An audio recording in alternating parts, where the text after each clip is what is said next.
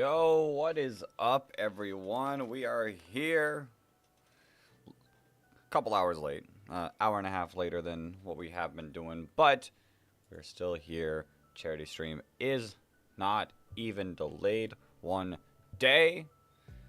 Now, there is a slight problem with that.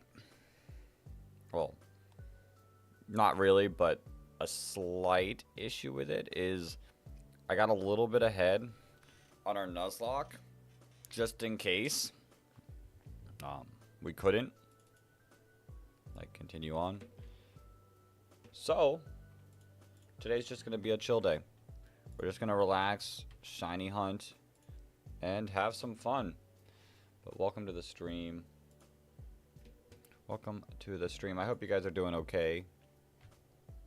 We're just gonna get this chat bubble set up.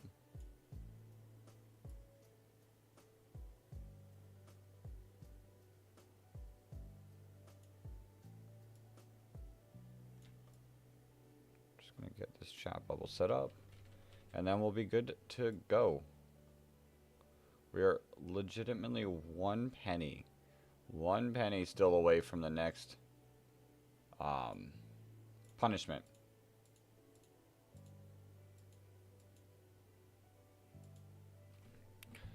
But we're here. We are here. I'm playing Pokemon Sapphire because I learned like a couple days before the stream that you cannot really shiny hunt the starter in Emerald. No matter that I didn't really spend that long. I spent like maybe 100 resets on it.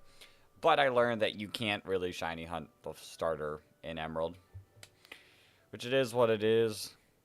Sapphire will work. It's the preferable game to me out of the two. But this is what we're going to be doing today. We're going to take it easy. We're going to enjoy some Pokemon Sapphire soft resetting and continue to try to raise money for charity. We're at $3.99. 6 days in. We've got today, tomorrow, and Saturday left. And the Nuzlocke will continue tomorrow. So I am probably going to have to try to find some time to get some of the Pokemon transferred over from Ultra Sun and Ultra Moon to Sword and Shield. And I know that's going to take a little bit of time. It's not as easy, whereas Sun and Moon I could just plug and play. This one takes a little bit more time. What charity, by the way? It is called Rise Above the Disorder, aka they also call themselves RAD for short. It's a mental health charity where their goal is to provide mental health coverage isn't the right word, but mental health help all throughout the world, anywhere, everywhere, no matter who you are. That is their goal. And I don't know, I've been doing their charity for at least 5 of the years, I think. I saw this one year while I was looking for a charity to do, and I was like, I like this charity. I did some research and I was like, yep, I still like this charity. And I've been streaming for them.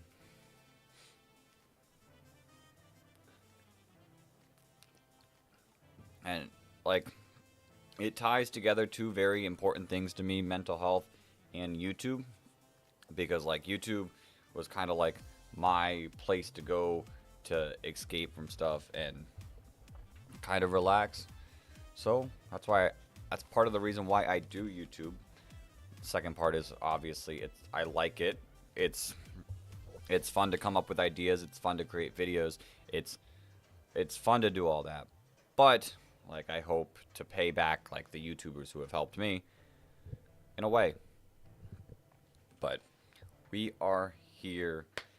I will get, because we have passed the Hoenn tier list. I'll do that in a little bit. I don't think like starting the stream with that is like the best thing. So we're gonna like do a little bit of shiny hunting, and then when we feel like we need to like take a stop, then I will do the tier list. Same with the remainder of the 75 squats that I have to do as punishment. My legs are still very, very sore. Like, wow. But we will get those remaining 75 done. We'll get the tier list done. And in one penny, we will get to the next punishment, whatever that may be. There's like 11 punishments left on the wheel that we could pull, which kind of makes it like more and more like a chance to pull some of the things. I mean, obviously, you spin a wheel, like you're gonna pull something, but it like gives a higher chance per item. So if there's something someone really wants to see, like this, that's the, now is the time, because it's boosted odds basically. It's like we keep advancing in the generations of Pokemon. Each punishment's odds are increasing, like the shiny odds. I don't remember. I had controls. Maybe I can look at the controls here.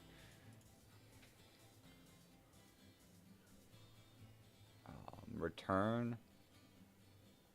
I don't remember. What are they this? There we go. Okay. Okay, that's cool. I feel like we also have a video. Let me quickly look it up. I feel like I created a counter last time we were doing the shiny hunt, so if I have, I'll start on that number and I'll keep going. But we'll have to look at our lives. Look at our lives. Nuzlocke. Shiny hunting Hoenn starters. Don't want to really play it. I just want to get, yeah, we did count. Oh no, I didn't count it. Did I not count it? Oh, I didn't count it because I didn't like have a good way. Why didn't I count it? I don't know. I don't know why I didn't count it. Why did that message? Oh, that must have been in that stream. Never mind. I reset a few times. Just not sure why I didn't count it, so we'll just start at 1, I guess. Let's add the window capture. Add existing calculator. That's a full calculator. We don't need the full calculator. We just need that number. It's probably good there. Place that, plop that right there. Make it a little bit bigger. Let's on the spot adjustments. Yeah, that looks good. And then same thing over with the vertical stream. So the vertical stream can also get a little taste of the radar, or not radar, the number as well. And I guess although it's technically says it will say 1, I've done this. I've soft reset a few times. Perfect. Perfect, perfect, perfect. We'll make it a little bit increased in size. And let's do it. Let's get in to it. Ooh, why is it? Oh, wait. Now we're good. Now we are good to go. Let me reopen the chat so that way I can see the vertical. And let's shiny hunt. Who doesn't like some shiny hunting? Some peaceful shiny hunting. Soft resetting, without a doubt, is my favorite. Although, ooh, that is one thing I don't think. Okay, we'll make it work. I was gonna say the only one problem is I'm playing on a browser, and to click enter on the calculator is you kind of have to close out of the browser. We'll make it work. This is reset number 3. We're gonna take it easy today. We're gonna maybe find this shiny. I think the Poochyena can also be shiny, so let's hope that we don't get that one. That one would not be a fun one to get. The other thing I could do, which I know I've done in the past, is, I don't know if I still have the app, but I don't know if you guys have ever shiny hunted and used this app, but like A-Drive had an app where you could track your shiny hunts, and I remember there being a way that I connected it to the stream, and we kind of rolled with that. And that way I would only have to click like something on my phone, not the calculator. I don't know. If the calculator thing gets a little annoying, maybe I'll roll with that. But for now, we're good. We're going to keep going. I do want to say, like, full odds hunting has got to be, like, one of my favorite hunts styles. Like, I know, like, for the, like, easier hunts we've had, like, I'll be like, well, why haven't I gotten my shiny yet? For full odds hunting, like, I don't mind. Like, it's very, like, nothing. It's just chill. And I don't mind taking a while to get the shiny because you're 2,000, 4,000, 3,000, 5,000, 6,000, 8,000 resets in. And eventually, when you do get it, it'll be completely worth it because, like, dang, you got a really rare shiny.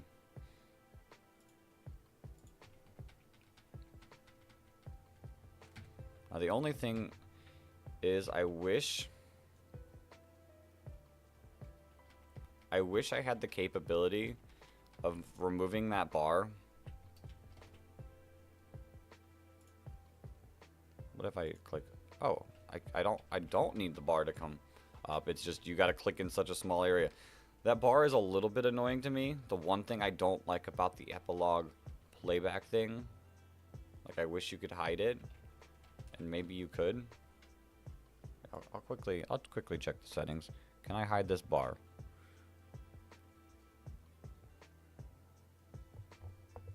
Can I hide this bar?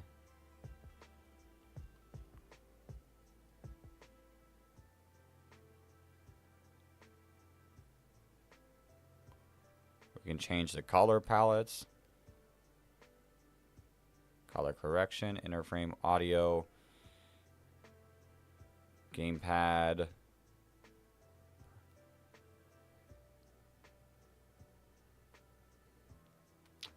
I'm not seeing anything. Is what it is. We'll run with it.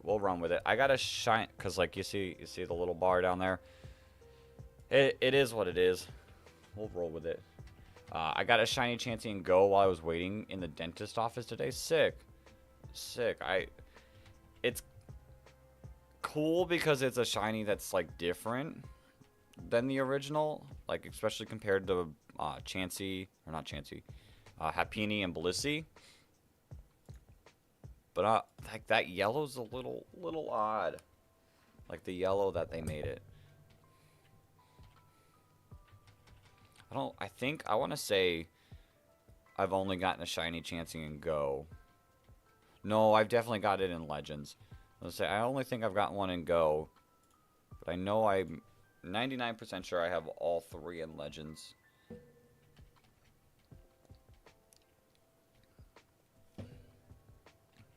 It's not a bad shiny. I feel like Chansey's another one of those Pokemon that have like fallen off for me.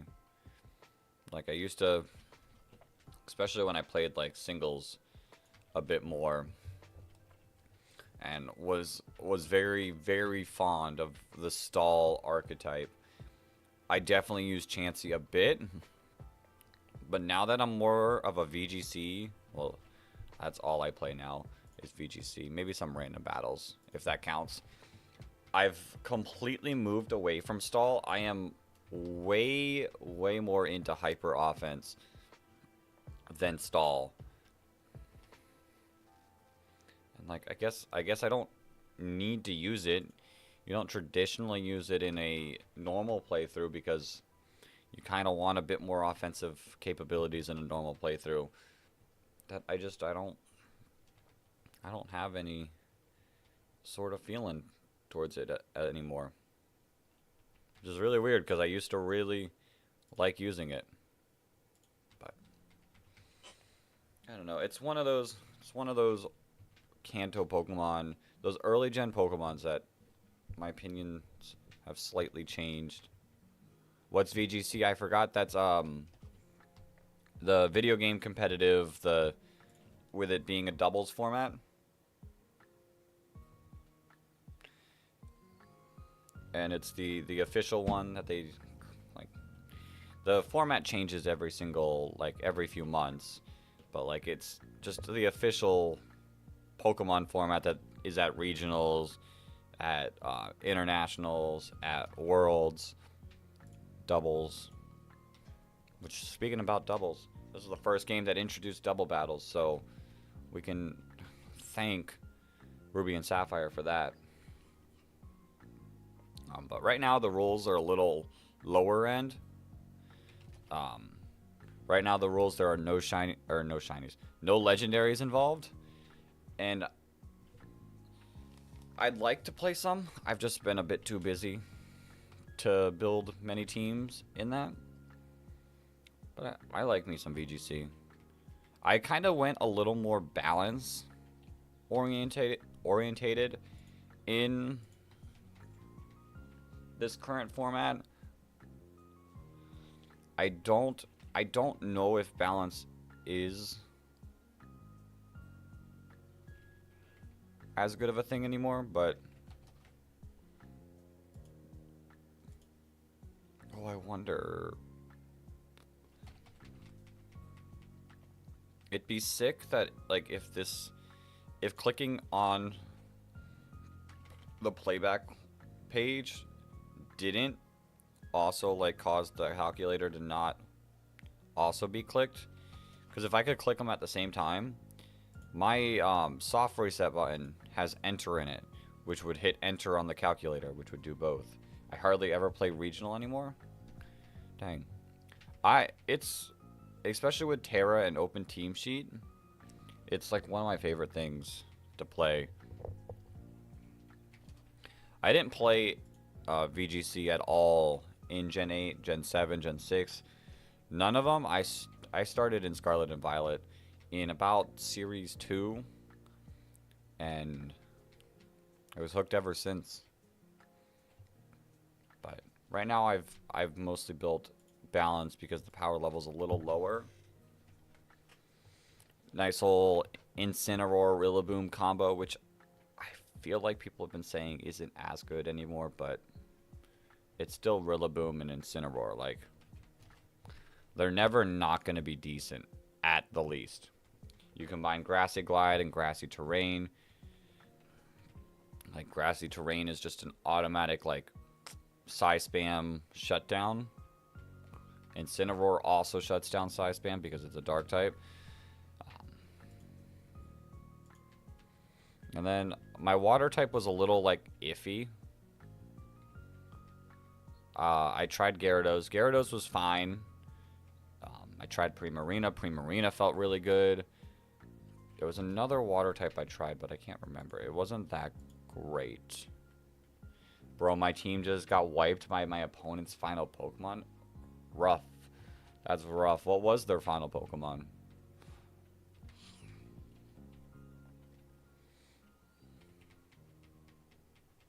But yeah, and then I'm not a big Trick Room person.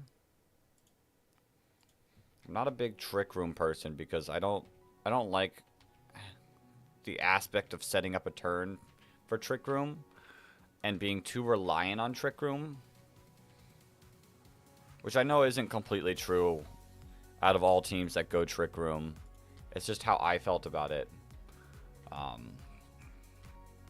But in Reg 8, I went with a King Gambit, which doesn't need Trick Room because its Define ability can have its stats boosted, and then you can Sucker Punch. I went with Blood Moon Ursaluna, but I actually went faster than traditional Blood Moon Ursalunas, just so I could knock them out beforehand. And then I went for Farigiraf because as much as I wasn't a fan of Farigiraf, its abilities are really, really good to block priority and to have Helping Hand and Trick Room. Like, I couldn't beat it. Max Shiny Dragonite, dang. That, like, although it fell off quite a bit because people started using Farigiraf and people wanted to start countering it.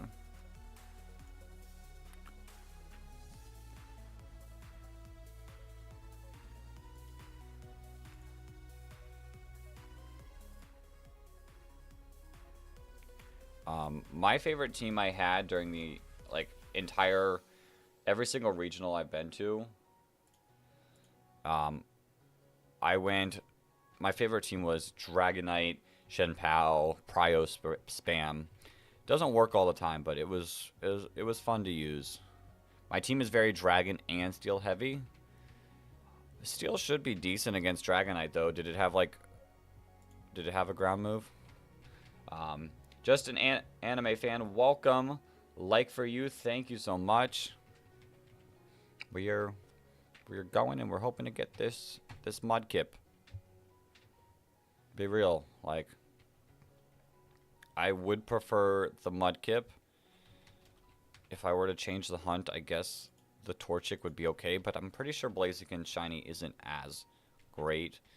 Sceptile has a cool shiny, but sorry to break it to you guys. Like, Sceptile's just okay to me, as you guys could see from the tier list.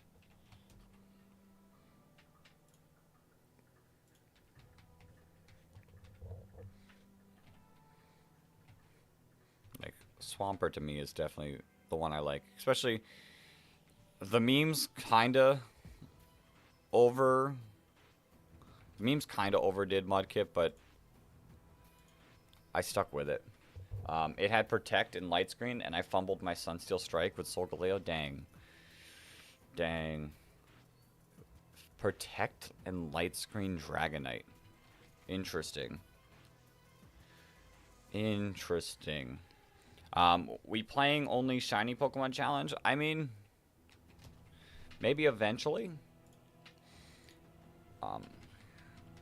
I think I have like a shiny badge quest going on my own in Pokemon Soul Silver and Heart Gold, which between my games I have 2 of the starters, Cyndaquil and Totodile. I want to say a Rattata, a Heracross, and I don't think I got the second shiny on my Heart Gold, or on the second one that has the Totodile. I think I'm still hunting in the grass. So I don't know. We'll try to get these shinies. Like, they're full odds, so it is going to take some time. But I don't know. I got really, really, really lucky. Actually, I'm going to be honest. Both of the shinies that I got in Heart Gold, the Cyndaquil and Totodile, were extremely under odds. Like, Totodile was 15 soft resets.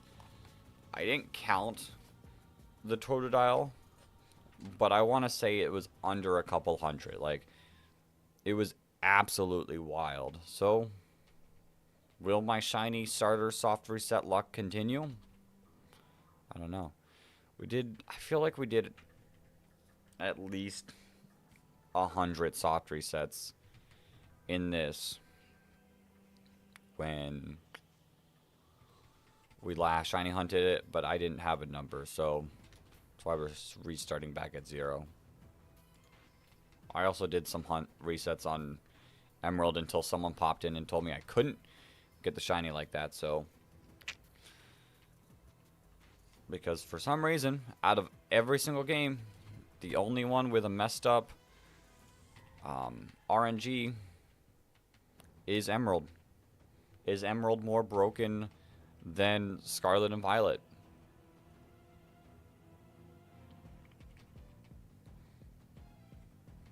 I am glad that someone spared me the struggles of that. Like, imagine me getting like thousands and thousands of encounters in Emerald, and then I finally learned that like really the only way to soft reset for it is you have to completely reset your save file to get new RNG, because it always starts back at 0 every single time you turn it on. That would be actually disappointing. I did a ton of resets on my own, not anywhere close to 1,000, but probably a few hundred on my own. Probably did about 100, 200 on stream. So like, I didn't get too many soft resets. Didn't waste too much time.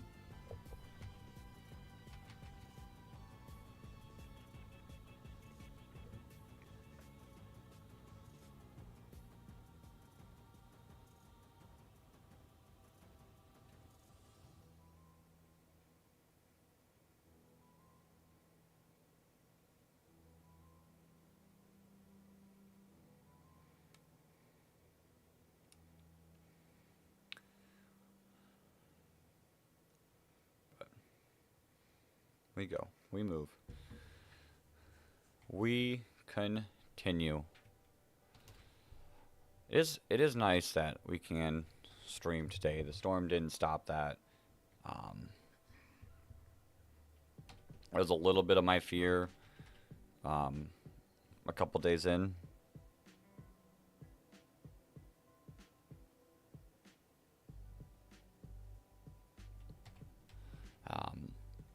I was a little worried about losing a day, so that's why we got ahead on our Nuzlocke. Today we would have been doing the Ultra Sun and Ultra Moon, but no, we don't. So we're ahead. I definitely want to save the Scarlet and Violet section of the Nuzlocke for the last day, because I think that makes sense as a final like send off. You finish it, you finish the run on the final day, win the Nuzlocke or lose the Nuzlocke. I'll be honest, like maybe I'll continue it in the future, but if we lose the Nuzlocke in Scarlet and Violet, I'm not resetting. I'm maybe in the future we'll get there. But during the stream, no. That'll be the end of the Nuzlocke, and I truly have a feeling that we're gonna lose the Nuzlocke. I don't know whether it'll be in the Elite Four, because I remember the Elite Four being somewhat difficult, or if it'll be the Arven fight, the Penny fight, the Nimona fight. I don't remember too much about the Penny. Well, I know what Penny has. She has a full team of evolutions. I don't remember too much about the Nimona fight other than her starter. I chose not to tarot my starter in the battle, and me not tarrying lost, like, my starter ended up fading, which it wasn't a Nuzlocke when I did it, so it wasn't that big of a deal. I was like, wow, if I would have just Terra, I would have won, because I got off the hit first, and the Meowscarada barely, maybe I didn't get it off first, but I survived a hit, and I got off a Torch Song, and the Meowscarada barely lived, and then it knocked me out, and I was like, should have just Terra. Terra would have won me the fight. I do remember the Arven fight being brutal, though. When I was playing through the game, and maybe it was just my team, but when I was playing through the game, I remember I knocked out Arven's Pokemon, Arven would knock out mine. I'd knock out Arven's Pokemon, Arven would knock out mine. So, like, we'll have to, like, play extra careful when we get to the Arven fight, because it probably will be difficult.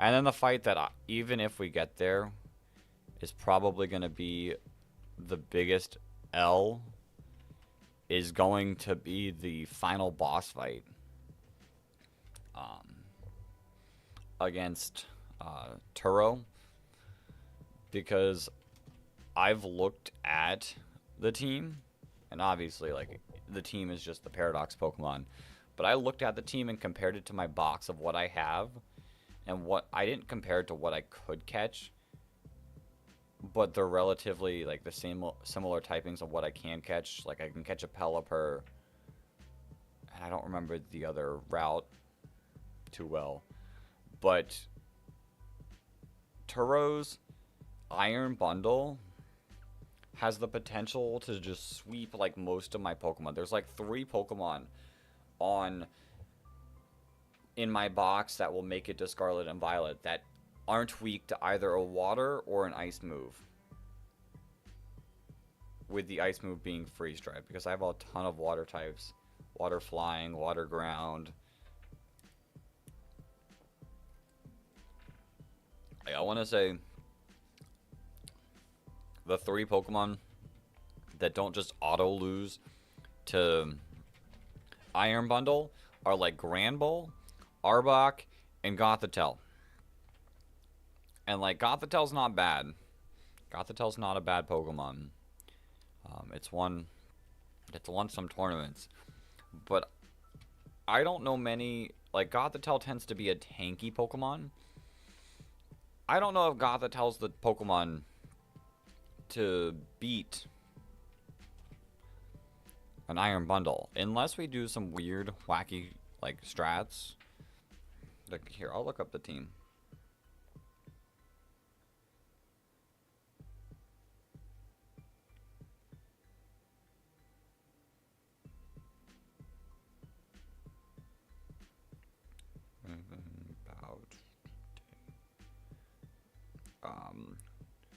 Turo fight Scarvi.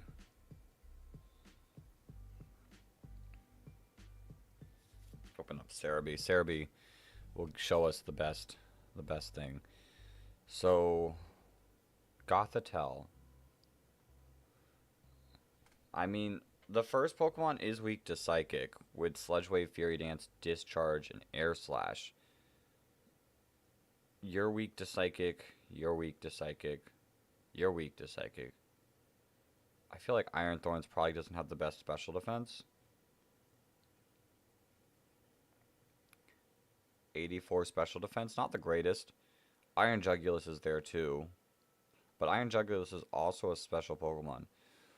What about a Calm Mind? Because can Gothitelle learn any like recovery moves? Gothitelle. I'm curious. Like, we got plenty of time today to just relax and just soft reset. This is pretty important to like figure out what could potentially, because this would all go bad if, say, Gothitelle faints. Like, I'm kind of thinking that's Psychic. Where's Calm Mind? Do you get Calm Mind? Maybe you don't get Calm Mind. Yes, you get Calm Mind.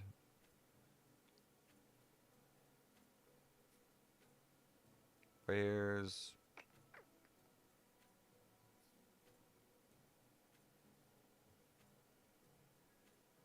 Stored Power. Confusion, Play Nice, Pound, Tickle, Psybeam, Charm, Psychic, or Psyshock, Hypnosis, Fake Tears, Psych Up, Psychic Flatter, Future Sight, Magic Room, Fake Out, Heal Pulse. That's not the healing type of move that I want.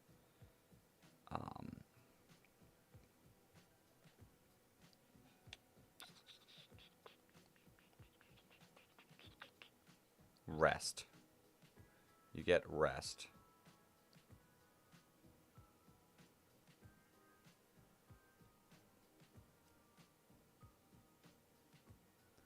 Because the first Pokemon being a special attacker, I was potentially thinking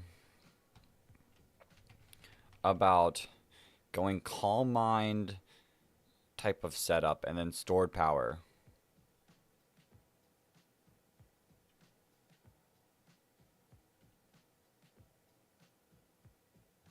Just an anime fan. We're just having a chill day. I know Dolphin was saying they were fighting, so could be in a battle.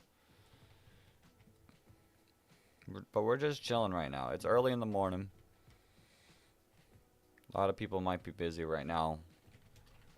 We tend to get a little bit. I was googling something. Yeah, see, something. We tend to get a little more talkative in the afternoon. I didn't mean to choose Torchic. Like I said, Torchic would be my second choice to run this playthrough with. So, it's not a shiny.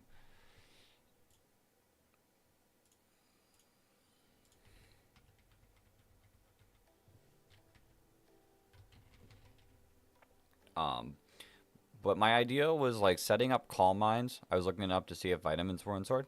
They should be. Or where? I'm not sure where though.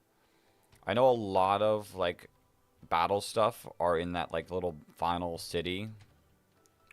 At the like Winden Tower or something.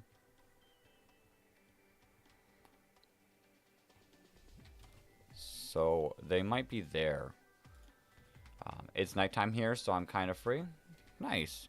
Nice. It's early in the morning for me. It's only 10 a.m., so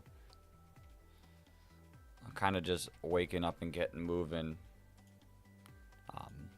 But yeah, the idea that I have that we could potentially win Scarlet and Violet with, at least against the Turo fight, is setting up all these Calm Minds against the special attacker Iron Moth, which could be very, very scary because Iron Moth is very, very offensive, and we'd have to make sure like Gothitelle can eat some hits, set up some Calm Minds, maybe run Calm Mind Protect with leftovers, just to be able to like protect. We'll get recovery like every turn, be able to protect to get an extra turn of recovery. Set up the Calm Mind, and then have stored power as a move, and have something that I can attack Iron Jugulus with, whether it's Thunderbolt, if Gothitelle learns maybe a different move. I could see some potential there. It's just, does Gothitelle live multiple hits from Iron Moth before setting up Calm Minds?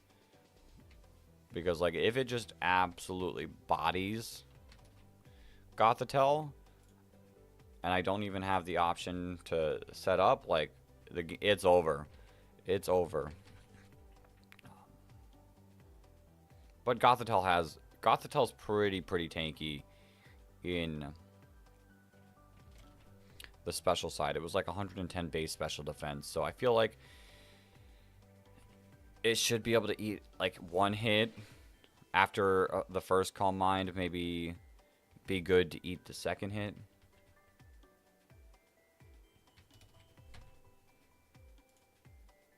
Well, we'll have to see.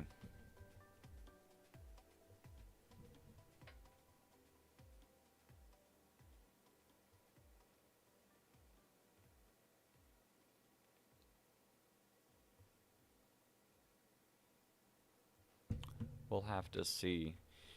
But that's 2 days away. That's 2 days away. Gothitelle is one of my options I think I can use in Sword and Shield. But it doesn't particularly do anything against the 8th gym leader. So maybe I don't use it. Maybe. Because maybe I just don't need it. And then I think I think maybe after that, we get into Scarlet and Violet. I feel like I missed one of these. We get into Scarlet and Violet tomorrow. Like, we start it tomorrow. And start prepping really, really hard. Maybe collect vitamins to EV train the Pokemon, collect TMs. I think that might be an actual necessity out of it. And like I could do that beforehand. Like I could like open up Showdown and essentially save us from actually, you know, that might be the play. Like if it's something that can be got before beating the game, like I think it should be fair game to just plan it out in a team builder and then like get it traded over to me.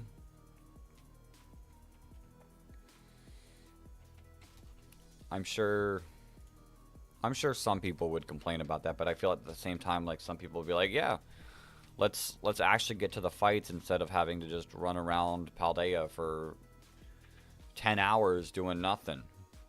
I feel like maybe people might appreciate that a little bit more, since realistically in Scarlet and Violet you can get the ability capsule, you can set up your Pokemon perfectly. You can get vitamins, max them out perfectly how you want. You can get the berries to reset the EVs to 0. You can get the bottle caps fairly easy to get perfect IVs. Like I don't think people would complain about it. Most people, but I don't know. We'll cross that bridge when we get there. Maybe we just sit in Showdown after beating Sword and Shield tomorrow. Like prepping things out. Like prepping the stored power, calm minding Gothitelle out. Probably run max HP. See how much special defense is needed to like comfortably eat hits from the Iron Moth before we can set up the Calm Mind. And then also like take a look at the physical Pokemon like Iron Thorns and see how much defensive investment I need to not have to have a physical setup move but still live perfectly fine. And then the rest just in special attack just to do the damage. I think at +6/+6, if we have to go that far, might not even have to go that far, should just absolutely win everything with stored power. You know, talking this out, maybe we're not in as much trouble as I thought in Scarlet and Violet. Maybe. It took me more than 1,000 resets to get the shiny starter. I hope it takes less time for you. I hope so too, but at the same time, like full odds hunting to me feels completely different than the current odds. That I don't really mind as much taking a while on these hunts. And when we finally get it, it'll feel so great. So much more rewarding than sandwich hunting to me, to outbreak hunting to me, even just flying around in Legends. Like I feel like I should be getting a shiny every so often. In Let's Go, doing the catching one, like I feel like I should get it decently quick. BDSP with the radar, like once we get a chain, like that should be something that should come like appear. Lord have mercy, so many people got patience. Listen, I would argue that my patience for shiny hunting got worse especially in high school, when I was playing X and Y and Oras so much. My like shiny hunting patience felt to me insane. Like I went like over 1,000 chaining shiny Eevee, And to me, that didn't like feel like anything. Like I felt perfectly fine with that, and I shiny hunted so much in those games. And then nowadays, like on the newer games, I feel like, oh, give me that shiny. Like I need that shiny. I hunted 100 resets. Where's the shiny? But then, as of recently, I've been getting into full odds hunting, and it's kind of brought back that like shiny hunting patience that I once had. Cause like we're 96 in, and I don't feel any sort of way towards like, oh my, this is taking forever. We're just chilling. I'd give it like 2 tries and decide that Arceus didn't intend for me to have a shiny. I don't know. It's just something about full odds hunting that feels like the reward of it. Like once we get a couple thousand deep, I'll probably start to have that feeling of like, where is the shiny? But like once it eventually comes, like that feeling is like just pure happiness.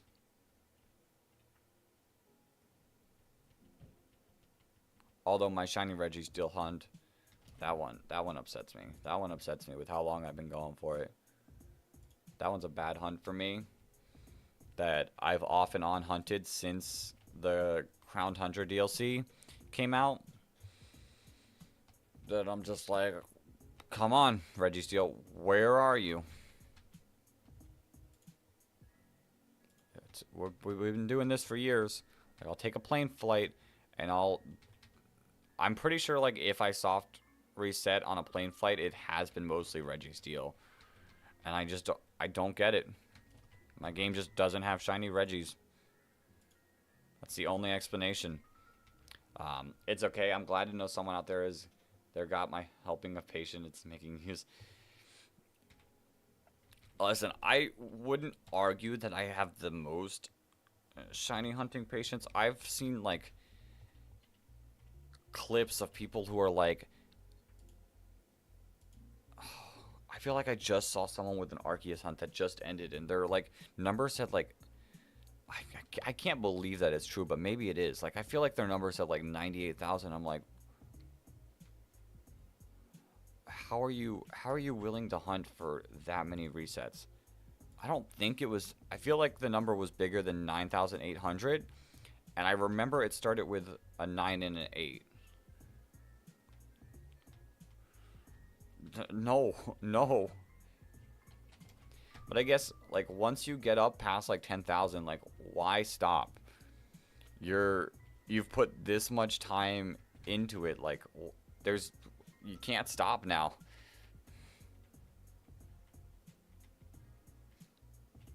Imagine the first person to figure this out though. They probably got it in their like first encounter. They're like, "Oh, why is my Mudkip pink?"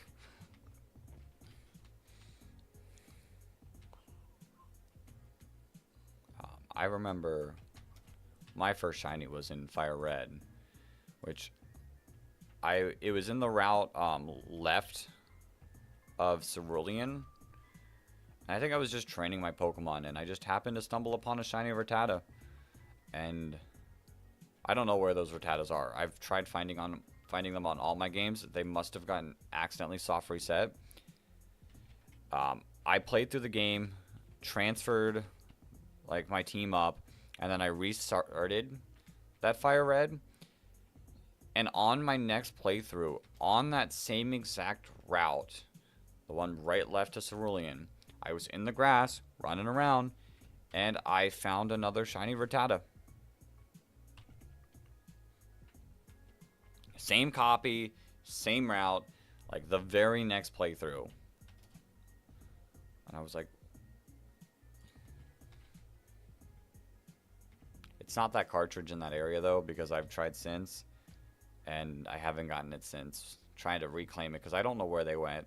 They were on one of my copies that must have gotten reset throughout time just from me not like transferring them properly. So kind of stinks, but I can always reclaim them. I get more enjoyment out of randomly finding one like I did with the Chansey than spending hours intending to find it.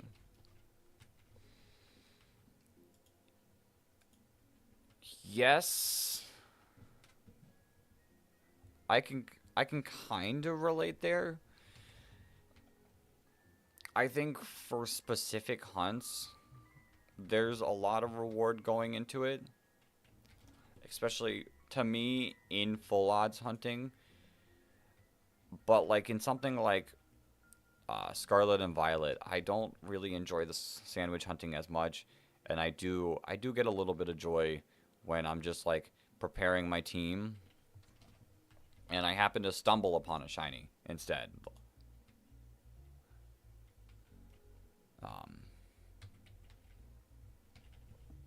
Like just running around in the lake to get the feathers, like getting a shiny Gyarados or a Dratini, which I used that shiny Dratini, and it's now a shiny Dragonite. E-speed spamming away. A shiny Veluza. Like, those ones felt good because I wasn't using such a broken mechanic.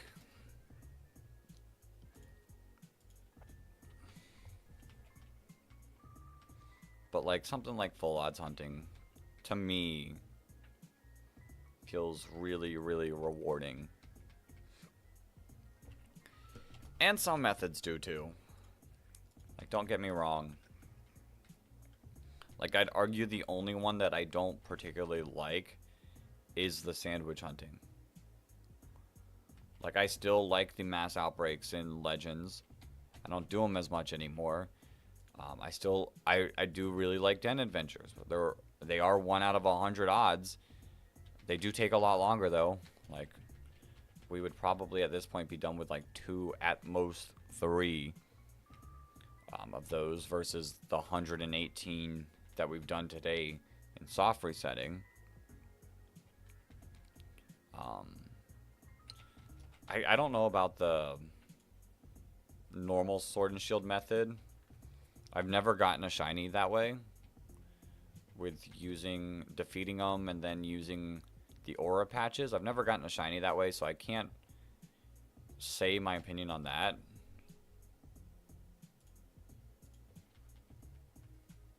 But it's really only the Scarlet and Violet sandwich hunting that I'm not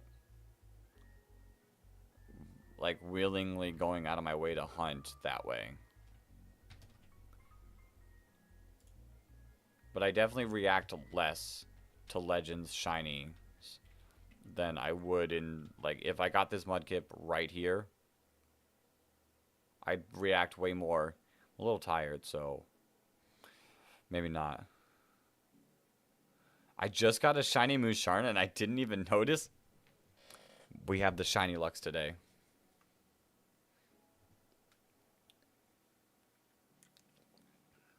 We have the shiny luck in chat today. When you do get shinies, do you trade within games so you can keep them, or do you eventually reset even if you have one? I'm not big into resetting my games, which is why I really like the Switch's ability to have multiple save files. Unlike my Soul Silver, which I want to say I've not resetting them. I was a lot worse at resetting my games like years ago, but nowadays I don't tend to reset my games at all. I'll just keep the shinies, but I do tend to keep the shinies on the copy I got them. Like, here. Give me 1 second. But like, if I got a shiny in this Mudkip in this, I will not be resetting this one. I'll eventually keep trying to shiny hunt in this game. Try to get the shiny Kyogre. Try to get the shiny Rayquaza. Like, I'll eventually keep shiny hunting in this game and get more shinies. But give me 1 second.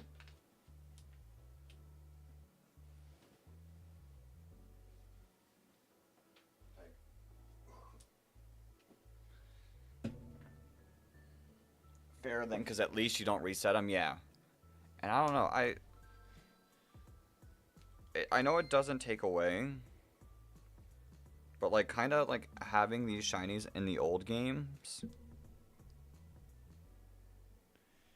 kind of feel like nice because, well, then one, people can't say like, oh, I can't show you guys because I'm soft resetting at Lugia. I can't show you guys it, but I have a shiny Caterpie in here that I've had on here for years. So while I'm here, I might as well do one Lugia hunt. One Lugia soft reset.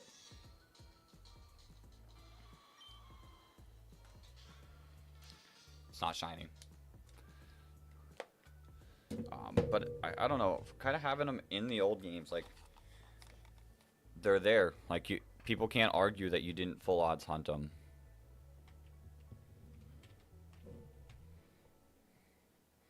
That shiny Lugia hunt would be cool to do. I'll keep it off to the side just in case. Just in case, say we pull the shiny right here. Like, if we get this shiny relatively fast, I don't know if we... I mean, continuing in the game would be fun. Or if I jump over to Fire Red and we soft reset that Lugia, possibly. No. I don't think we're going to get this Mudkip today, but it is the only thing, unless, like, people, like, come up with other things that sound fun and cool.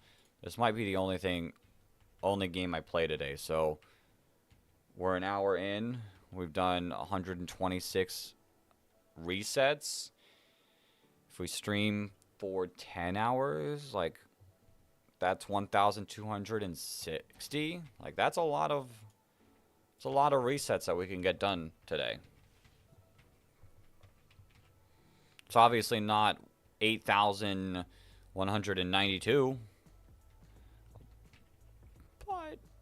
But it is a respectable amount that would be way under odds, but wouldn't be surprising to get a shiny. Like, I mean, obviously, like, it's not surprising to get a shiny in any number. It's just when you're at, like, a low number, it feels more like, we got this in 10 encounters? I could... Wait, let's see.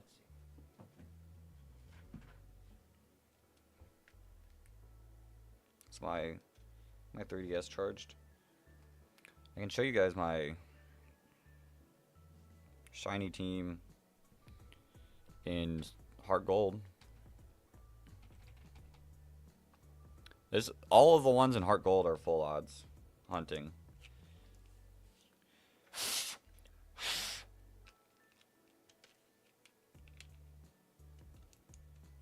Like my little my Cyndaquil boy. I don't know where. I have a Japanese copy of Soul Silver. It's not there. Here it is. So I've got this game. I've got 70. Jeez. I've got 76 hours on this game, and that does not count, like, the soft resets. It only counts the two.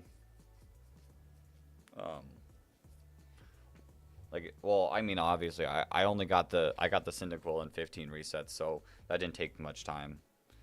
But I've been soft resetting Sudowoodo, and the time doesn't add up there. I've got my Quilava. It's kind of hard to tell. But it had Pokerus with how much we've played.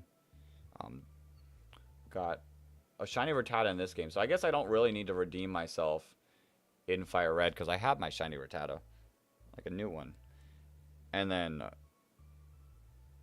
the sick one. Really doesn't do it justice in this camera, but it's a shiny Heracross. Yo, Random, welcome to the stream. We haven't done our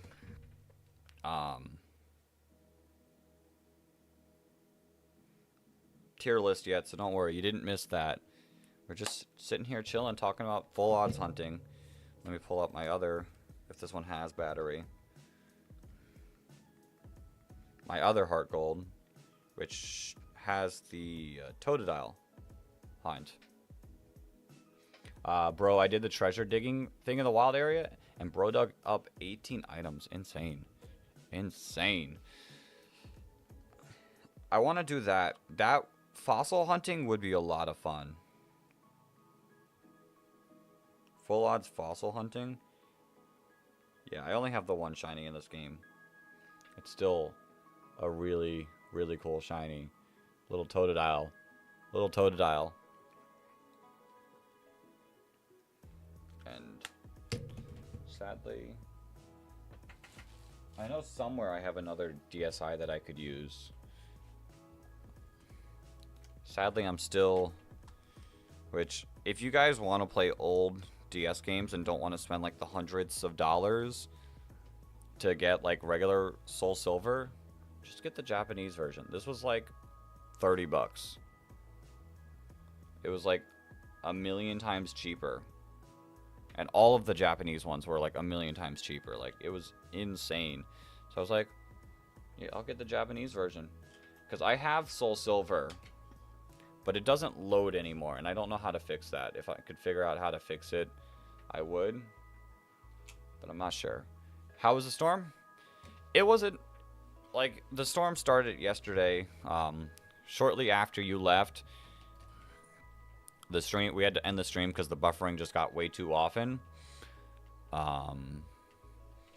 So I kind of just relaxed for a bit. It wasn't raining too much.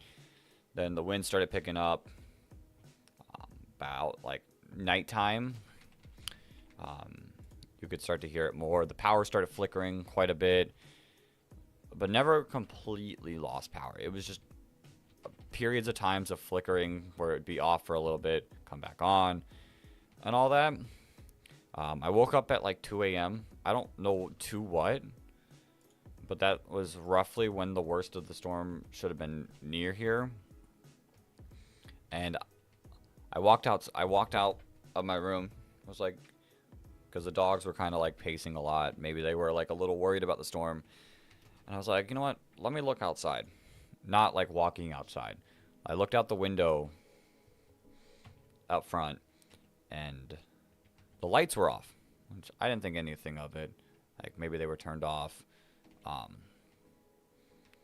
I hadn't checked anything, so I didn't know the power was out at that moment.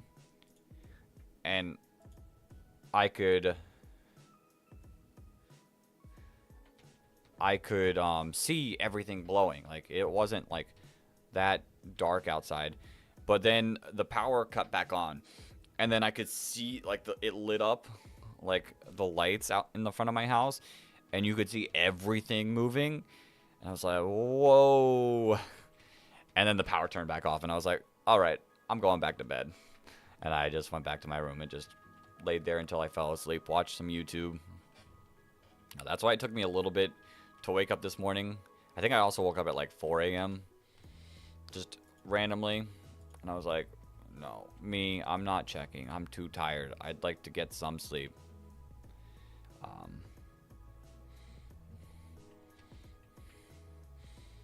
But like, it's fine. There's a lot of branches down, but there's not anything too bad. Like, obviously I still have power. I still have internet. Like, it was windy. It was a storm. Like, about pretty normal feeling.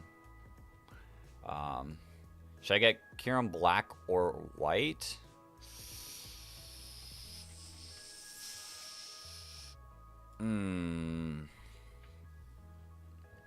I mean, I'm pretty sure white Kyurem is technically stronger.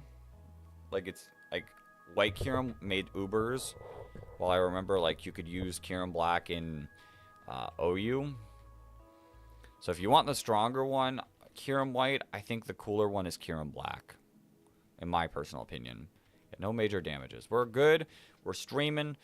Like, Hurricane Milton stopping the charity stream? No. We promised a week. We shall give a week.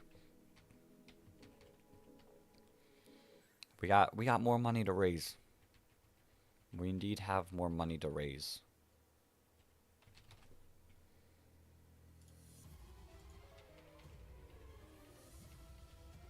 Bum, bum, bum, bum, bum, bum.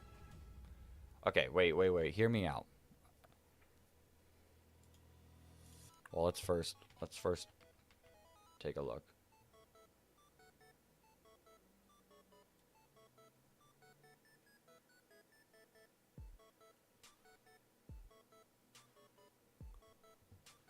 I have not done any more squats yet. But for all you Dragon Ball fans, here, we'll turn it up. We'll turn it up a little bit. Tell me, does the like feeling of this kind of remind you of Ultra Instinct?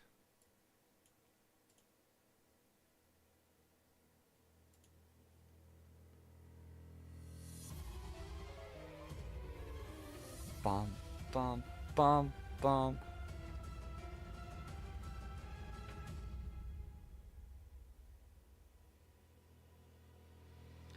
That's it. Just the whole like bum, bum, bum, bum.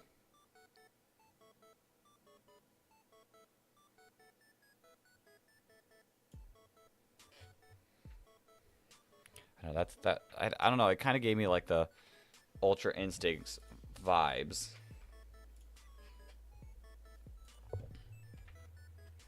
Well, maybe I'm crazy. Maybe I'm crazy. Never watched it. Dang. Dang. I'll trade for Kieran Black in the future. I'll get White. Okay. I mean, if you have Zekrom, like, you can, like, defuse them and just use, you can swap them out whenever you want. Like,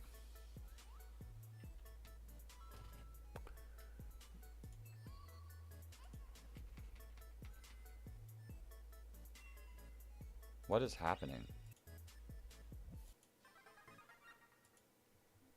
That wasn't like, I guess it was an April Fool's joke.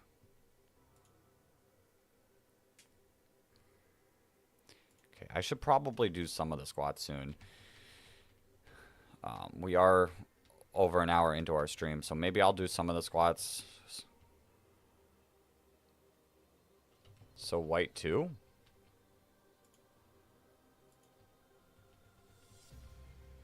I'll do some of the squats and maybe swap over to our tier list. Let me get to 150. Then we'll do squats and tier listing. My legs still feel sore, so I don't know how many we'll end up doing in this batch. At least 25.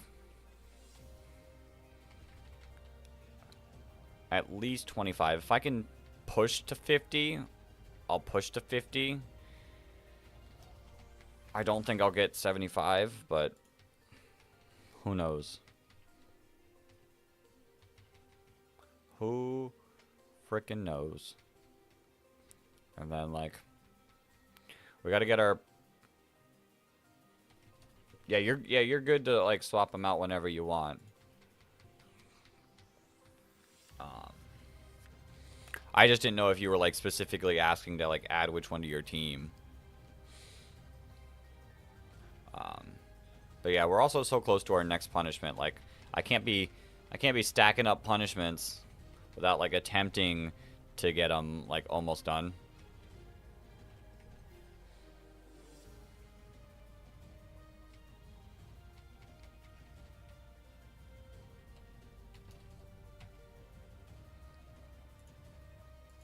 My mistake. I don't know what you mean, random. Oh.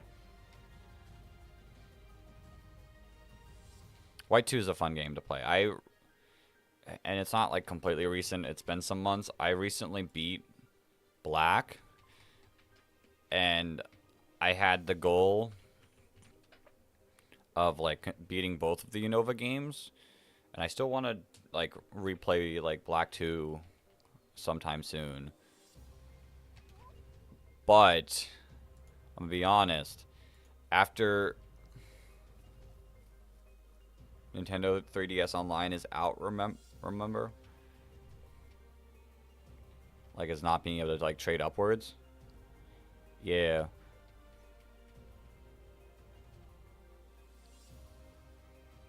Okay. We're at the 150. We're at the 150 mark. What was I talking about? Oh, yeah. I recently beat Black. And I want to beat Black too. But after yesterday and that Nuzlocke and Ultra Sun, the one trainer being that difficult, I want to play Ultra Sun and Ultra Moon. I want to, like, play through it. If it's, like, if those few trainers that we fought were that tough, like, imagine how tough that entire game is. I know Ultra Necrozma gave a lot of people struggle. Sadly, I don't remember my fight against it. I don't even remember what team I used. So,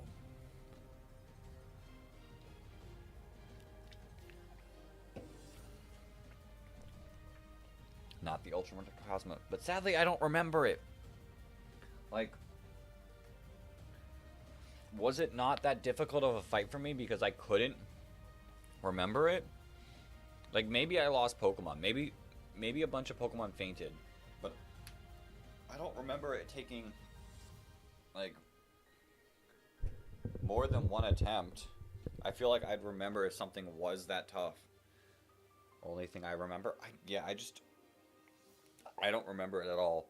So, like, I want to replay it. The chat delay is crazy long. It might be you because, like, I'll pull it up on my phone and it'll be like 20 seconds, like, and 20 seconds feels pretty normal of a chat delay. Like, there's not much that can be done. It's a live stream. Let's get some squats done. Ow. I feel the burn. 2. It also, like, I haven't been, like, responding, like, as soon as messages come. So that could be part of the thing. Like, if I'm, like, rambling about something else and I see a message pop, I might, like, I'll continue speaking and then I'll respond. So that could be, part of the reason is I'm, like, it's just, I'm finishing a train of thought and then jumping over to the next one. So if it takes me like a minute to respond, it might not be the delay. It might just be me. Okay.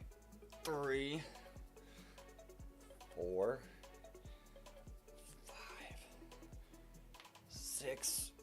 Oh, Atlanta. My calves are, or not even my calves, my thighs are burning. What number was that? 6, 5, or 6? We'll do 6, 7, 8, 9, 10, 11, 12, 13, 14, 15, 16, 17, 18, 19, 20, 21, 22, 23, 24, and 25. Yeah, we'll stop at 25 for right now. We're at 150. The reason... Oh, weird. Weird. So I was gonna say, like... I've checked... I've like, checked recently, because, like, people were saying it was behind, like, yesterday, and I checked, and it didn't seem too bad. Oh, my... But, like, I am, like, also, like, trying to finish thoughts before we get into the next one. Okay.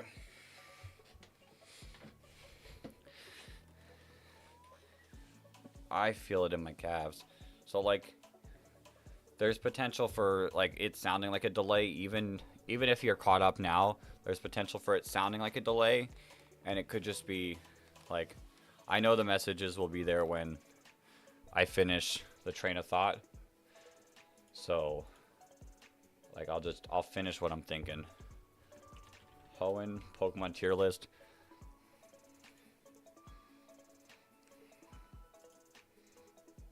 Which we can jump over to this now.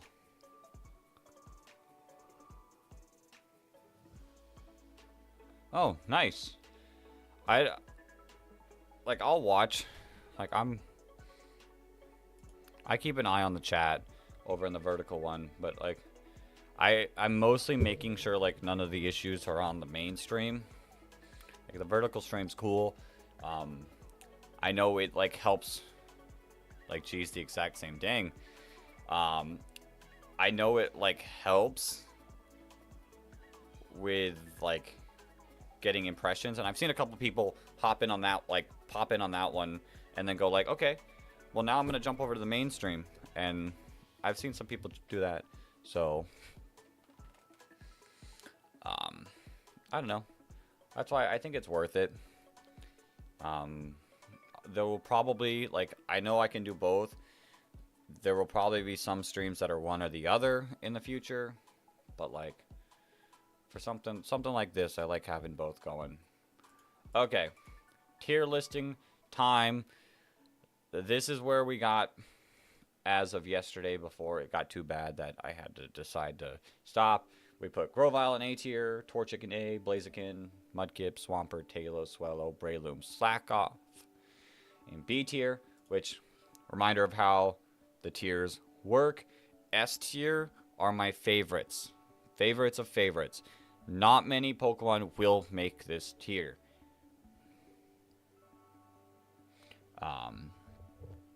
Like, specifically for Pokemon like Shinpao, Weezing, Hydreigon, Dragapult. Like, these are very, very specific for that. A tier are Pokemon that I like a lot, that I would use in a lot of playthroughs. B tier are Pokemon that I like, but they're not like up there. Like, there might be something like that is like holding them back, you know? C tier are Pokemon that are just okay to me. I don't like dislike them, but I don't like really, really like them. Some Pokemon like I like in some things like VGC drag it down in other aspects because I'm tired of fighting this stupid Pelican.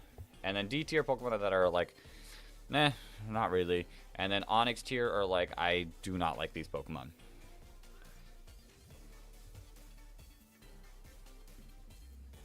Hawlucha isn't meant to be orange. I'm pretty sure the shiny is like purple.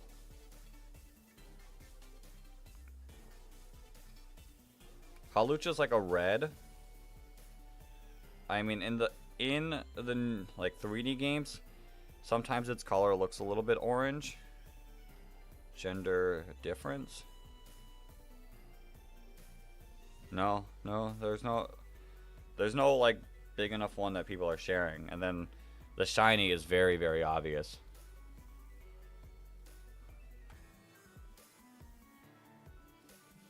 Weird, cause like to me Hawlucha looks a little bit more red, but it does have like an orangey tinge. Like, especially in the anime, it looks red to me. In the game sprites, or the like actual sprites and game sprites, it's got like an orange tinged. It's just all dependent on like what you look at it on. No other colors. Weird. Yeah, there's no gender difference like that.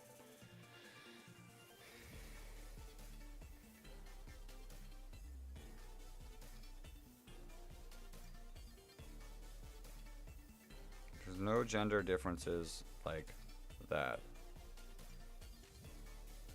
From Switch to PC.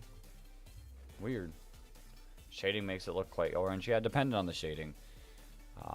But yeah, those were... Yeah, maybe. It might be just a weird visual bug. But yeah, those are what the tiers mean. I think all these Pokemon look about where I would say they would belong, just looking at them. But let's move on in the tier list where we got stuck. Weird. Whismur.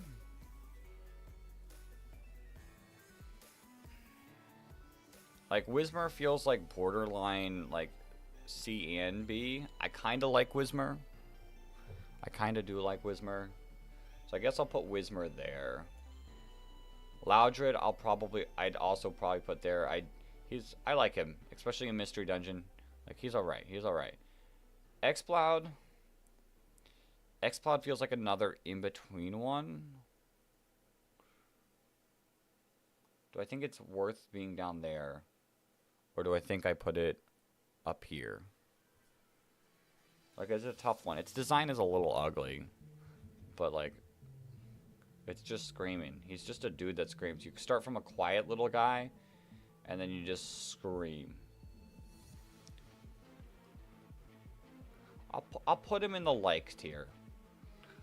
I'll put him in the like tier. It's very borderline like and meh, but I'll put him there. I think Makuhita and Hariyama, even though Hariyama was like the GOAT, one of the GOATs of the Nuzlocke so far, and sadly, R.I.P. R.I.P. Hariyama, he's not enough to be up here. I was just scrolling rank Flygon now. You're gonna have to wait. You're gonna have to wait. It's not that far down. Azurill, I don't feel anything about Azurill. I would put Azumarill up here. Marill I'd probably still put down here. But huge power Azumarill is fun to use.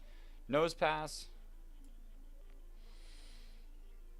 I think it's less than these ones. I think it's less than these ones. So I think it belongs down here. The whole line is kind of weird. Skitty and Delcatty, sorry to break some people's hearts. Sorry to break some people's hearts. Don't. Yeah, I think here is fine. Don't worry, Flygon. I'll post it on the Discord. You'll see where it belongs. You'll see where it belongs. Hariyama carried me through the Kukui fight after the Elite Four and Moon. It's a decent Pokemon. Don't get me wrong. It's just, I don't particularly have any feelings towards it. Sableye. Sableye, I think... I like Sableye. I've been annoyed by it recently a little bit. But I like it. He's cool. Mawile. I'll be honest, I probably don't feel any sort of way towards it. Mega Mawile would probably be up here, but like regular Mawile, it deserves an evolution, like a true evolution to put it back like in the fray. And like you can do some cool things with this to make it would be cool. Who's sending hearts in chat? I don't know. Oh shoot. Why is the rate chat? Why didn't I fix this at all yet?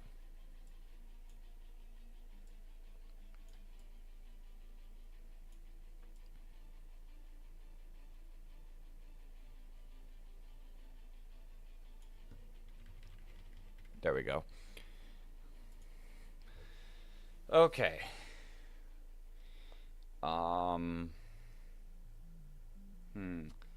These ones are gonna be, these ones are gonna be another close one, but Onyx tier Sableye. I like Sableye, especially Mega Sableye. I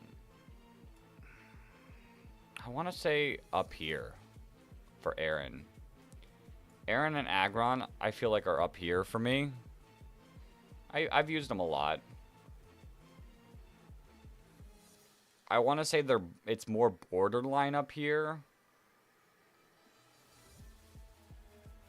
Lairon, I feel a little bit less towards.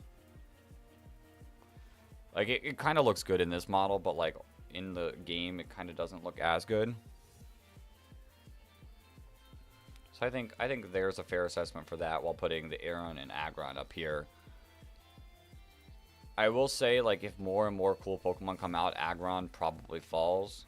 Like, this line probably falls, like, in retrospect to all Pokemon. But in terms of right here, right now, like, in the Hoenn Pokemon, I think it belongs up there. Meditite and Medicham, I feel like, are down here. I don't feel any sort of way towards them. They're just kind of there as Pokemon. Yeah, that's how I'd argue them. They're just kind of there as Pokemon, but they're not like awful. Like I don't dislike them. Now we're on to Electric and Manectric. And I think this is another one of those problems where as more and more Pokemon games come out, like some of these older Pokemon just kind of fall a little bit off because like you see Electric and Manectric and you, like as a kid you're like, wow, that's a really cool looking Pokemon. But now you get cool stuff like Shenpao, you get stuff that look cool and also are usable. Not the power creep talk. But the power creep talk does affect favorites, I think. Like, I feel like years ago, these two Pokemon would make A tier. Whereas now, they're more of a B tier Pokemon to me. I like them. But, like, sadly, like, they don't match. Like, they don't get up to this level anymore. The power creep is ruining my bear boy tick. Bear tick. Yeah. But that's just how games are. Like, we can argue power creep, but they do buff up older Pokemon to make them better. Dragonite with even not multi-scalar. Inner Focus getting a buff.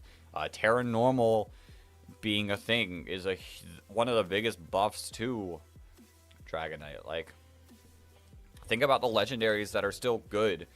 Like, Kyogre is still a great legendary. Groudon is usable. I mean, obviously, we have the better Sunsetter right now of Koraidon. But, like, Groudon has its usages for different purposes because it's not as weak to Fairy. It's a little more bulky. It's slower. Like, it's got usages. Rayquaza's more niche, but it is still a thing. So, like, Salamence is still really good. But, like, a lot of the powerful ones, like Salamence and Garchomp, used to be very, very offensive, have now, like, fallen back to a more defensive role. Metagross still has its usages. Milotic still has its usages. And all that. I hope they can manage to keep it balanced. Yeah, I think they'll buff stuff up. I don't think power creep as bad of a thing as some people say. Like, we still get, like, old Pokemon get buffs, like Sneasler, and, like, even just, like, dynamic, like, stat changes and abilities and moves. Like, come on. If you would have played Gen 3 and was like, yeah, Torkoal's amazing, most people would be like, yeah, he's cool in the anime, but he's not a great Pokemon. And then they gave him Drought. And now, like, in non-legendary formats, Torkoal could be a B-tier VGC Pokemon. New Evos too, yeah. Sharpedo's got to be S-tier. Like I said, S-tier is very... I'm being very, very, very picky about S-tier. It is legitimately just meant for my favorites, which I still haven't decided yet if any Pokemon in Hoenn will make S-tier. There's a couple that are like borderline there, but might just barely not be there. Plusle and Minun, I feel like a lot of people would probably put Plusle and Minun in D tier. but I don't hate them. They've got their gimmick. I don't dislike them. Like I think they belong there. Now these two things, these two twinsies that like pop up shortly after, no, they both belong down in D tier. I don't. No, I'm not a fan at all.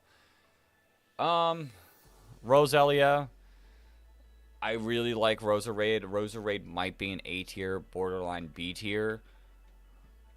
Roselia, I just don't feel any sort of way. It's kind of an average design. They needed to give it an evolution because it wasn't like great as a Roselia.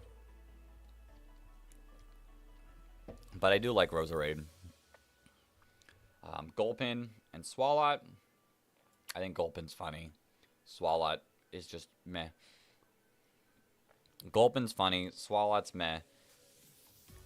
But not enough to be like down here.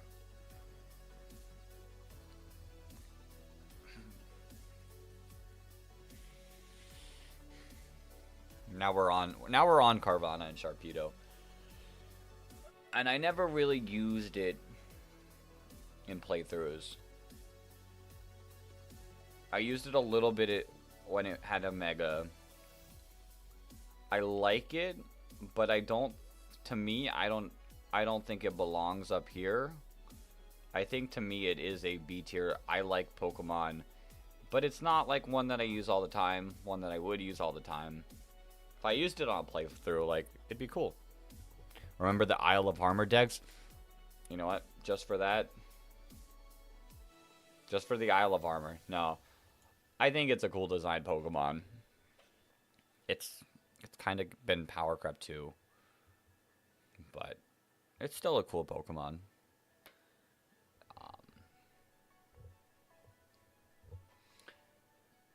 Like it's a cool Pokemon, but it's not like one of them ones up there. Like I feel like it fits perfectly in line with my feelings on Hariyama, my feelings on Gardevoir, my feelings on Ludicolo, like it and Manectric. I feel like these are Pokemon that I've used before and I like. They're just not up there. It's also diverse as it can be both special and physical. I don't think I've ever used a special Sharpedo. It's always been physical to me. Let's continue. That way, like this is, before we continue, this is still a tier that I like the Pokemon. So like, if I put something in B tier, it's not a tier that's bad. This isn't really even a tier that's bad. When we get down to D tier, those are the bad tiers. Which is probably why I'm putting Wailmer and Wailord here. Wailord is in the spot where it belongs. Wailord is in the spot that it belongs. Maybe it should be put closer to its best friend. But I think it belongs right there.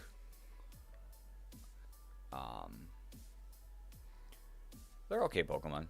They're nothing special. Numel.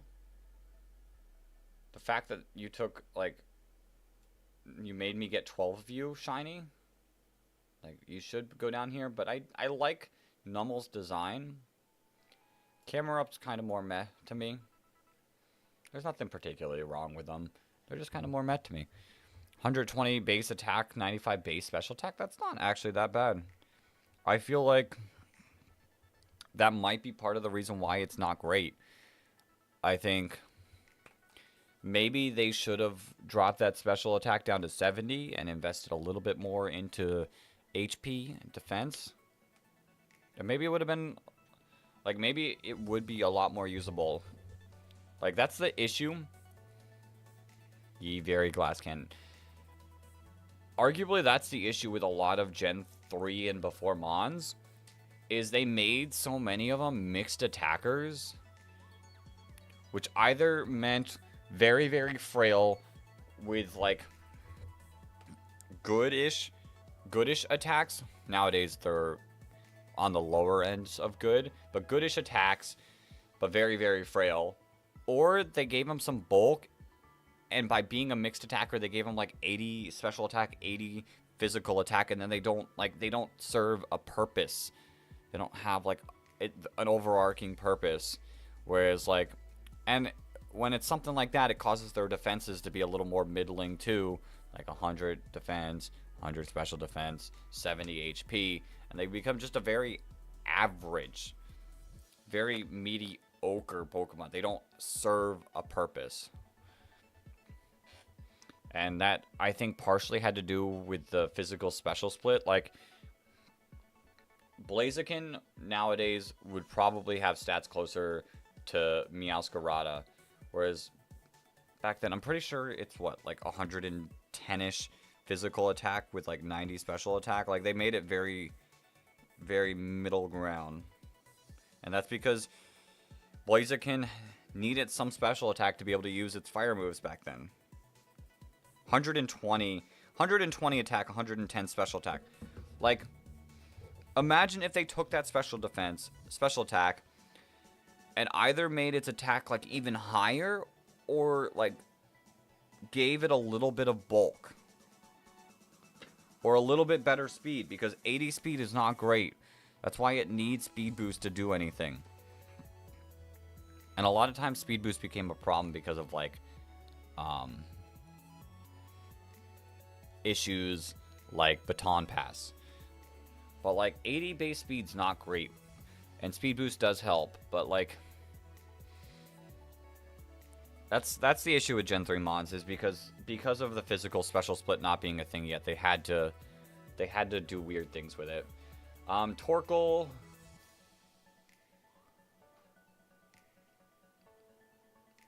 I feel like is C tier. It's kind of just there. I thought about putting it a little higher, but like looking at some of the things I've put in C tier, it kind of follows that pattern. Spoink, I don't mind. Granbull's kind of ugly. And like, does anyone ever really use Granbull? Like, I'm sure someone in this world's favorite Pokemon is Granbull. Like, I'm sure that's a thing. There's someone in this universe whose favorite Pokemon is Granbull. Good for you. But I don't know if I've ever seen a single person use this Pokemon. And maybe it's because it's not very accessible. I'm going to be honest with you.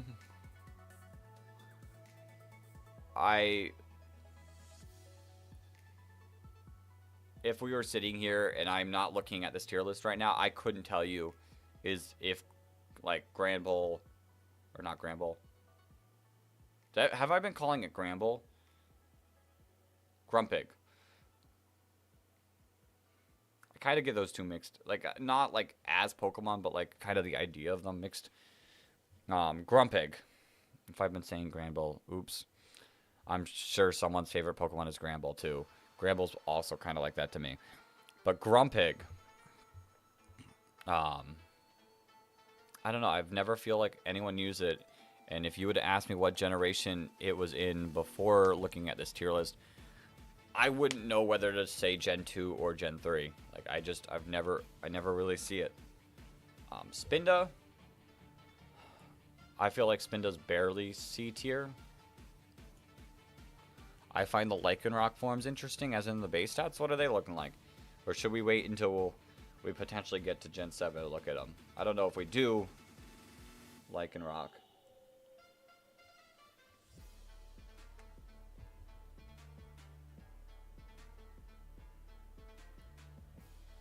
Are they all the same, or are they different? Where did your base stats go? Like, you got, I guess the Lycanroc Midnight, I guess it got a little bulkier. What about the Dusk form? 117, 110, 115, 112. I mean, the Dusk and the Midday form are kind of the same thing. They're pretty close to being the same thing. I think Midnight form, the stats look kind of bad, to be honest. Like, they add a little bit of bulk, but like, I feel like the Lycanroc does what Pokemon like Blaziken should have done. Mons, like, Dusk and Midday are just typical. Yeah, Dusk and Midday, but I feel like Dusk and Midday are the better forms. Especially Dusk, because Dusk gets, like, the best of both, like, move-wise. So Dusk is really the best. But, like, what it does is kind of what, like, Blaziken should have been. Like, you take away all the special attack and you invest in everything else. You give it better speed.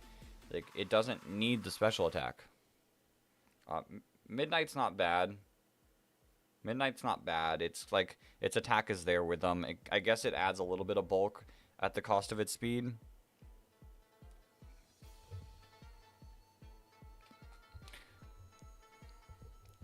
I feel my thighs are burning. Okay, we keep going. We keep going. Oh, look, we're on Flygon. We are on Flygon. Sadly, Flygon won't get to see this. This has nothing to do with Flygon. This is just my personal opinion. I do really like the Flygon line. Years ago, it probably would have been up here. But nowadays, I think it's it's down in A tier, which is really, really good tier. It is a really, really good tier, but there are a lot of dragons that I like now, like Dragapult, Hydreigon, like, it's there, but it's not, like, there anymore. Dusk also gets Tough Claws. Yeah, like, Dusk is the best form. Dusk gets a Cell Rock. Dusk gets Tough Claws. Like, maybe I'm wrong, but I feel like Dusk definitely gets the best of, like, both Lycanrocs into one. Lycanroc is a very, like, average Pokemon, like, in competitive aspects, but, like, it's still set up better than a lot of these Gen 3 mons like Blaziken. Cacnea and Cacturne. I think Cacnea's here, and Cacturne's kind of just here. I don't know. I'm not a fan of the design.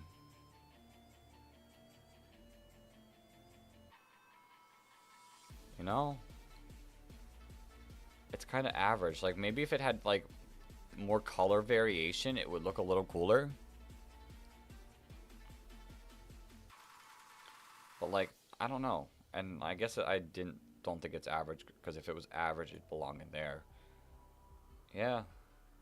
Yeah. Yeah, I think that's a fair assessment of it. Swablu and Altaria, they're Pokemon I like. I think they do also, like, they continue to fit this mold of, like, Altaria, Sharpedo, Manectric, Hariyama, Gardevoir, like Ludicolo. They fit the same, like, level as them. They're relatively about the same. I reckon a regional form would fit Cacturne well. Yes, probably. What if... I know we just got 2 Grass Fires, but maybe a Grass Fire Cacturne that, like, design-wise is better than Scovillain. You know, Cacturne is kind of basically Scovillain if, like, they're both respectively the same Pokemon, just made in 2 different times.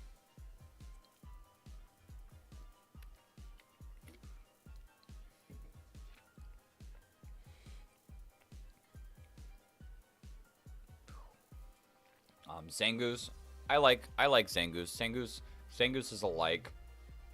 I would say it's like under the like tier of Altaria, Sharpedo, Manectric, but it's a like. Survivor, I don't feel any way towards it. It's just it's a Survivor. It's kind of a meh Pokemon, but you know, it's not bad. I don't know if I'm breaking anyone's hearts. Sorry, Tate and Liza, but I don't like Solrock and Lunatone. I feel like they I feel like they are just there.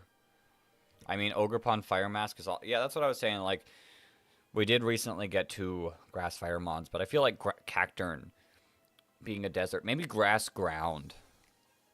How many Grass Ground Pokemons do we have? Torterra. I just lost my audio, like out of nowhere. It just like stopped. Well, all right then. Maybe Grass Ground. There's Torterra. I can't think of too many. I mean, it is a bad ice weakness at Grass Ground, but I feel like it could work. Grass Ground, Grass Rock. Actually, I mean, Toedscruel. Toedscruel. And Toedscruel, yeah. I feel like Grass Rock could also fit it. I know Cradilly is sitting right here. Like, hey, I'm the best Grass Rock Pokemon in Hoenn. You're the only Grass Rock Pokemon in Hoenn. I feel like that could fit it. I mean, Grass Dark's kind of bad as a typing. Not gonna lie. Barboach. I think Barboach is just meh. But I like Whiscash. I do like Whiscash. He's pretty cool. I wish I could use him more. I don't know. I mean, I can use him more. Like, you can easily get him in this Hoenn game, so I don't know why I haven't used him more. I guess because I typically start with Swampert nowadays, but I don't tend to use Whiscash. Been a while since we've had a Grass Rock type. Ogerpon Rock. Ogerpon kind of like was like, I'm gonna be every grass mixed type that's decent. Ogerpon Rock, Cradilly, and I can't think of anything else.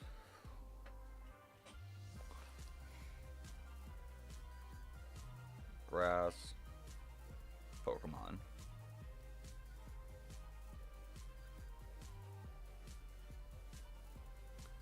There can't be that many. I mean, a lot of grass go psychic or poison. Or Cradilly.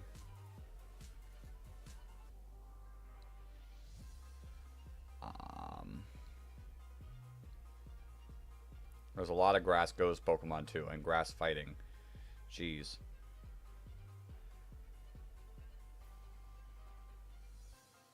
Yeah, Ogerpon and Cradilly are the only 2, so wouldn't be like in an oversaturated area.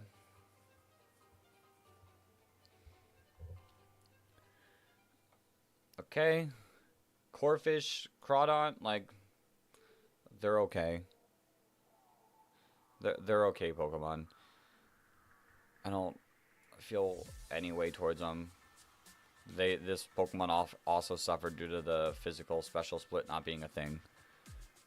Still love the fact that the only ice fighting type is Crabominable until we get a Beartic evolution. That is true.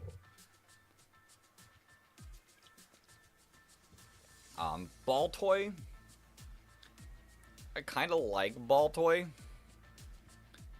but like Claydol, like it makes sense as an evolution, but I feel like they get split up.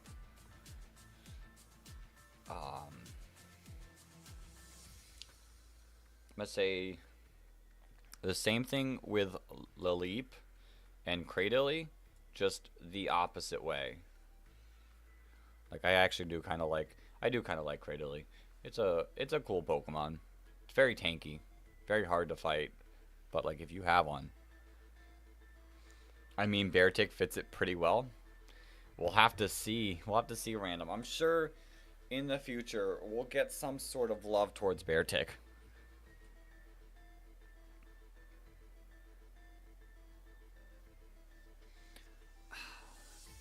We'll get some sort of love towards Beartic.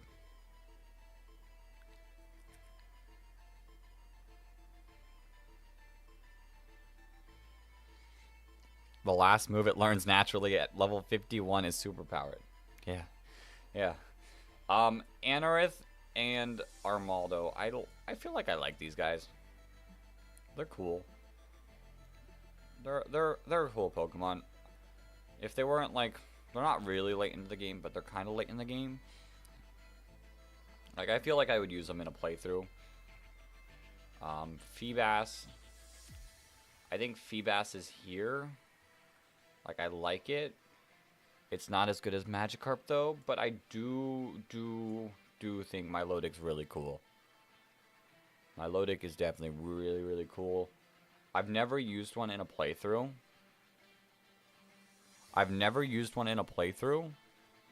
But, like, I think it deserves its spot up to the top. Castform. Castform's like in between these two spots. I think it goes there. Sorry, you Castform lovers. It's just kind of a bad Pokemon. Kecleon. Kecleon I think is also borderline, but I think it's borderline upwards. I like the Kecleons in Mystery Dungeon, but just regular Kecleon is just kind of not particularly feeling any sort of way towards it. I don't hate it though. Shuppet and Banette, I feel like follow the same category. Now we're like kind of like in the middle of the generation where there's not a lot of like they're just kind of middle Pokemon. Like I feel like Duskull and Dusclops feel the same way. Like I don't feel too much towards them. I mean, I would say these two definitely belong. These three definitely belong down here, but I feel like these two could get up here. But for now, they like are down here. Like base speed could be 75 to 90 if they just add Slush Rush or Tough Claws to it. Yeah. Yeah. Tropius, I do like Tropius, but it's not like... It's more in the Zangoose tier of B tier than the Sharpedo, Altaria, Manectric, Gardevoir tier of B tier. Like, it's on the lower end of B tier. Chimecho, I don't really like. Like, kind of not great. I'm going to make some people mad. I think years ago, Absol would have been up here. It absolutely would have been up here. But now I feel like it falls in that same tier of Absol, Sharpedo. Like, I keep saying this tier of B tier. But it's, like, true. It is a B tier Pokemon to me. Absol, Sharpedo, Altaria, Hariyama, Manectric, Gardevoir, Ludicolo, Cradilly, Armaldo. Like, they're good B tier Pokemon, but they are, to me, B tier Pokemon. They don't quite fall in line with Milotic, Flygon, Breloom, which I think Breloom's probably one of the lower A tiers, but I do really like me some Breloom. Swift Swim could also stay on it. Would be great for snow teams and rain teams. Yeah. Well, you got to think, like, on rain teams, it kind of feels decent because it beats the grass weaknesses of rain teams. Like, it beats grass Pokemon that rain teams need help on. Yo, did I miss? Hold up. I feel like I might have missed a donation.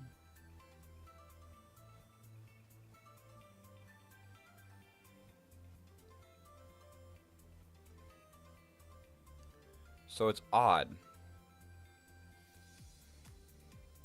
Because, like, I can read that. That one says $3.99. But looking down there... No, I guess it says $3.99 on there, too. Maybe I didn't miss one. It, like, kind of looks like it says a higher number. Yeah, $3.99. Okay. Never mind.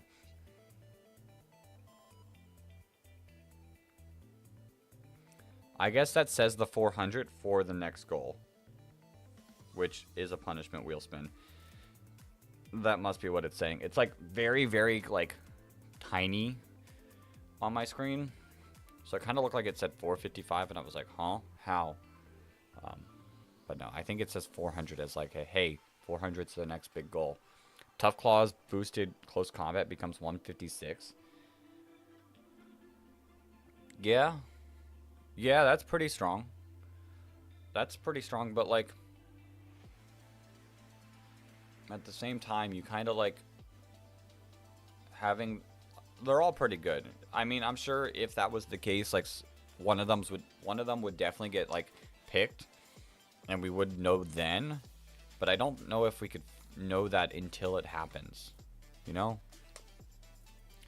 Like Tough Claws is a good ability, but so is having a mon that gets like decently fast in the rain that like counters rain team's weaknesses.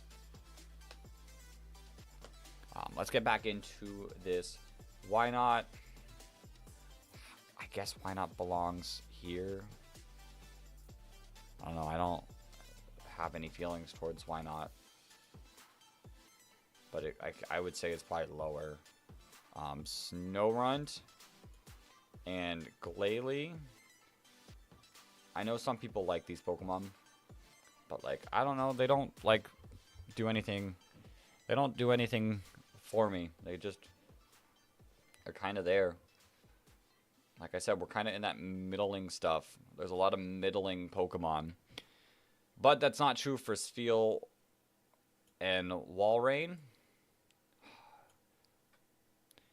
Like, this is another line that I put in that same, like, upper B tier of we got Walrein, we got Absol, we got Sharpedo, we got Altaria, we got Cradilly, we got Manectric. Like, this is an upper B tier mon, but it is still a B tier mon. I think Celio's a lower B tier mon. I kind of thought about putting Celio down here, but it's I would say that's a decent spot for it. I've always did not like these Pokemon. These are like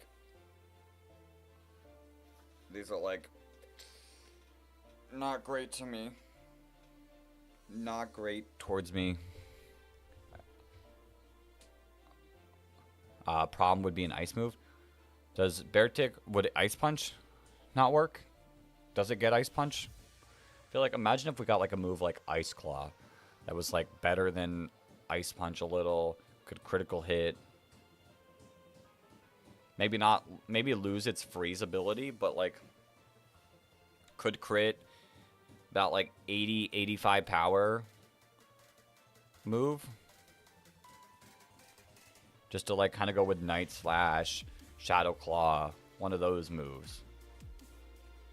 Does it not get Ice Spinner? We're in Hoenn talking about Beartic. Relicanth, I don't. It's between these two. I guess it's slightly down there. Love Disc is also probably down there.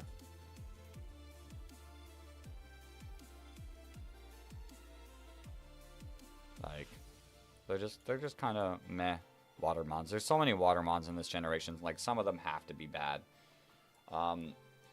I feel like Bagon's good, Shelgon's good, but I would say Salamence is great. Yeah, I think that's fair. Like, they're cool, but I definitely think I like Salamence's design so much more that they don't follow the same tier as them. Whereas this whole line, other than maybe you, I feel like definitely work their way up to A tier. Yeah, I feel like that's pretty good up there. It gets Ice Punch, which gets boosted. No Ice Spinner though. I feel like it deserves Ice Spinner.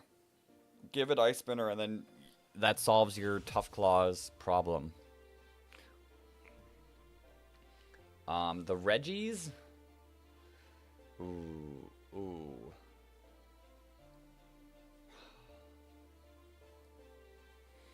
So this might be like them being legends that want me to push them up higher. But I'm gonna be real. I'm gonna actually be realistic. The first 4 Reggies were all pretty mediocre.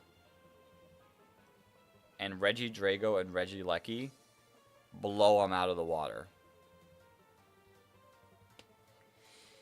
Absolutely blow them out of the water.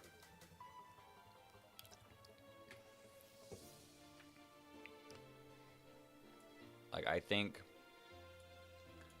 realistically, like, all 3 of them are just okay Pokemon. This opinion would probably get a lot of people not agreeing, but like, they're just kind of there. Ice Hammer, interesting. I don't even know what the move Ice Hammer is. I'm sure that's Crabominable's move. Latios, I do really like. For some reason, maybe it's from the movie that like gives them like personality. And blue is my favorite color. I like Latios more than Latios. I like Latios more than Latios. I do like Latios, but it just, I don't know. Kyogre, I really like. I really like Kyogre. Kyogre, as a legendary, debatably could go up there, but I think it falls in the same line as Latios. Groudon, I like Groudon too. Like, all 3 of these legends are pretty great.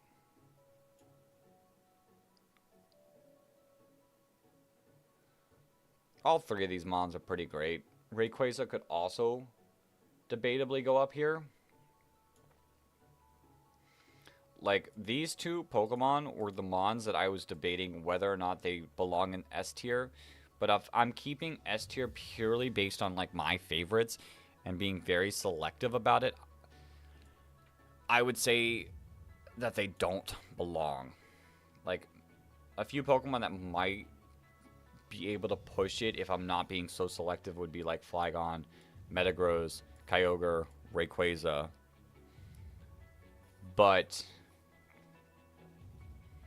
yeah, I think we'll be selective with it. Jirachi is one of my top mythicals, but it's not my top 2.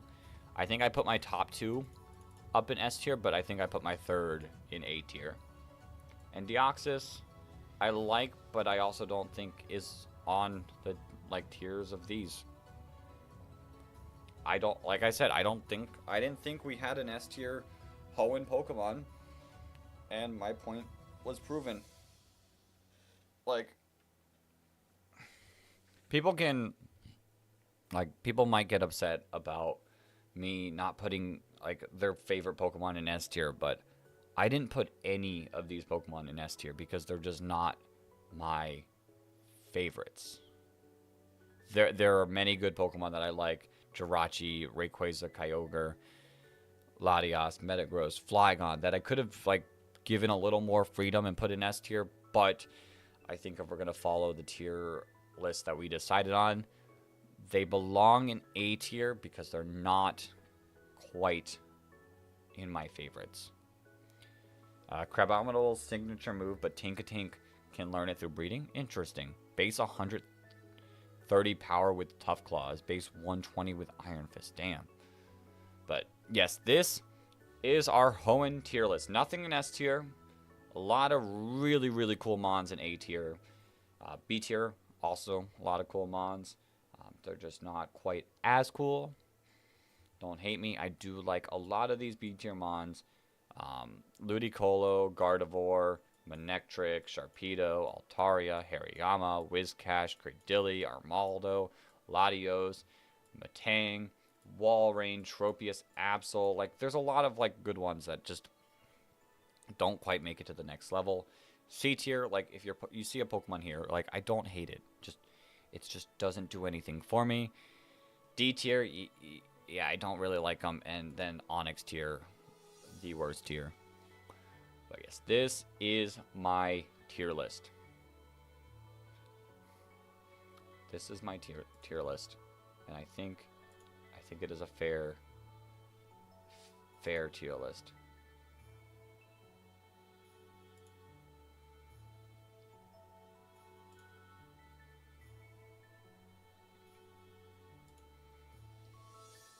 A Crick Room Crabominal now just sounds interesting. Go for it.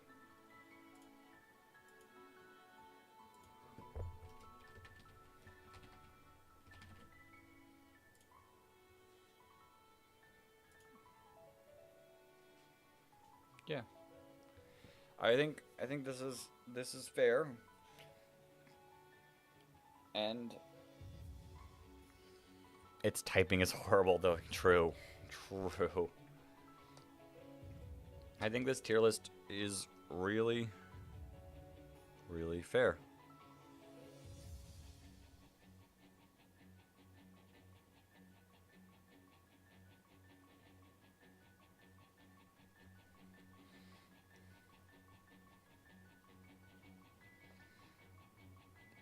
But I know a lot of people will disagree, which is why, like, people can make their own tier list. I'm not controlling people's favorites. I'm just saying what mine personally are. That being said, I'm going to post it. Did we put it in? Yeah, we did put it in. This one.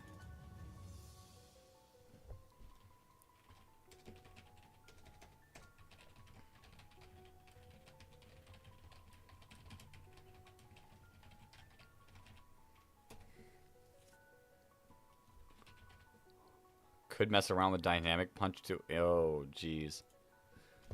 Oh, jeez. Okay.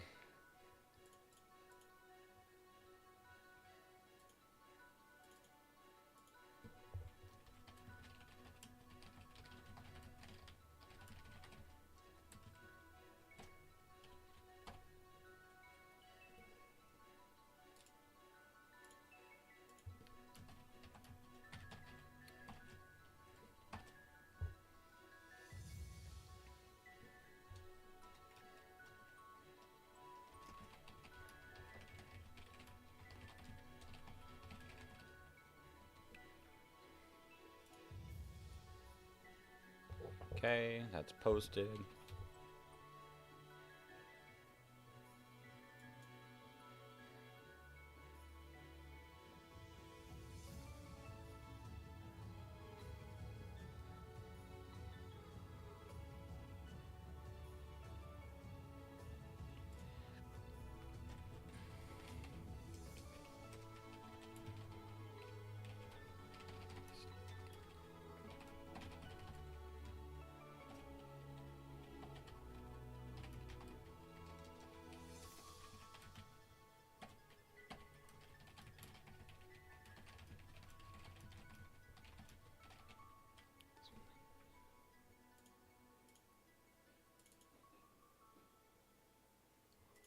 Let's copy this link.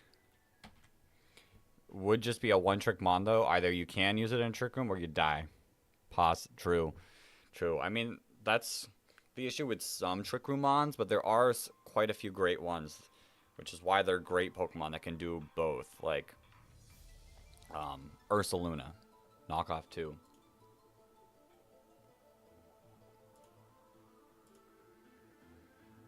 We'll get that posted.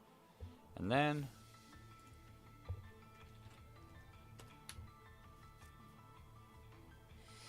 I'm gonna pull a quick B right back. Not for long. Not for long at all. Before I gotta uncheck the milestone.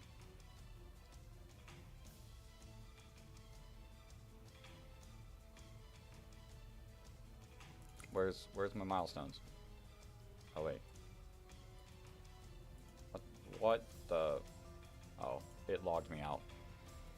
That one. Let me check off the milestones so that the shorts stream can see the next one. The next one is spin the punishment wheel. in legitimately 1 penny. We're 1 penny away. But I guess we'll get there. I guess we will get there. How many squats did you do, by the way? I did 25, so we're at 150 now. We still have 50 left. And, like, I can feel my legs burning. Like, oh my. I can feel my thighs just absolutely burning. And we still have 50 left to do. But I'm going to quickly pull a be right back. And it'll be a matter of seconds. And then in about, like, 45 minutes, we'll take a full lunch break. But I am just pulling a, like, 5-second be right back. So I'll see you guys in a second. Oh, my thighs. I feel it so much. Any news on seashells? Well, on Amazon, like they're gonna take over a week to send in, so they wouldn't happen during the charity stream, but when they eventually come in, I'll just send a picture to the Discord. But yeah, be right back.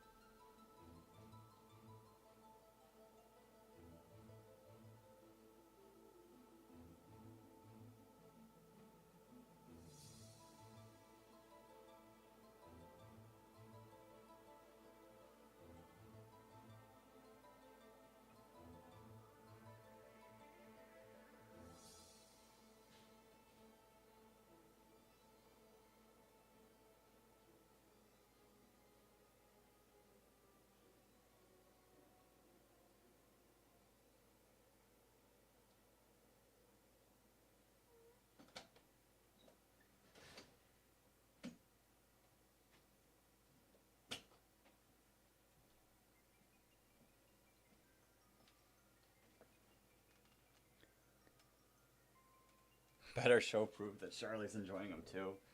Don't worry, she'll get some. She'll get plenty. She'll probably get most of them, to be honest. Okay. Let's get to streaming. Actually, might take my break a little bit earlier. Probably maybe in like 30 minutes. But until then, we can at least make a little bit of progress in this shiny hunt.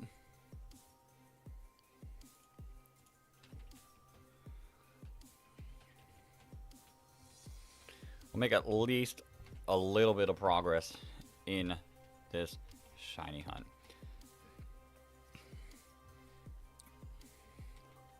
You know, shiny Mudkip? Nah. Oops. I don't know. I'm glad that we get to at least have a peaceful day. Maybe I don't completely. There is a chance I don't go completely as long as we have been. We'll just have to see, like, I'll have to see how the stream's doing in the back half of the night. But I don't know. I like soft resetting, full odds hunting. Like, it's just so peaceful. And we do have potential to be pulling a punishment any second now. Like 499.99. If I'm like, based on me, like, I know, like, this isn't like a stop for like some people. Like, some people can't do it, and there's nothing wrong with that. Like, just being a part of the stream is like cool and it helps out a ton. But like, I popped in on someone's stream and I saw that they, like, it would have to be for charity, not just like a stream where they're getting like money for themselves. And I saw they were doing a charity stream and was a penny away from something, which I guess we don't like show that 400 is a punishment. Wait, let me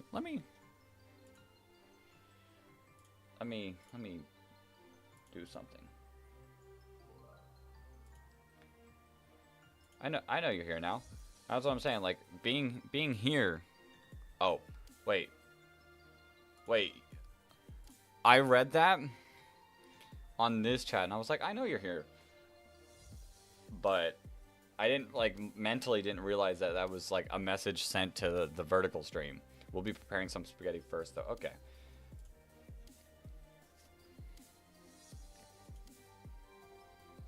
But what is... Sorry if I'm pronouncing your stream wrong.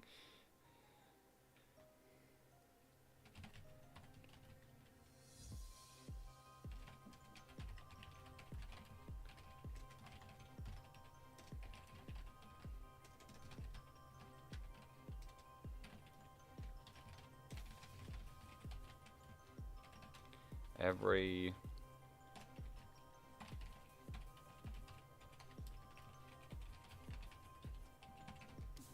Okay. Oops.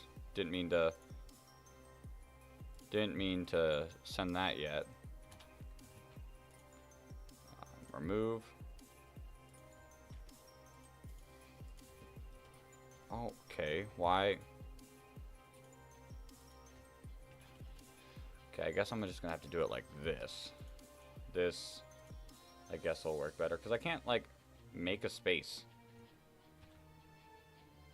Ooh, the message is too long.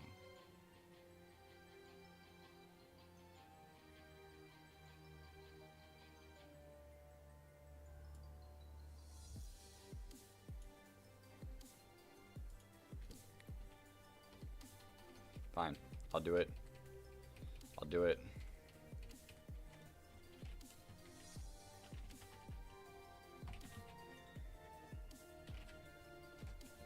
We'll do it like that.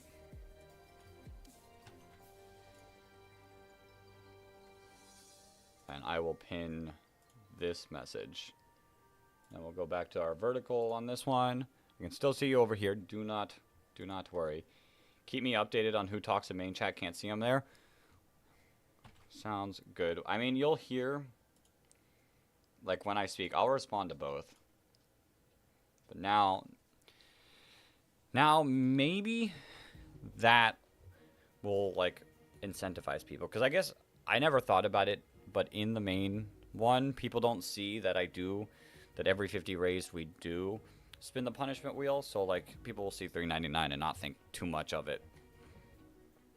Which I guess is a fault of me. But hopefully that pinned message is a little bit more explanation, and the bot will continue to send the main message every 30 minutes. And on the message I said type !charity, which will pull up that message.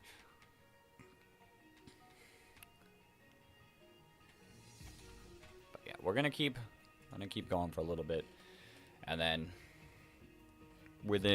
maybe within the next 20 minutes we take our lunch break for the day. Let a video play for a little bit, and all that jazz. But okay, let's at least get to 200. I think that's fairly easy to get to 200 in like 20 minutes.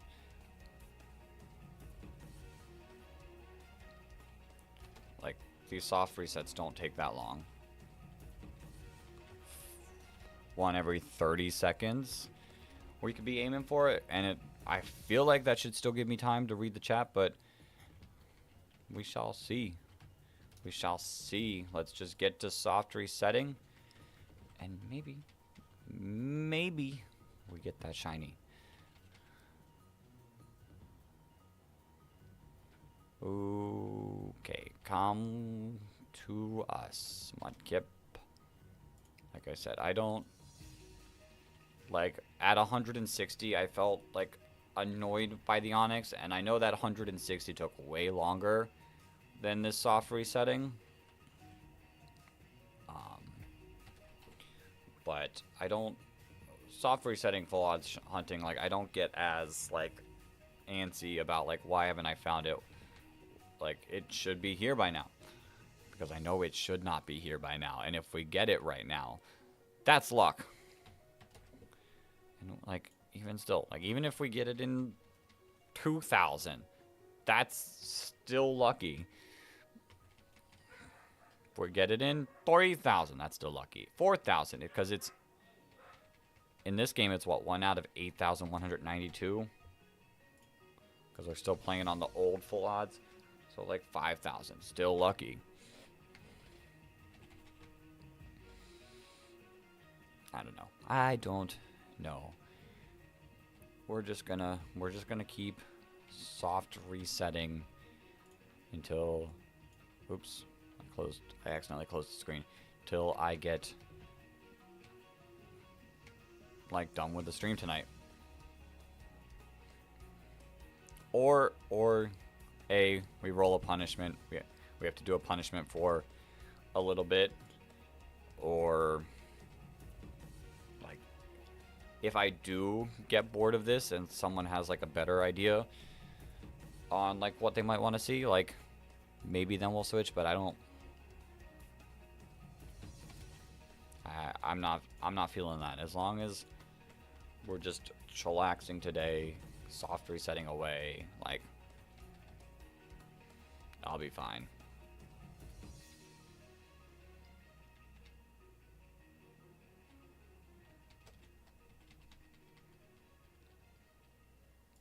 I think I missed that one. I might have missed 2, but I don't remember if I did. If we're off by 1 number, does it really matter? In a thing that we're going to be going for thousands, does it really matter if I'm off by 1 counter?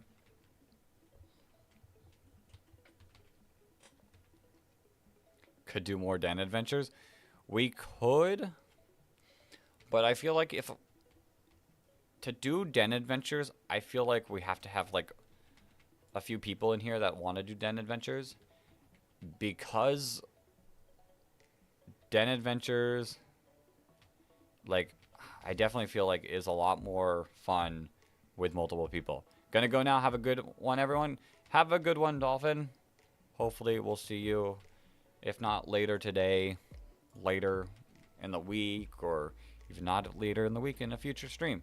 But have a good rest of your day. I know it is later for you. Random also said goodbye. from the vertical chat.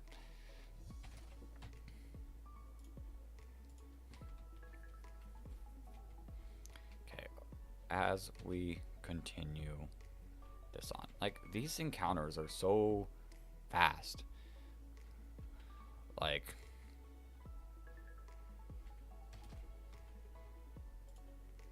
we kind of tear through encounters in soft resetting. Like, we might even be able to get to 225 before I take my break.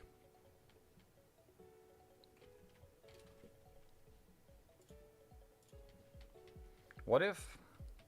I don't know if it's possible.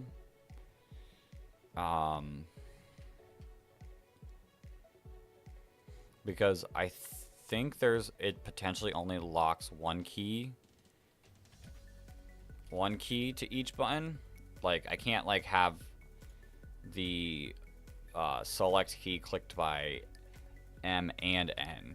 Because they're going to say, what if... Oops. I didn't even check that one. Oops. So I'm not going to count that reset. That could have been the shiny. We could have lost the shiny. If there was a way that I can do a second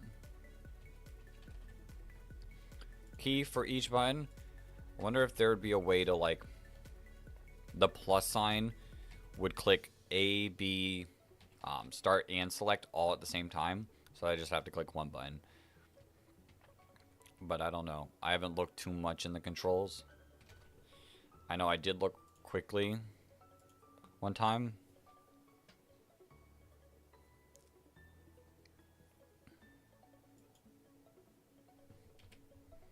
No, it doesn't look like it. Looks like you can only set one keybind per thing. I'll say, like, if I could just click, like, plus and have all these buttons clicked at the same time, it'd be cool. Might be a little quieter, because I wonder if you guys can, like, hear me typing. Not typing, but, like, clicking. I know, like, I've typed a lot and people heard it, so I'm sure it can be heard a little bit at the very least.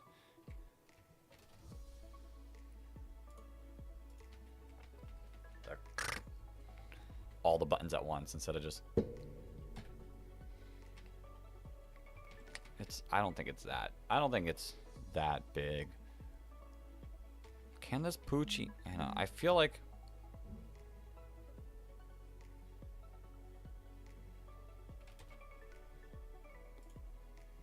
I feel like this Poochyena can be shiny.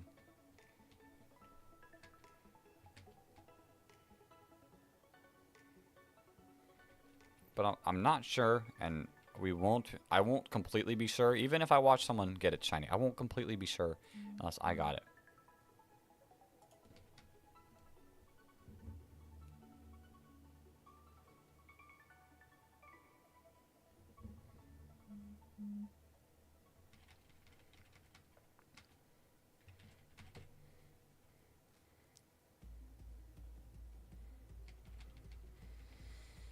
Mud. Kip.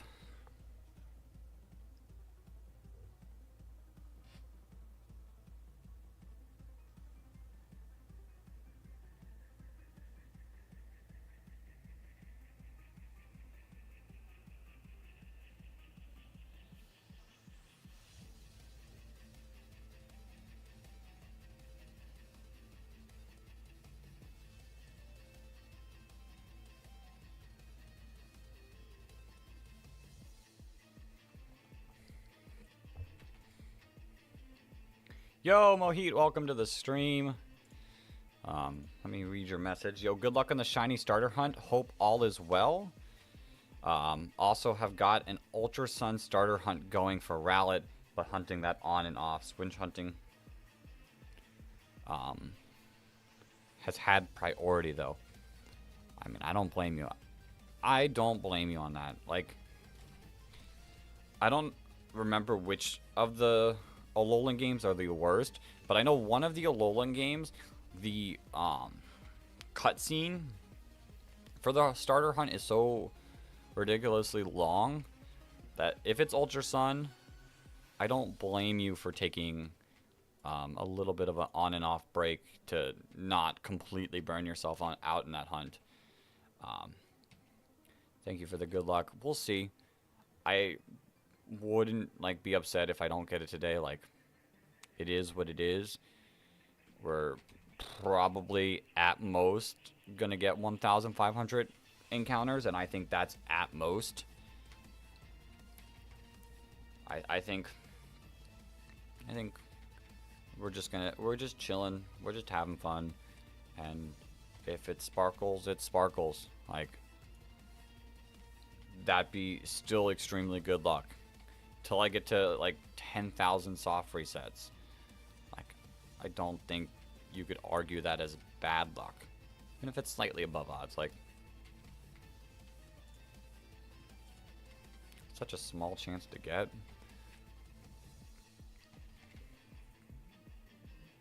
That we're just here chilling.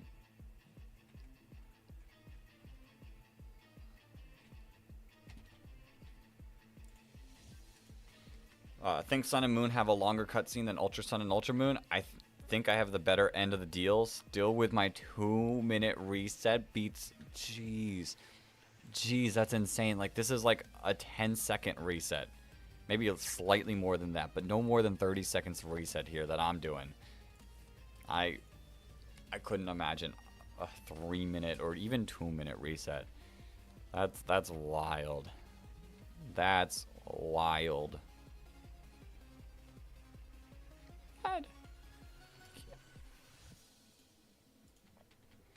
Like, because, I mean, it is half the odds, I guess, of this game, but, like, you're getting in so few encounters. Like, I'm gonna be honest, I think if 2 people were to race, start at the same time, let's say Sun and Moon to make it a little more fair, because that one has the 3-minute encounters. But if someone was to start like a Gen 3 soft reset, even the 2-minute one, sure, even Ultra Sun and Ultra Moon, if someone were to like start this hunt that I'm doing and raced someone soft resetting in Ultra Sun and Ultra Moon with the long cutscene, 9 out of 10 times I would put my money on the Hoenn hunt because of how quickly you can go through encounters.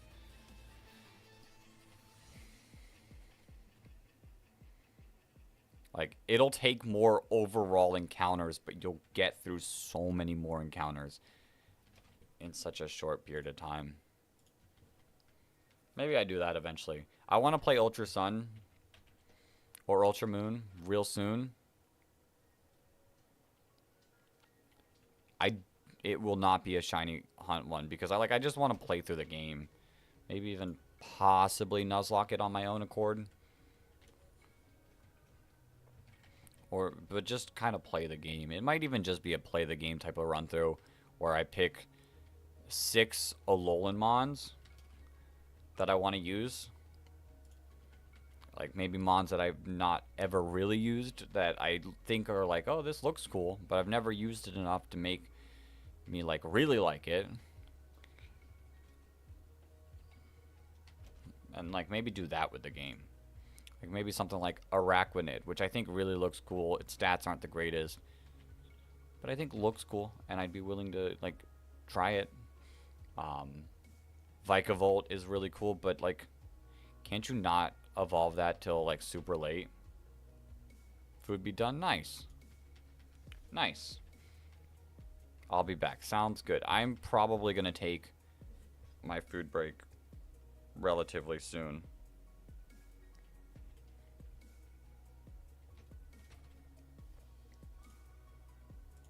Like, it's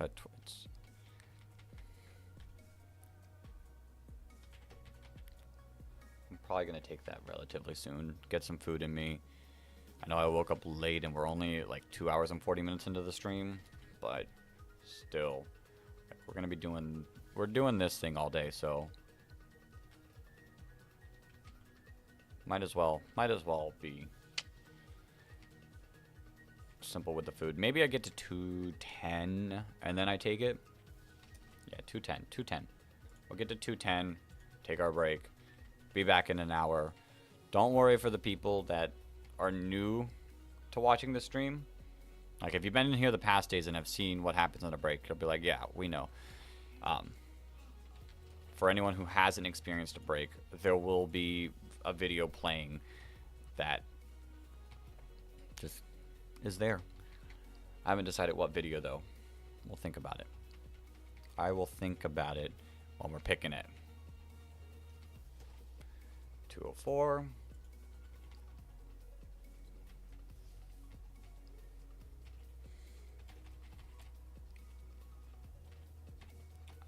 I doubt we'll see the shiny before break. If we do, that'll be insane.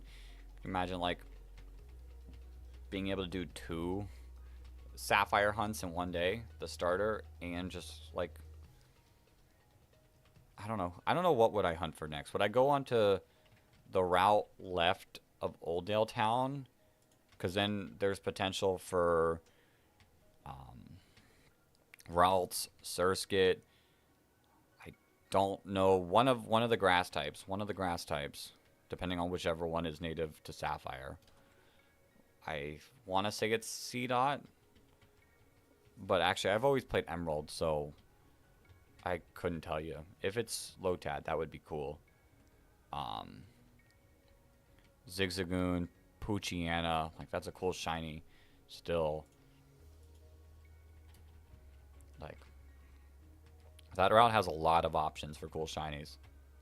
These red resets feel nice and quick, very efficient. Yeah, like, I said 210, but they've taken so little time that maybe I just get to 225 to be like an actual normal like stopping point sounding. Like 225, 250, 275.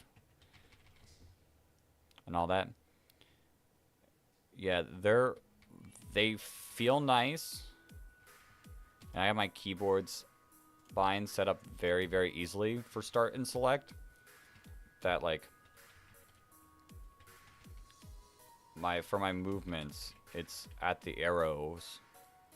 But then, like, my start and select are shift and enter, which are, like, right there, like, very easy to type.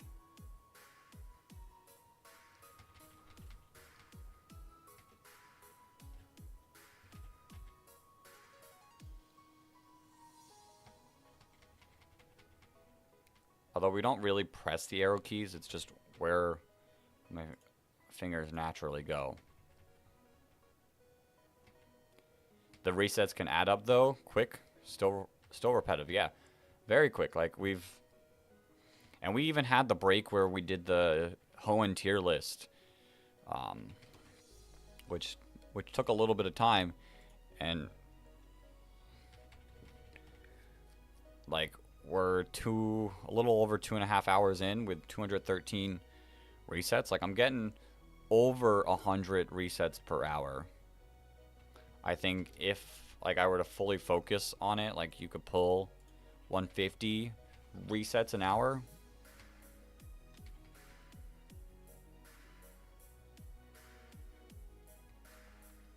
Which, over the course of 10 hours, that's 1,500.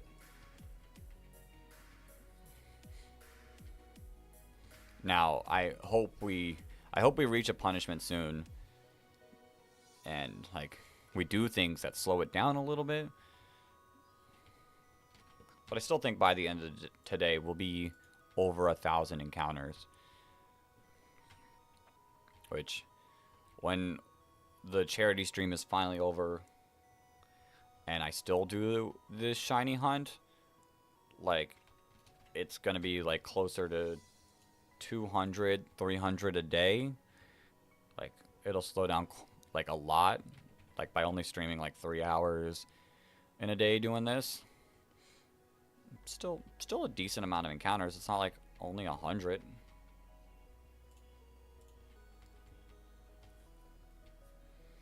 Like, remember how many hours we spent, 1, on the Numble hunt, and 2, on the Onyx hunt the first day. Like, that Onyx hunt took all day. And I probably shiny hunted for 6 of those hours and just barely got the shiny at the end. The Nummel Great Run happened at the end. So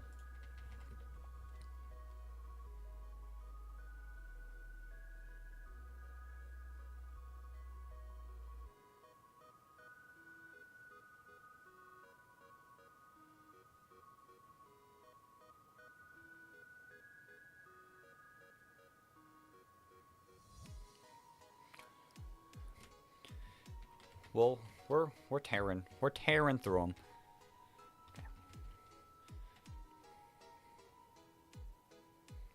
I kind of just want to keep going because they're so quick.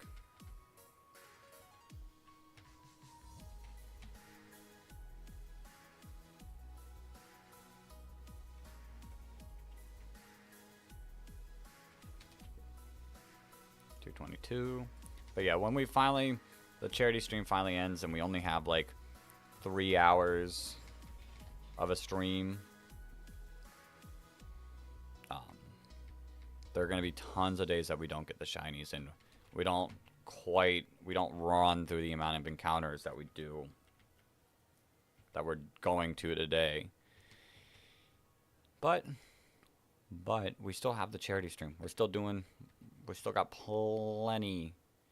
Well, plenty. We got today, tomorrow, and Saturday left of this.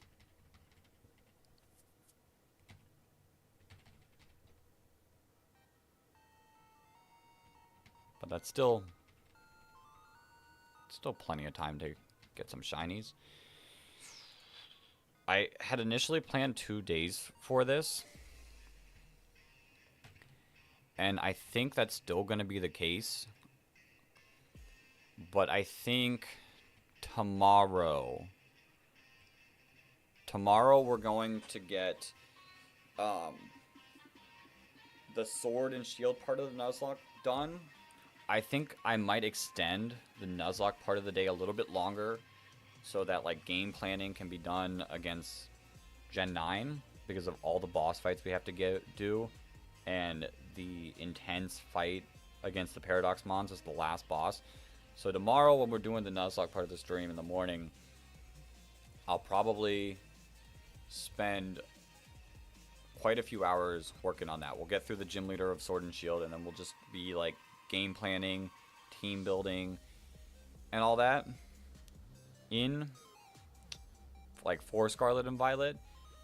And then on Saturday we'll finish the Scarlet and Violet part of the Nuzlocke, where we just do, it's basically a boss gauntlet. And then I guess for the shiny hunt we might continue this because it'll be shorter.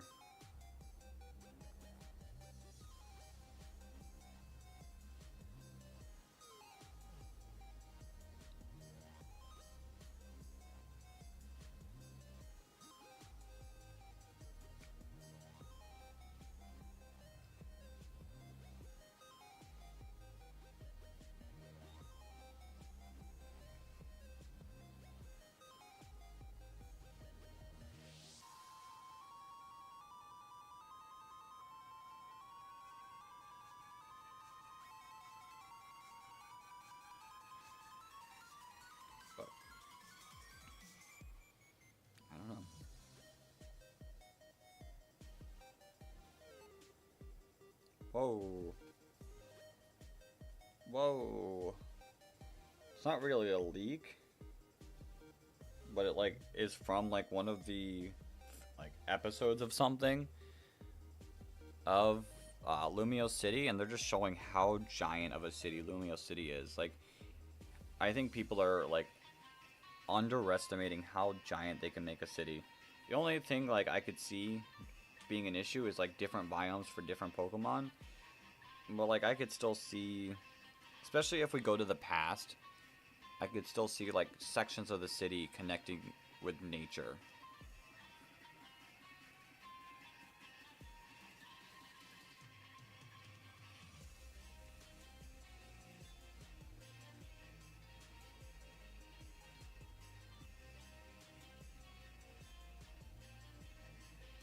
want to play this game so bad. I've seen so many people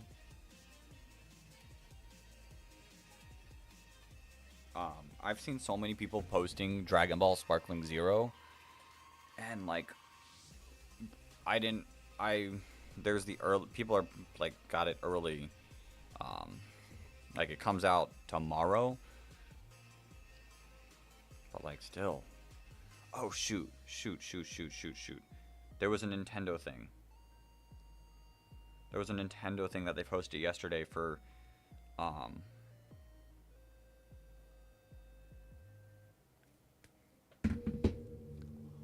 you kidding me? There was a thing that started like 8, 9, 10, 11.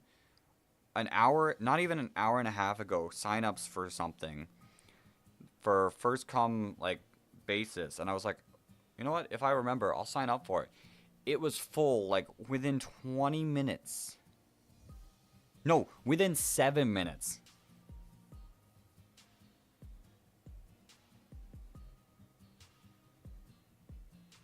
Wow.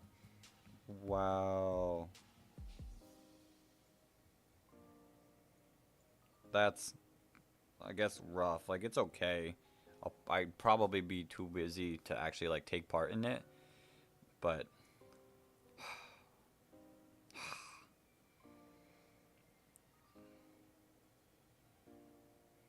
oh, that would have been...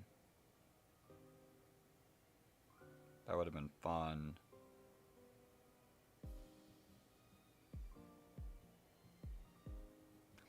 Okay.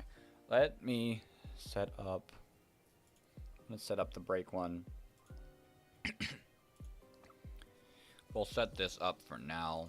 Let's pause that.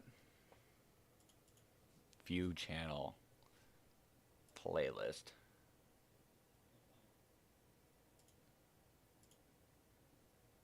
And we'll probably have these two videos playing. The second video won't finish. We'll just rock it with that, and when I get back, I'll be like, well, guys, if you want to see the end, like, go check out the video. But yeah, this looks good. And I'll set up. I shall see you guys soon. Maybe I do take this long. I do have to help out a little bit, so we'll see. I'll be back in a bit. Enjoy the video. If we reach 400, but like when I get back, I'll spin the wheel when I get back, but I will be right back, everyone. Pokemon Imperialism Baby Edition. 18 baby Pokemon battle over the Johto region to see who can conquer it all. How it works. Here's a map of the Johto region. We're going to take all 18 baby Pokemon and place them on the map. Each turn, we're going to spin a wheel to determine who's going to be the challenger, and an arrow deciding what direction they're going to fight. The winner of this battle will claim both territories, and we will continue to do this until there is one Pokemon remaining claiming victory. Here we go. It is time for another Pokemon Imperialism, this time Baby Edition. And trust me, I made every single one of these baby Pokemon powerful. You'll see when we get into each fight how loaded up these baby Pokemon are. It's insane. We're not doing rewards, so I gave them the best TMs that I could possibly think of. And I was like, hey, you all are going to be powerful. We're going to have babies fighting at their best ability, but let's spin this wheel to see who's going to kick it off. We've got a full spinner here, and our first Pokemon that is going to be chosen for round number 1 is going to be Elekid. Oh boy. Oh boy. Let's spin the arrow now. Arrow spinning, and Elekid's first round opponent is going to go up north, slightly east, and that is going to be Azurill. Oh boy. I don't think Azuril's water type yet, so that's at least better for it. But Elekid's one of those stronger baby Pokemon, but huge power. You never know. Let's get into the fight. Elekid versus Azurill. Here we go. Battle number 1, round number 1. We have Azurill being challenged by the strong and powerful Elekid. You see the moves. It's about to get insane. So who's faster? Elekid is faster, fires off with a Thunder Punch. It's not super effective, but oh, that did big damage. Azurill responds with a Scald. Not so much, you know. I'm being honest right there. That was not a lot of damage. Azurill might be in trouble. Fire Punch, and that's over. Wow. Wow, these battles are quick. Yo, I mean, Scald, it's a special move. Azurill did have huge power for those other moves. I thought there might have been a chance, but GG, Elekid. You're our first victor. So just like that, Elekid has claimed the first land. Like I said, no rewards in this one. They're all souped up. They're all powerful at the get-go. Let them go full force ahead. But here we go. The map, one Pokemon down. Many Pokemon remains. Who's going to be our round 2 opponent? Let's spin the wheel to take a look at that. Here we go. The wheel has been spun. And our Pokemon for round number 2 is going to be Igglybuff. Okay, Cleffa, Igglybuff, basically almost the same Pokemon if you ask me. There's slight differences, I know. But as babies, they're pretty close. Igglybuff, who's your opponent going to be? Dangerous news for Igglybuff. This could be Elekid. Oh boy. Oh, and just like that, Elekid is already fighting again. Igglybuff, what are you doing? You're going to need some good luck. So let's get into the fight to see if that's what you get. Round number 2 time. Elekid's back from war action, battling the powerful Igglybuff, if I may say so myself. I don't know. I don't know how I feel about this. Igglybuff could do some damage, but they're all just so frail. Like, JK, never mind. Igglybuff, you kind of ate that. Actually, okay, Igglybuff actually might have a chance to break down the Elekid.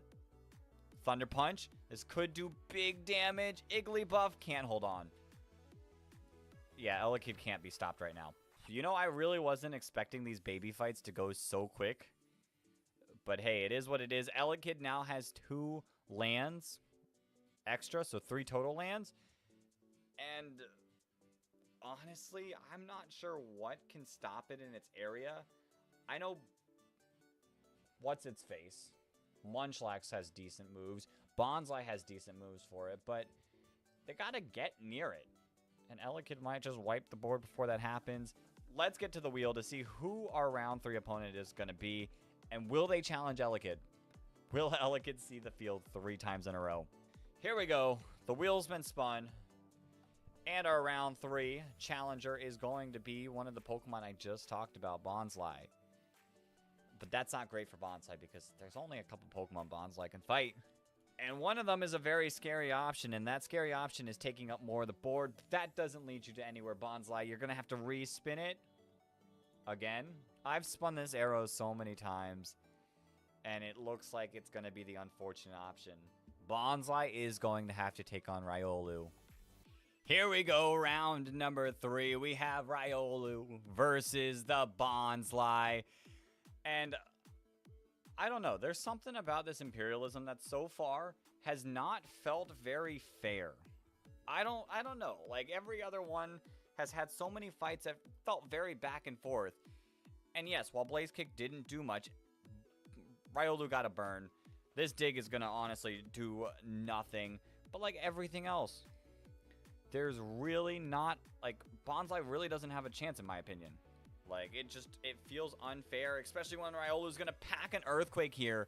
Double damage, Bonsai down. Every single fight has just been fast. Like, I feel like I haven't had enough time to talk about the Pokemon like I typically do. And then it sends me straight to the win screen and bam, I got to show you the map. It just feels so fast-paced. I don't know why, but something about these baby Pokemon, it's just 2-turn over. Maybe it's because they're level 5. And if I remember correctly, Stall just doesn't do well in level 5. So that could be a factor. Here's our map. 15 Pokemon remain, so we're already cutting down to the top 15. And there is some really good Pokemon that I'd like to see on this map. Unfortunately, there are quite a few that struggle because they're babies, but that's for the future. Let's spin the wheel to see who our round 4 challenger is going to be. Here we go. Spinning the wheel. And this Pokemon is going to be Pichu. Okay. Pichu has potential. Trust me in this. Pichu has potential. It just depends on who it's going to go against. The arrow spins, and the arrow decides that Pichu's going to go south, kind of leftwards, but mostly south. And that's going to be Mime Jr. Pichu versus Mime Jr. This could be a good fight, but I don't know at this point. Let's get into the fight to actually see how well it goes.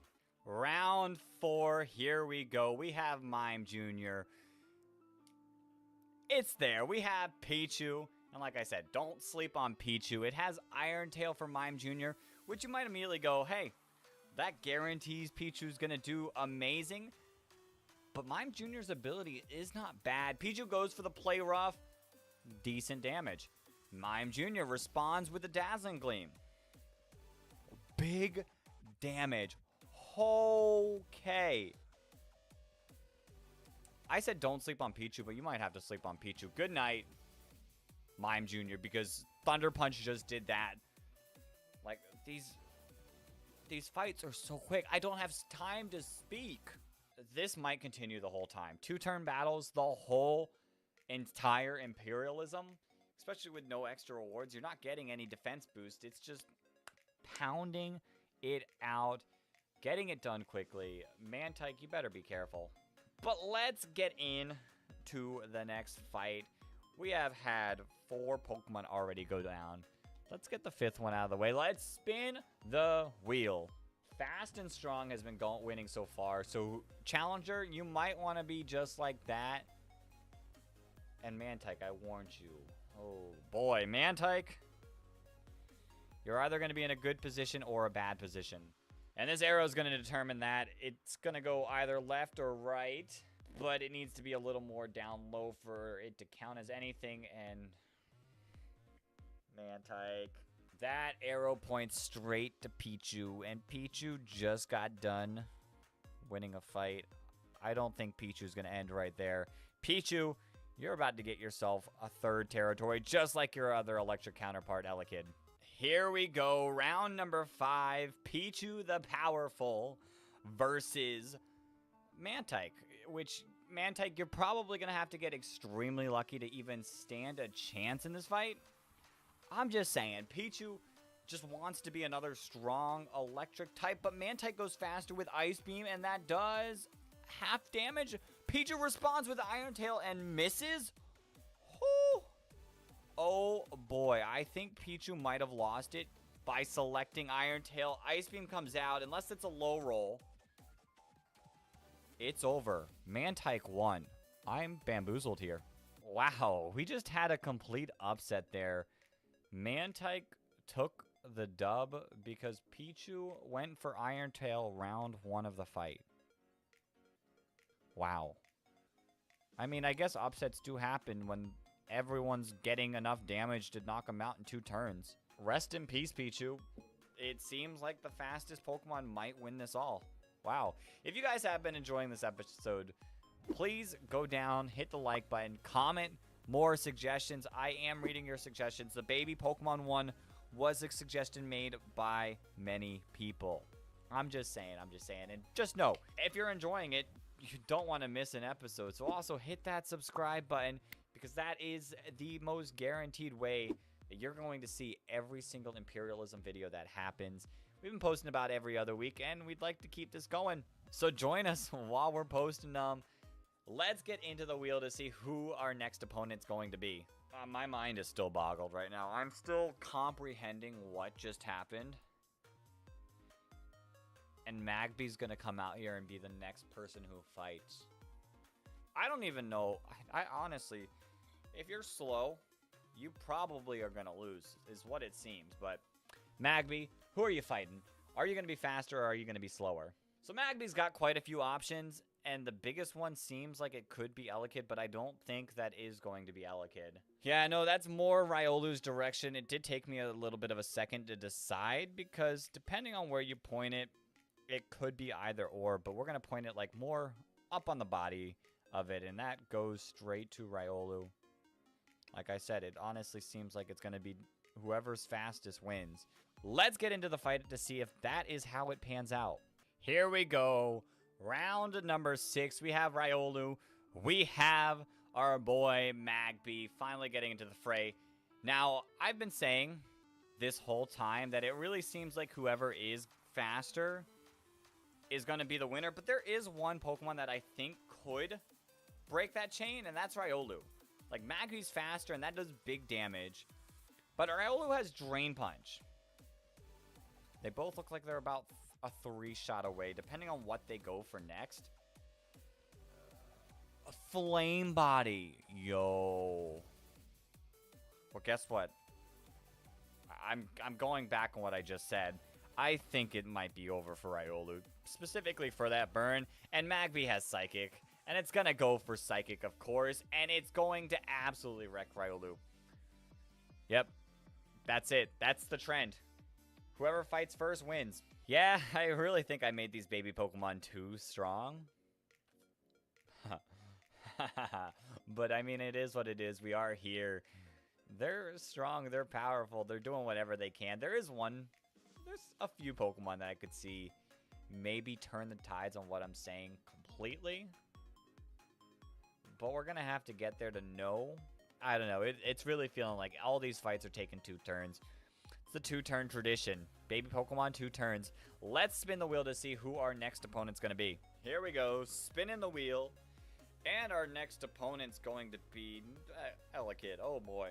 This could be a huge fight. This could be Elekid versus Magby. Big territories up for grab. We're going to have to spin the arrow to see who it's going to be. Arrow spin. There's a wide variety of Pokemon. And that's the one direction you cannot go. You can't go straight south.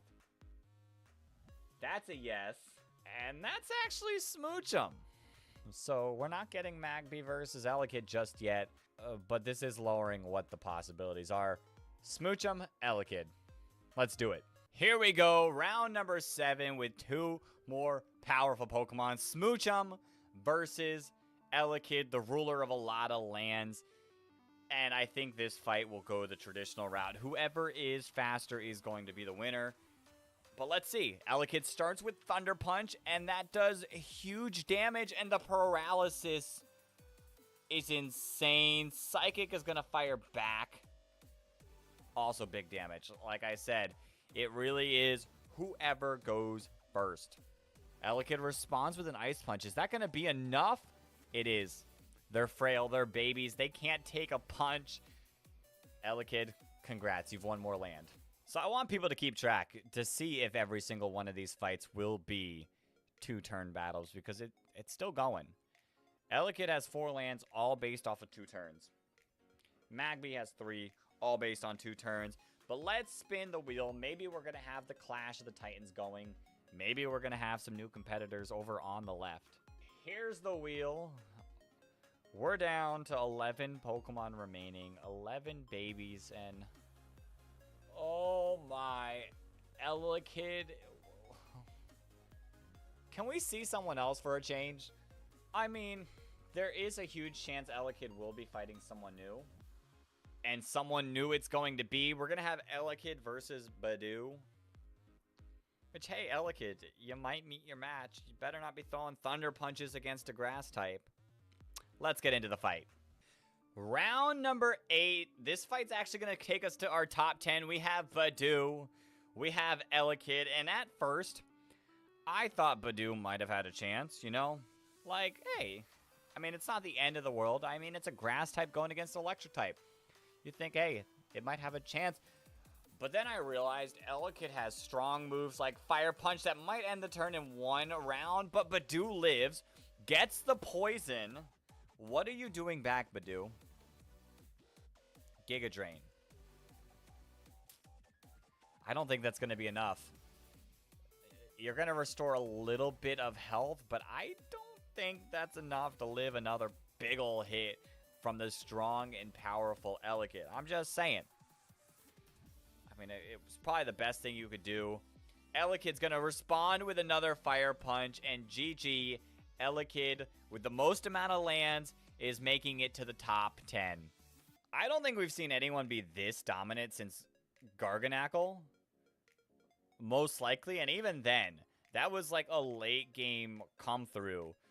Elekid is just dominating the floor early.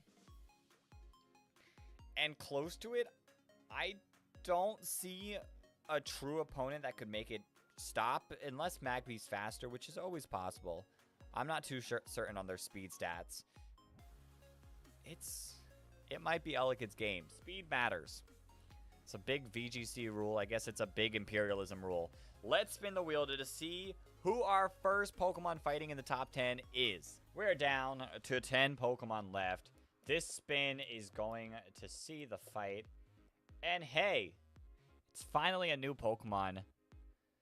Unfortunately, it's probably the weakest of the Pokemon, and it's just because it doesn't get TMs. Which is unfortunate, because I like Toxel and Toxtricity. Toxel, who are you going to be fighting against? Now, Toxel could travel the seas and be the first Pokemon over to the left. And that is what we spun. Oh boy. Oh boy, a new Pokemon, double new Pokemon. It's been a long time since that happened. Yeah, because that arrow does point to Happiny, which means Toxel is going across the map. We're seeing a Toxel, Happiny, two new Pokemon, and it kind of opens the branch for that left side of the map to get in to the action. Here we go, round number 9, Happiny versus good old Toxel. And if I'm being honest, this could be the first fight that I see last more than 2 turns, just because Toxel's weak. Happiny's not a strong offensive Pokemon, but Happiny's faster. Hyper Voice, like I said, that doesn't do as big of damage as you would expect, you know? And Acid comes off there, not really doing much either. So, hey. Happiny. Toxel's faster now. That must be a speed tie, right? Because I feel like Happiny went first for turn 1. Happiny responds with Shadow Ball. And there it is. The first fight that takes more than 2 turns. That's what we like to see. Yes, it's a speed tie. Happiny responds with another second Shadow Ball. Toxel lives. Gets off a Nuzzle. Oh boy. Oh boy, this might still be anybody's game. Let's see. Toxel's gonna go first, and it's gonna go for a flail. And that knocks Happiny out. Insane. Insane. I don't know if Toxel's gonna do that against anyone, but insane. To me, that was a huge upset. Toxel just doesn't have anything. The barely surviving and going for flail is what really got it. And Toxel, welcome to the far end of the map where you could be challenged by Munchlax, Togepi, Tyrogue. Almost the whole board could be gunning for you now. Good luck. You're the weakest one, but may you take it all. Let's spin the wheel to see who our next opponent's going to be. The wheel is spinning, and I just don't want to see Elekid. Are you kidding me? Are you kidding me? I couldn't make this up. Oh, I'm so sick of you, Elekid.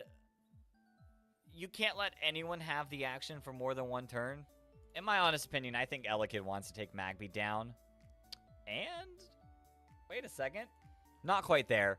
Let's respin the arrow, and this time, oh boy.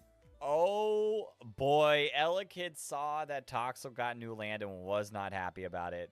Toxel, good luck. You're going to need it because Elekid just destroys everything. Which that does mean Elekid will be on the other side of the map if he wins. Let's do it. Let's get into the fight because imagine our Conqueror just being everywhere. I should have been more fair to Toxel when I said that last statement. Whoever wins this fight will have the claim and will be challengeable by every single Pokemon on the map. It's just a true statement. It'll be touching the whole map. Elekid goes for Thunder Punch, and that does not a lot of damage. Flail from Toxel shouldn't do too much yet either. Toxel might have to wait a little bit before going for Flail. But I saw your plan. I saw what you were trying to get done, Toxel. And you're burned. Oh, boy. I think that might be it for Toxel. Like, whatever our boy Elekid decides to go for this turn will just be too much. If this was the flail turn and there was no burn, maybe Toxel, but Ice Punch, there you go. You're gone. You're taken out. Round number 10 ended with Elekid seeing the map left to right, the whole thing. Now, Elekid can't challenge the whole map. It's just the fact that everyone else can go after Elekid, and with the position of it, it seems really plausible that Elekid could show up for every single match, regardless of if this wheel decides that Elekid's going to be the challenger. Let's spin it. Who is going to be the potential challenger to fight Elekid? Here we go. Spinning the wheel. Our challenger is going to be... I was about to say, if it spun a little harder, it would have been Elekid. Mantike, you don't want to fight Elekid. I know you destroyed Pichu, but just saying, Elekid might be a little bit stronger than a Pichu. Here we go. The arrow to determine Mantike's fate, and it is going south, a little bit to the west. And even though Tyrogue is completely to the west, that arrow still points in that direction. We're going to get a Mantike versus Tyrogue, which, yes, is a better chance for Mantike than Elekid is, at least. Let's get into the fight. Round 11, did Mantike pick right? Tyrogue versus the Mantike, which is probably scared. If I'm being honest, probably every single Pokemon on the map is a little bit nervous for the beast. Elekid, if I'm being honest. Mantike misses, though, but Tyrogue goes for Bulldoze. That was basically a nothing turn. They did nothing to each other. Mantike responds, though, Air Slash. Will this one-shot? It does. We're keeping the 2-turn action up. Unless your name is Happini, it's just a 2-turn battle. That's it. Let's look at the map. These fights are really hard to commentate. With how fast-paced they are, basically just getting over almost immediately, it feels so difficult to commentate them. But here is our map. And it's looking like it's 3 colors with a couple of newbies who still need to show their worth. I'm just saying, can we see it this round? Can the wheel spin to see someone new? Here we go, spinning the wheel. I'd love to see someone new. And this is a new Pokemon. Oh boy. Why not's a bit of a wild card? If I'm just going to be honest there. Bit of a wild card. And it can only go 2 directions. One is towards the map ruler and one is Magby. And that's pretty close to both of them. Not gonna fight the beast, but gonna fight his best friend Magby instead. Why not? What is that gonna do for you? Here we go, round number 12. We've got Magby and we've got the wild card. Why not? Why not's whole stick is just getting lucky. And I mean, Magby's whole stick in this fight is getting lucky too, and not going for the move that Why Not's gonna take great things from, like Mirror Coat. It fails because Magby went for the body slam. And the good news for Magby is it's 50-50. Like, it can really go either way. Why not dodge the Heat Wave? That's insane. That's insane because that would have made counter fail.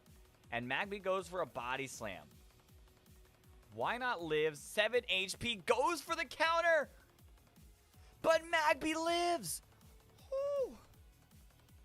And burns the Why Not. Even if Magby misses, I guess that didn't really do that much. I was going to say, maybe if Magby lives, Burn will finish it. But no, Magby, you still have to hit. And the Heat Wave hits this time. And Why Not goes down. That got really close because Magby missed Heat Wave turn 2. That fight was insane. And unfortunately for us, I think Why Not could have been one of the potential best things to take on Elekid. And Magby, its best friend, was like, no, I'm saving my boy for the late embarrassment. Here we go. Let's spin the wheel to determine the next round. Will the best friends fight or will they continue to take on everyone? Here we go. Spinning the wheel. This fight will determine who makes it into the top 5, though. And we're getting a new competitor, and it's going to be Togepi. I don't even remember what Togepi's moves are. Like, I looked at them before we started this whole thing, but we've been going for so long. Togepi, who are you fighting? It better not be Elekid, or maybe we might want it to be Elekid. I don't know. I mean, it's got 2 choices. It's either going to be Elekid or Munchlax. That's no one. And that's someone. And that someone's going to be Elekid. Oh boy, Togepi, you're going to have to pull up everything in this fight to have a chance. Let's get into the fight. Round 13, going into the top 5, we have Elekid, the Destroyer. We have Togepi, the newbie. And I'm not too certain Togepi has what it takes, if I'm being honest, but hey, I could be proven wrong. Elekid goes for Fire Punch. That doesn't do much, but Togepi gets burned. Dazzling Gleam. See, the burn doesn't matter too much because Togepi's a special attacker. Okay, you know, that fight, it's been pretty even so far. Kinda. Elekid goes for Fire Punch again. We saw how much it did. One more will do it. Togepi goes for a Shadow Ball, though. And that doesn't do much. I, unfortunately, think for Togepi that it might be it, and Elekid might be the victor. Again, Ice Punch. And yep, just like that. Rest in peace, Togepi. Here we go. Here is the top 5 of all of our Pokemon. We've got 2 people who haven't done a thing. Munchlax could put in some work. Straight up, but we have yet to see that. Cleffa is another one of those babies who are kind of just there. I don't have a lot of faith in Cleffa, but maybe we would have to see it happens. Mantike has done some good things. I don't think that's going to be against Elekid, though. Magby, also in the same position as Mantike, has done some things. I'm not too certain how it'll fare against Elekid, but hey, it could. They're best friends. They might not even fight until the final 2 to determine who is the better of the 2 friends. And of course, our Pokemon, who's been ruling and fighting in almost every single fight, has been Elekid. It is what it is. He's fast, he's strong, he does everything right. Let's spin the wheel to see who the first fight of the final 5 will be. Let's do it. Let's spin that wheel. Our challenger is going to be another newcomer, Cleffa. I know Cleffa can fight Elekid, obviously, but there might be a couple more options for Cleffa. Let's do it. Spin the arrow. So yeah, Cleffa only has 2 options. Mantike is a small option, and I don't think that's what it is. It's not. Oh boy, Cleffa, you're going to have to pull up all your tricks to have a chance. Let's get into the fight. Cleffa, Elekid. Round 14. Elekid back again, once again. Cleffa here to attempt to do something. You know, I will say the biggest thing this has probably taught is DMs might be a little too strong. Completely. Elekid goes for Fire Punch. Just the coverage is insane. Elekid's the burn master. Like, I think it's got a status in, like, at least half the fights. And Cleffa, you really didn't do too much damage there. If I'm being honest about that, that was kind of lackluster. Elekid's gonna go for an Ice Punch, and this should do it. Yep, rest in peace, Cleffa. Insanity. Elekid's tyranny just continues. We're down to 4 Pokemon left, the final 4. And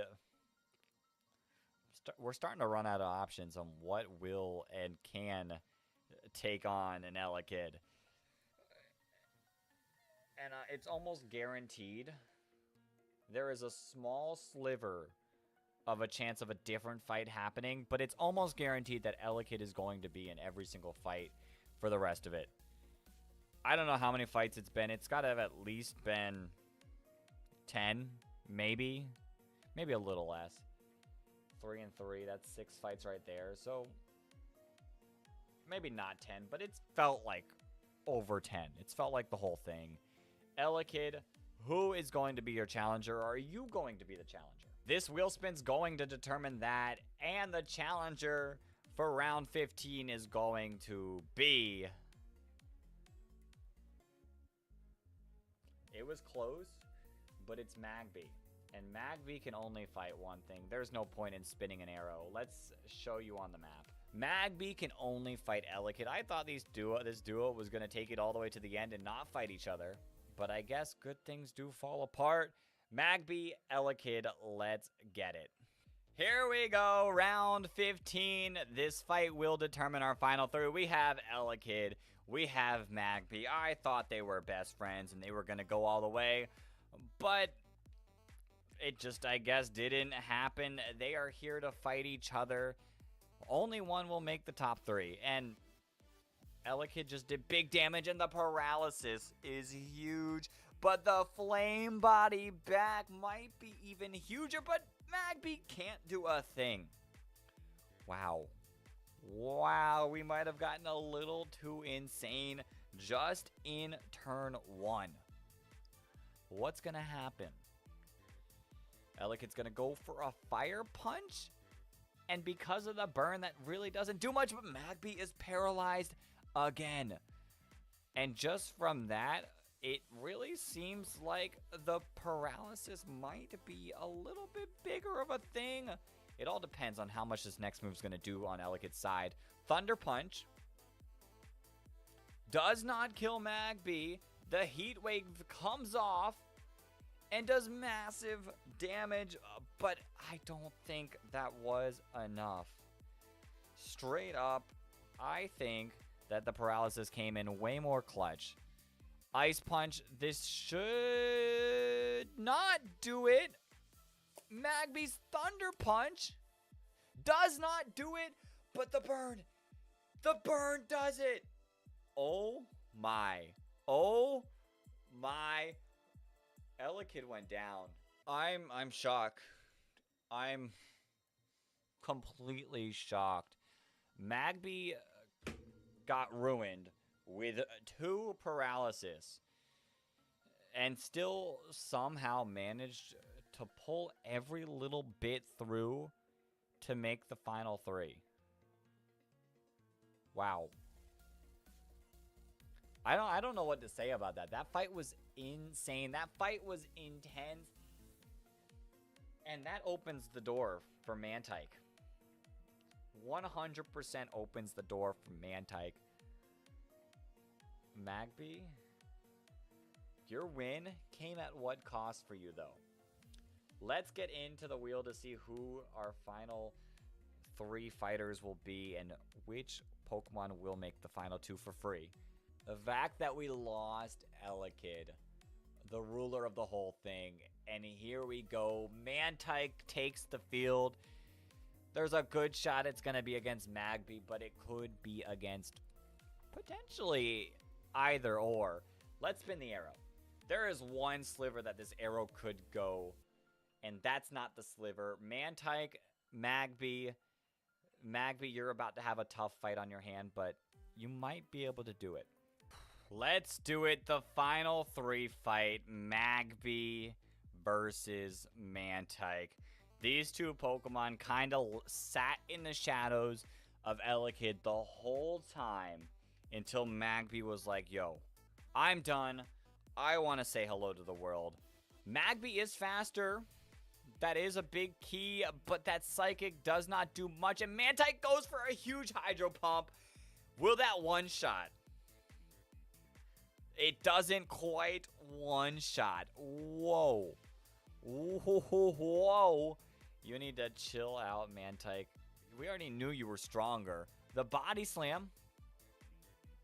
The Paralysis. Hold up. It cannot move. Oh, boy. This might have turned completely in the favor of Magby. With that Paralysis, the Psychic comes out, Is it enough damage? It is not enough damage. Mantike gets to attack and knocks out Magby. I think we're both living on that 1 HP. They both really wanted it, but Mantike took it. And here we go. Here's our final 2 map. It's a little difficult to see, but Munchlax is hanging out over there in the corner, just not doing anything the whole fight. When I was building this whole thing, I didn't have a lot of faith in Mantike. If I'm going to be honest, there were a lot of strong electric types, but I think it proved its worth. It really fought hard to win. It's done quite a few fights, and it survived. It survived a Pichu, something that was strong against it. Munchlax, on the other hand, I had a lot of faith in. I was like, Munchlax is tanky. It can do big damage. It could win the whole thing. And there we go. Munchlax is just sitting there like, hey, I waited this whole time for this moment. Let's get into the fight to see who is going to be our baby Pokemon Imperialism winner. Here we go, the finale of our baby Pokemon Imperialism. Mantike, Munchlax, who has never fought before, are going to go at it. I'm curious, who still has a Pokemon left in this fight? I wonder how many people are actually cheering for Mantike. Because in my opinion, I don't feel like that number is going to be very big. I could see a lot of Munchlax fans, though. But, hey, Mantike is faster. Goes for a powerful Hydro Pump. How much damage does that do? It's a critical hit. Oh, okay. Munchlax responds with a Rock Slide, though, and that's a 1 shot. Everyone else was like two shots to go. And Munchlax was like, yeah, I win. GG, I only need 1 move to win the whole entire thing. And yep, that is all Munchlax needed. 1 move, 1 win. Munchlax wins. Pokemon Imperialism, Kalos Edition. 15 Pokemon battle over the Kalos region to see who can conquer it all. How it works. Here's a map of Kalos. We're going to take 15 Pokemon and place them on the map. Each turn, we're going to spin a wheel to determine who's going to be the challenger, and an arrow deciding what direction they're going to fight. The winner of this battle will claim both territories and a random reward. We will continue to do this until there is 1 Pokemon remaining, claiming victory. Pokemon Imperialism, it's about time to get it going again. We have another powerful map right here. But this time, we're in the Kalos region. As you can tell, that's the Kalos map. Those are Kalos Pokemon. And I'm ready to get into it. 15 Pokemon here. Let's spin the wheel to see who will be the first one to get into a fight. Spinning the wheel, and our first challenger of today is going to be... That was close. That was real close. It's going to be Noibat. Okay, Noibat, what can you do? Who are you about to fight? You can only go in the left direction, so anything too far right is going to be a respin, just like that. You're on the edge of the map. Respin that arrow, and it is going a little south. That might actually be something. Let's open the map. I'm going to count that, and I'm going to say that that is Fletchling. We're about to have a bird/bat-off. Which winged beast is going to win this fight? Let's get into the battle. Here we go. The first fight has begun. Fletchling versus Noibat. Yes, it's shiny. I happened to hatch a shiny while I was getting these Pokemon ready. But I would like to say, before we get into this fight, a lot of people were like, hey, it's rigged, it's rigged, it's rigged. But it wasn't. I used a random number generator to select the moves. And looking back at it, I could see how people were like, why do you keep selecting these not very effective moves? So I'm doing something a little bit different. I'd like to keep the randomization here, but I'm making it a spinner. No effect moves have 1 chance. Fletchling, quick attack, solid damage. Noibat, tackle, a little bit of damage. Not very effective moves will have 2 rolls on the wheel. Neutral moves will have 3 rolls. And then super effective moves will have 4 rolls, just to give it a higher chance to happen. That way, hey, it could be used, but at the same time, like, I'd like some randomization. I would like for there to be still the chance of an upset. Noibat used Absorb. There's one of the not very effective moves happening, but it does get slight little bit of health back. Fletchling responds with a big and powerful peck. Big damage. That is big damage. The only thing about the wheel is it is a little bit slower, but that's all going to get edited out. You won't have to worry too much about that. Here we go. Fletchling responds with a peck. Noibat barely lives and responds with a gust. And Fletchling is at half health. There really isn't much more that Noibat can do. Like, it's practically over. Fletchling responds. Quick attack. Noibat, you did good. Not really. Noibat could have been powerful, but it is what it is. We do have a rewards wheel again, so let's open up the wheel to see what Fletchling is going to get. Spinning the wheel, I did like the random rewards of the metronome battle, so we're going to keep this up. I don't know if there is much more we can add to it, but just have a few options. And Fletchling is going to get an HP increase. Okay, not bad. Maybe you're going to survive late rounds because of that. Let's take a look to see just what has happened already. Just like that, Noibat is already gone. Fletchling already has 2 lands of fame. Nice and good, nice and good. But who will be battle number 2? One less Pokemon on this wheel. Spinning this wheel, and our Pokemon is going to be Flabebe. Okay, Flabebe, who are you fighting? Arrow spin, Flabebe. You're in the middle of the map. You can go anywhere, and you chose to go west, but a little bit north. Let's see. How does that look on the map? That, I would say, more lines up with Skidoo. Okay, Flabebe, Skidoo, 2 kind of planty stuff. We're having a theme here. Close, but not quite. Let's get into the battle. Here we go, Skidoo versus Flabebe. Now that we've fully gone on about the rules, we can just get into the battle right here. Now, in my honest opinion, I think this is technically Skidoo's fight to lose.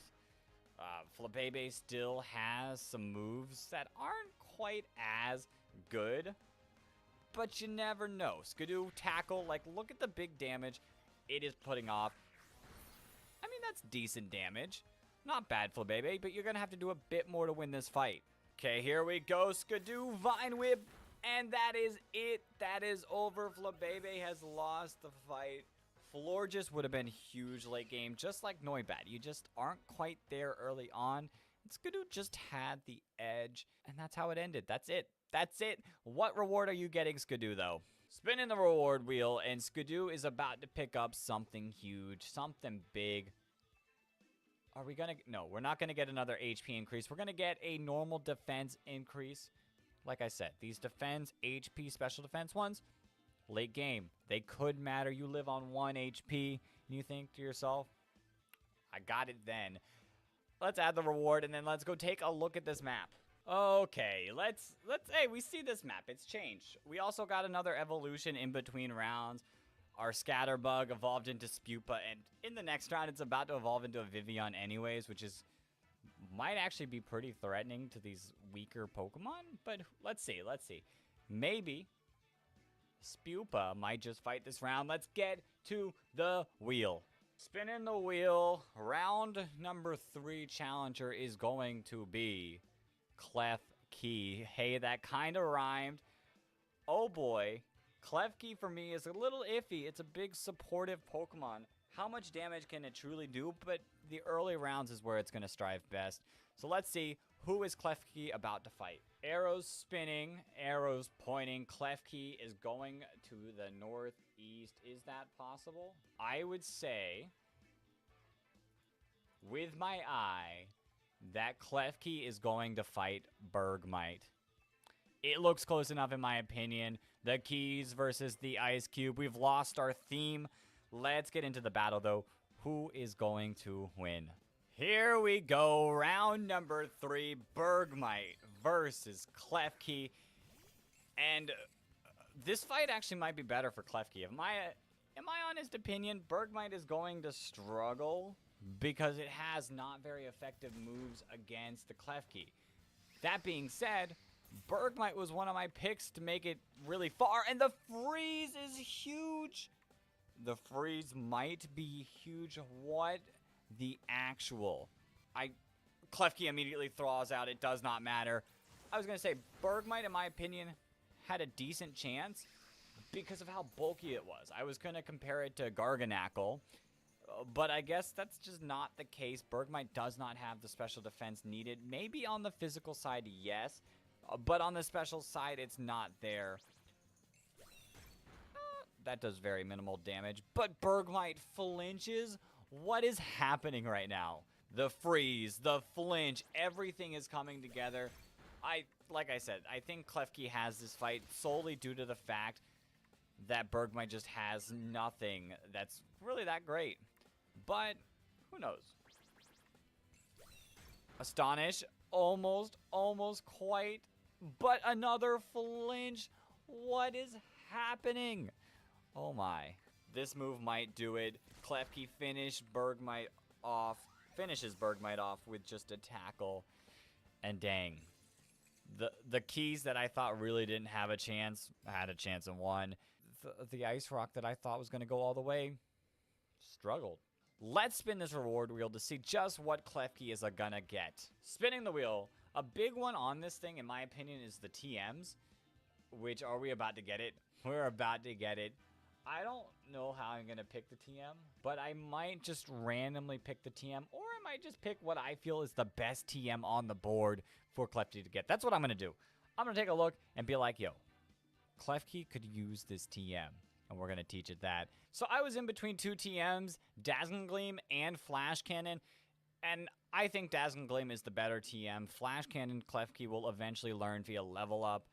Does not learn Dazzling Gleam, so let's give the keys this awesome move, and let's get to the map. So I was actually around behind with Vivian, or Spewpa, whatever you want to call it. We have plenty of evolutions on the board. We have 3 Pokemon taking up 2 regions of their own.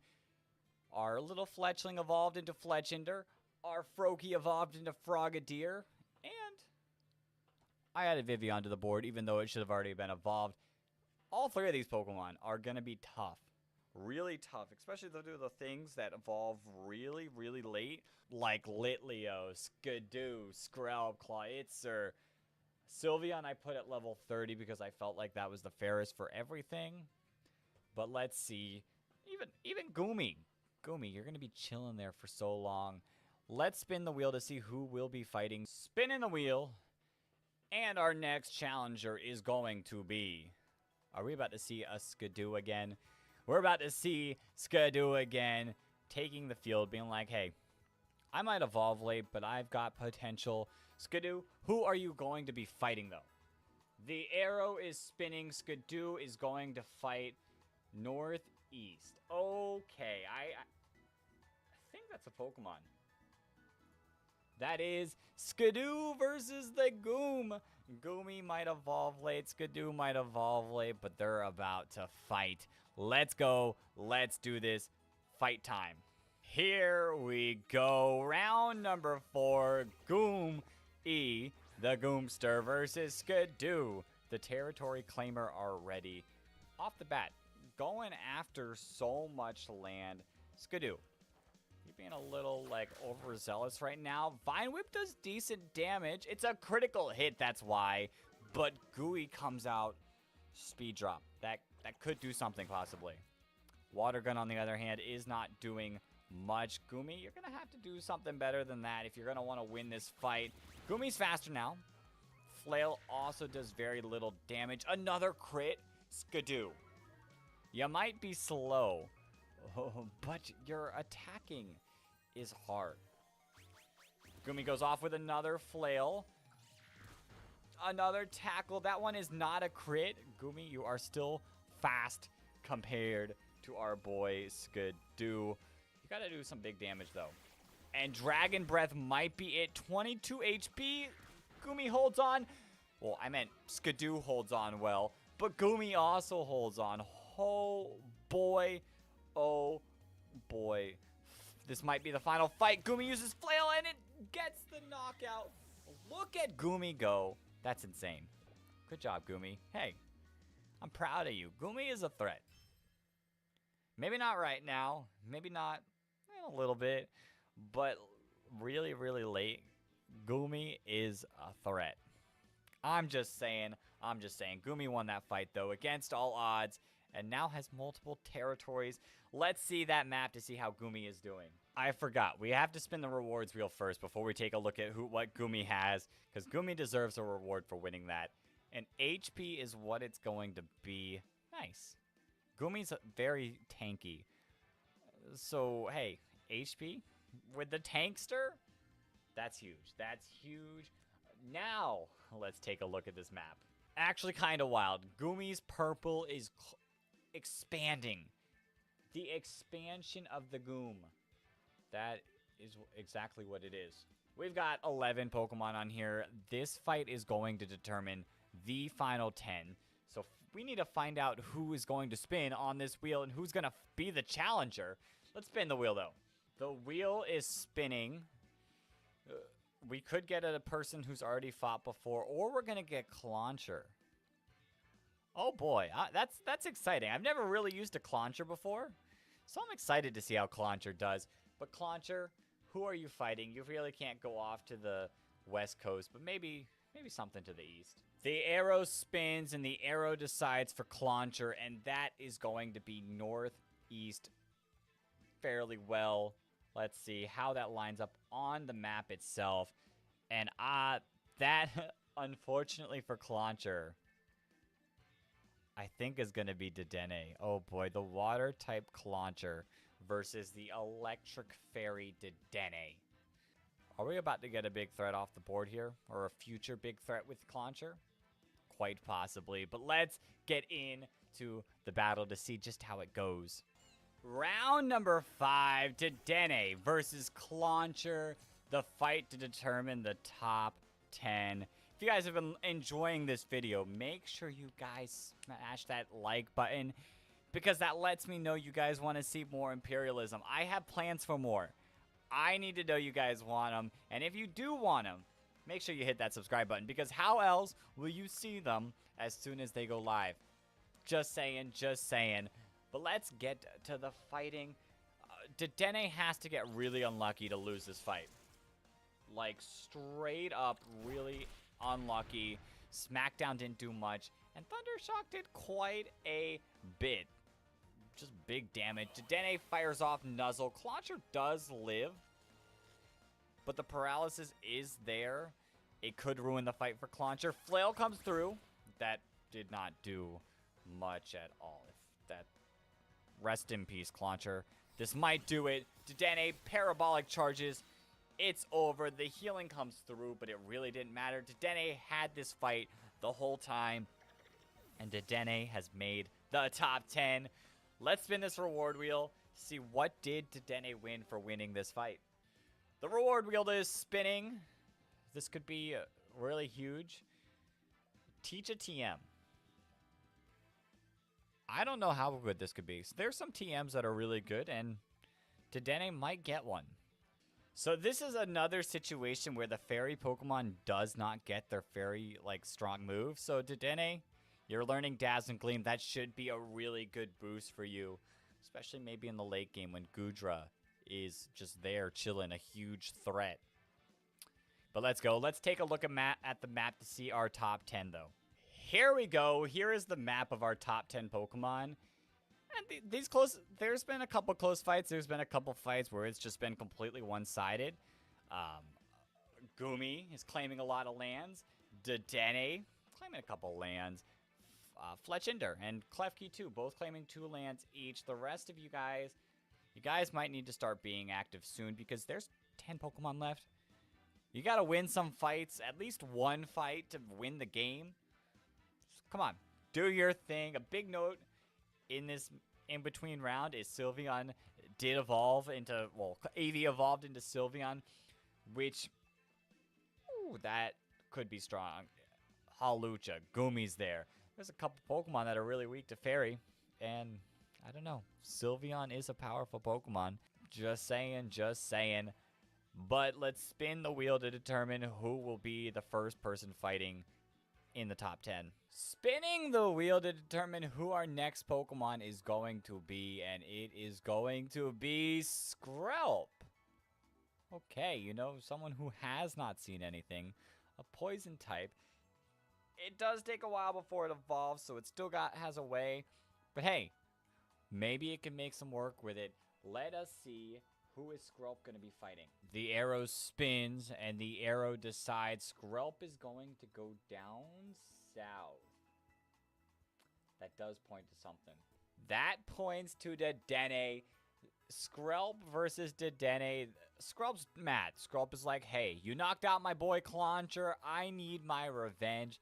This could be better for Skrelp. The poison type could be huge.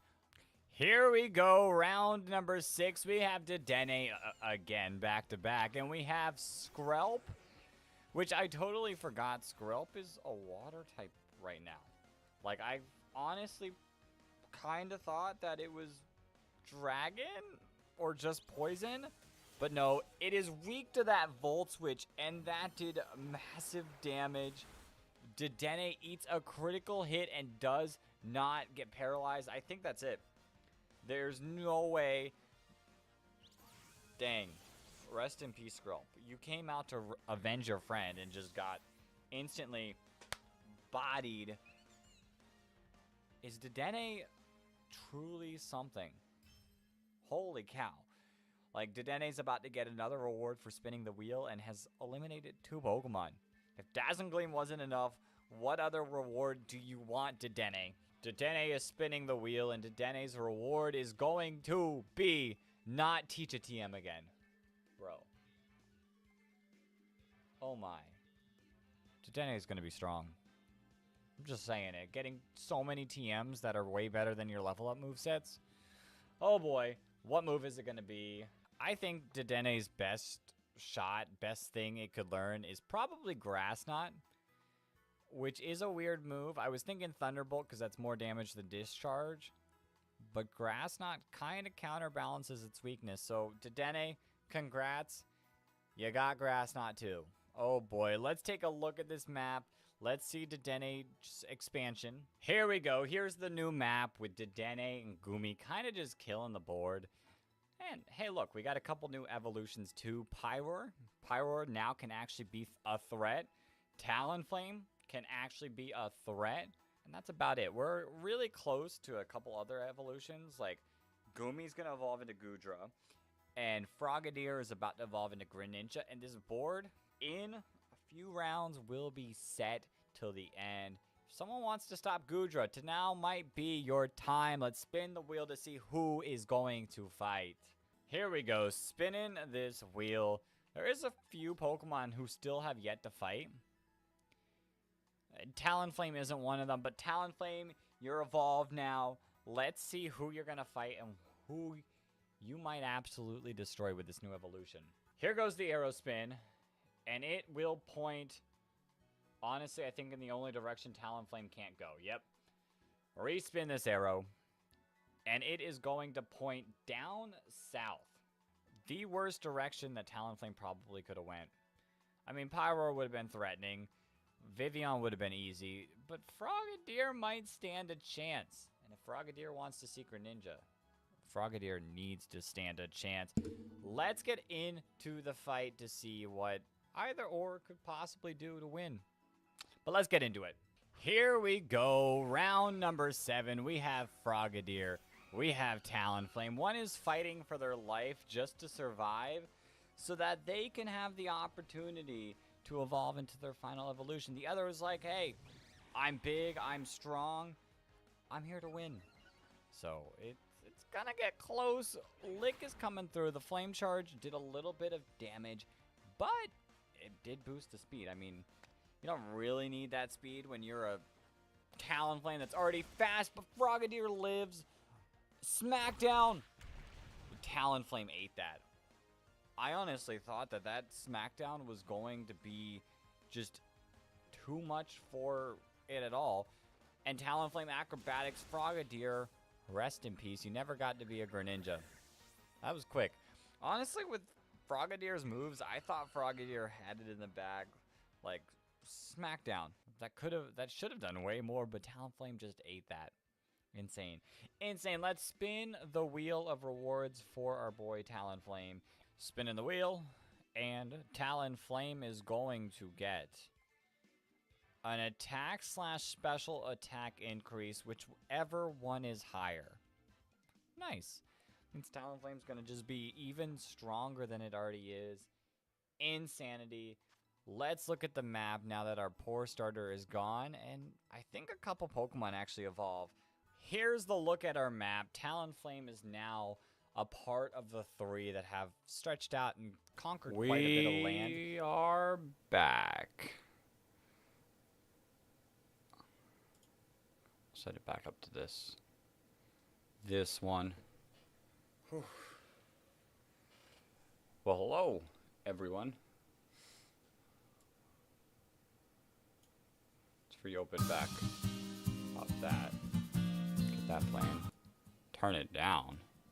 Doesn't need to be that loud. Okay. Yo, Brent, welcome to the stream. I just was on a lunch break / cleaning up the yard break, and in case I'm needed again, there might be more breaks, but they'll let me know. They will let me know. But we're here. We're ready to get back into soft resetting, back into raising money. My nails are like pretty dirty now.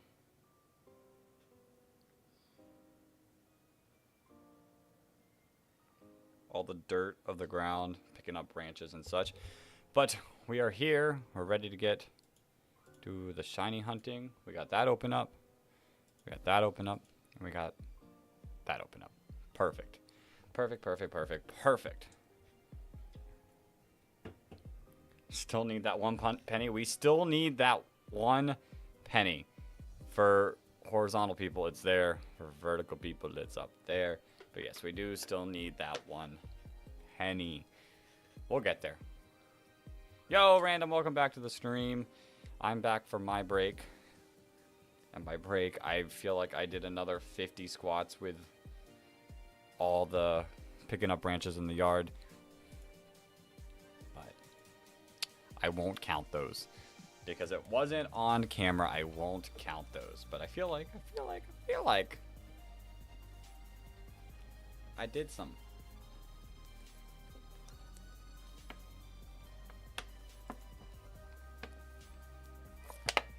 Staying hydrated though. Whew. Okay. Well, back into the soft resetting that we go. To the shiny we shall find potentially. Oh dear, oh my. It looks like I did break a couple people's hearts with my Hoenn tier list. Sorry, people. We all have different opinions. Except Huntail and Gorbis. If you like those two, what are you doing? But I don't know. I think me being a little more strict. No luck on Dens yet? Dang. I think me being a little more strict on the tier list, like for saving S tier, that might be what people are a little like thrown off on. Like as long as they realize like B tier is still good. B tier are Pokemon that I still like. Yeah, but I don't know. Like obviously people are going to be upset like their favorite Pokemon isn't on the top of the list, but like it's okay. It's okay. If I'm not mistaken, this Poochyena can also be shiny. I think so as well. I'm not 100% certain on that. And I won't feel 100% certain until we pull the shiny Poochyena on accident.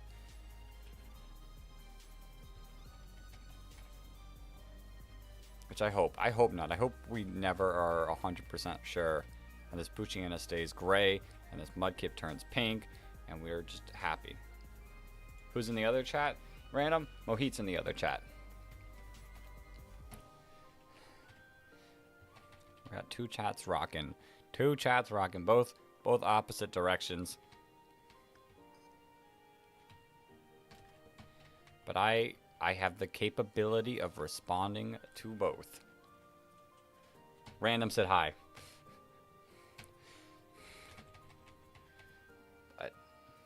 Yeah, we're going. We are going. I kind of do. I kind of do hope to spin the punishment wheel soon. Like, there's a couple in there. Like, I did just eat lunch before I started cleaning up some of the yard, but I wouldn't be opposed to trying that spicy ramen. Mohit said back, random. Passing back and forth. I am the mediator between chats. Like, if any of you have ever played Town of Salem, I am the medium. Speaking to whichever chat is the alive chat and whichever chat is the dead chat. I don't know which one's which.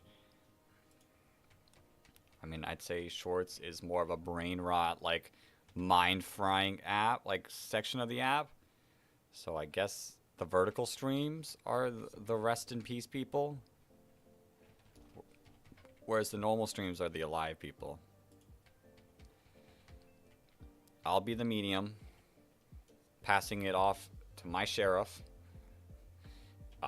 speaking to the mayor, I guess this way, but like you guys, if you're the Shorts people, speaking to the mayor who did not survive the night. The Coven got him. Coven or the Mafia. Could have been the Mafia. Got him. Vertical has less delay on phone. Weird. Weird. My calves are so sore. And the fact that we still have 50 more to do. Like, I'm gonna be honest with you guys. I reached down for like a pile of sticks. And I got to the ground. Whoa! Brent's been brought back to life. He's been revived by the medic. I don't know if that actually happens in the game. It's been a while since I've played. But I, like, reached down for a pile of, like, sticks. And for a moment, I was just, like, sitting there like, I can't get up. I'm just going to sit here for the rest of the day. Stream won't know where I went. I'm gone. I can't stand the vertical stream personally. I fail to see its purpose, but I may just be ignorant on its actual use/benefit. So, my personal opinion is I do scroll through Shorts a lot. I rarely stay and watch people's Shorts stream. And that might be just like a product of like, I'm used to normal streaming, and I don't watch too much streaming in general, but I'm like way more used to horizontal streaming because that's always been the way of streaming, like on YouTube, on Twitch. Like, that's what I like grew up basically watching. So like it feels more natural to me. I will say, unless I'm on a computer, and I don't really watch streams much on the computer, it is a lot easier to respond and type in the vertical stream. Like when I'm on my phone, I don't tend to respond much to the stream because it's kind of hard, more difficult, not as easy of a thing, and all that. I feel like vertical's a little bit easier. Random. I hate vertical streams, so unhandy. I don't hate them, I just don't use them. Now, I will say, YouTube does like to push their vertical streams, which is part of the reason why I'm using the vertical streams.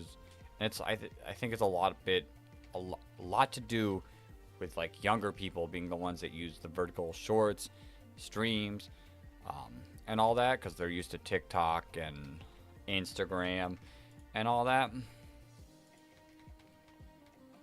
So they're used to it, and if you can push a lot to that audience, then you're like keeping the website going for a longer period of time. So I feel like it's easier to get impressions by streaming vertically. I feel like it's easier to grow a community in regular.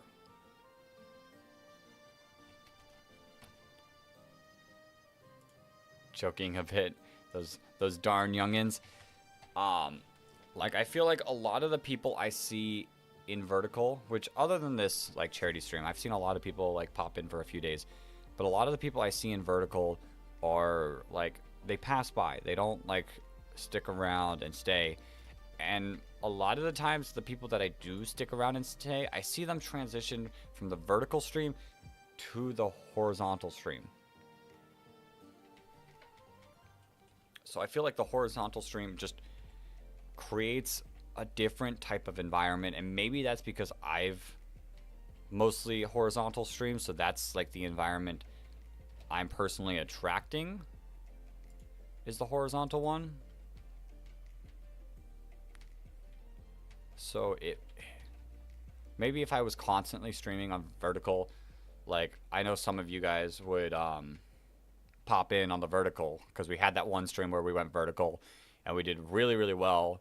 And a lot of people did show up that I'm used to seeing. So maybe if I streamed more on that, I'd still see everyone.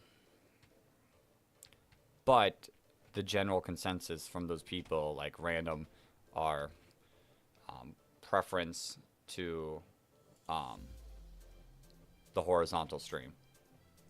When we did the shiny reset, I did a vertical stream and you all popped in.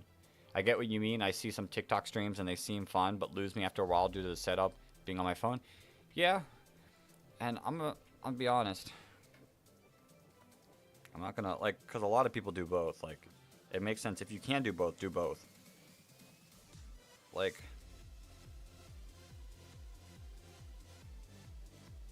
part of the issue we have is, like, chat takes up a lot of the screen. So, like, this whole bottom section here, I don't really have access to when I'm creating, like, the layouts. And, we are creating a... I see me that sees me, and I think I can see the me after me.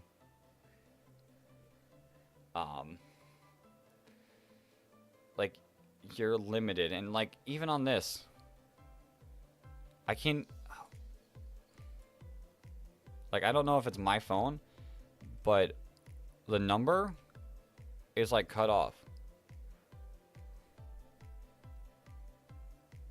How's that look? I guess that's better. Yeah, it's very compact. Whereas, like, when I'm horizontal, I have, which we do have room for chat. Like, both have a spot for chat. I can't see stuff down below. Yeah, you can't really see the stuff down below. The number was cut off, which I didn't even realize because it's, like, hard to tell. All that. But we, like, have room for chat. We have room for the webcam. We have room for the game to be, like, massive. And realistically, it takes up the same amount of space. Like,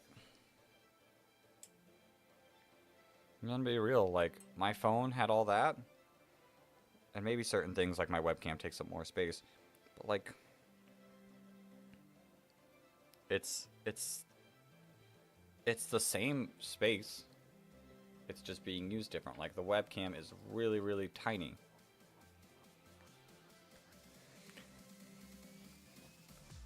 But, like, I will always personally like the traditional horizontal stream, but I understand its usages, and the reason why I'm using it is because of the impression can quite often be higher, but it is for shorter periods of time. Like, this one has 42 views, but an average view duration of 2 minutes and 11 seconds. Some of that has to do with, like, that has increased because of random being in there and sitting in there. And on the normal stream, we're sitting at 52 views, actually. That's actually kind of crazy. We are sitting at more views on the horizontal, but it's an average view duration of 8 minutes and 50 seconds. So maybe I'm wrong. Maybe I'm really pushing stuff. Maybe I'm incorrect. Maybe we do get a better impression, like, amount via the normal stream. Look at me being a proper mod, kinda. Yes, keeping it safe over there. Although there were some days where the vertical stream, like, got up to, like, 8. Well, so did the horizontal stream at one point, too. But, like, the vertical stream did get a lot more views one day. YouTube was pushing it quite a bit. Like, I don't know. There's a reason to do both. Like, we're getting two types of impressions pushing the stream. And it's fun. It's fun. I know there, like, are certain streams that I would prefer to purely keep horizontal. But if I can, and since I've, especially because of this charity stream, I learned how to do both at once. If I can do both at once, I might do both at once, just for like visibility purposes. You don't have rules for me though, so can't really silence people. The thing is, random, is like, how often do we really have people that need to be silenced? Like, we're pretty chill over here. We're not like massive where, like, there's people coming in and causing issues. Someone might pop in for a little bit and cause a little bit of issues, and we're just like, bye. Like, it's very easy to tell, like, when someone is pushing the button and boundaries too far. Like, one of the early days of the stream, which everyone was over in the horizontal stream, and I was, like, the only one keeping an eye on the vertical one, someone came in and was like, stop streaming. You're garbage. Go get a real job, which I have a real job. Sorry to burst your bubbles. I'm on vacation from said job. Raising money for charity. Like, wow, you're a cool person. Like, doesn't affect me. I didn't care. I laughed. I removed the message and I kept going. By any chance, you got a favorite kind of fruit? Depends on the season. During summer, I really like watermelon. I really like watermelon. Now, like, when September comes and watermelon kind of gets out of season, it kind of gets a little meh. I like kiwis. Kiwis are pretty great. I like raspberries, but they've kind of fallen off. I used to like them a lot more. Still like them, but I would say probably watermelon. Probably watermelon, but I only eat them during the summertime when they taste good. Oranges are pretty good too. Oddly, like, I wouldn't put it, like, in the same category as the rest of the fruits. I really like limes. Like, Sonic came out with a grape lime drink, and that one was pretty good. It was, like, really good. I'm not checking the comments though. That's more of a you job comment currently. Yeah, but I've seen you, like, remove a couple of them when, like, they were, like, noticeably bad. But I can handle the very, like, seldom bad comments.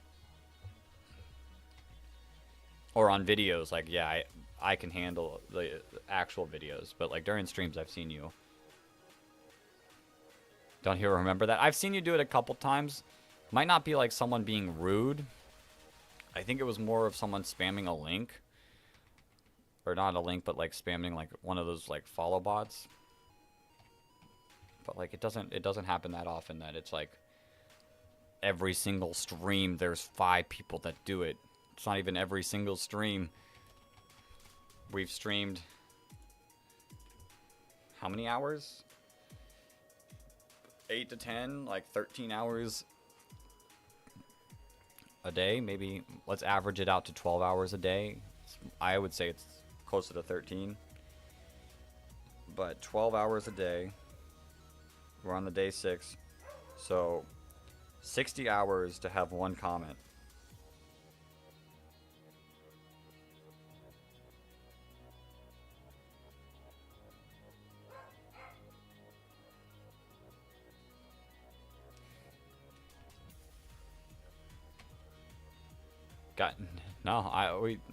I mean, it also might be because I don't stream as much, but we really don't get too bad.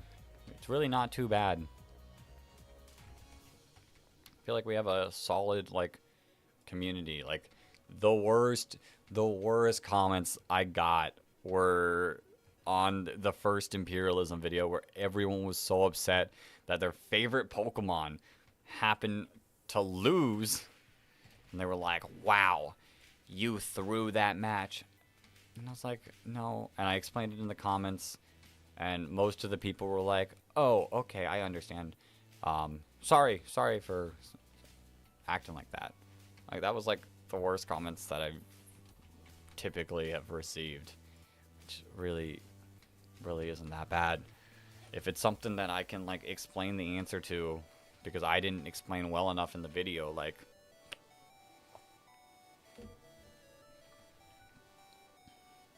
it's easy. It's easy. Okay, I'm gonna respond to this.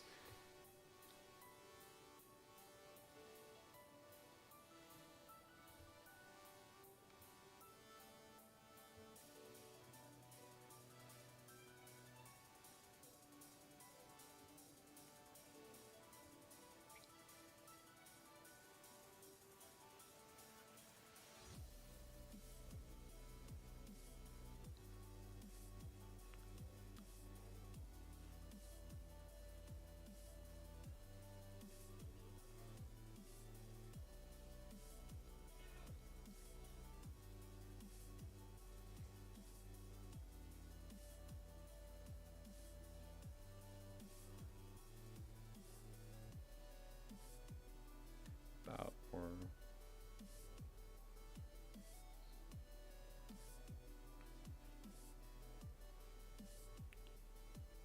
easier.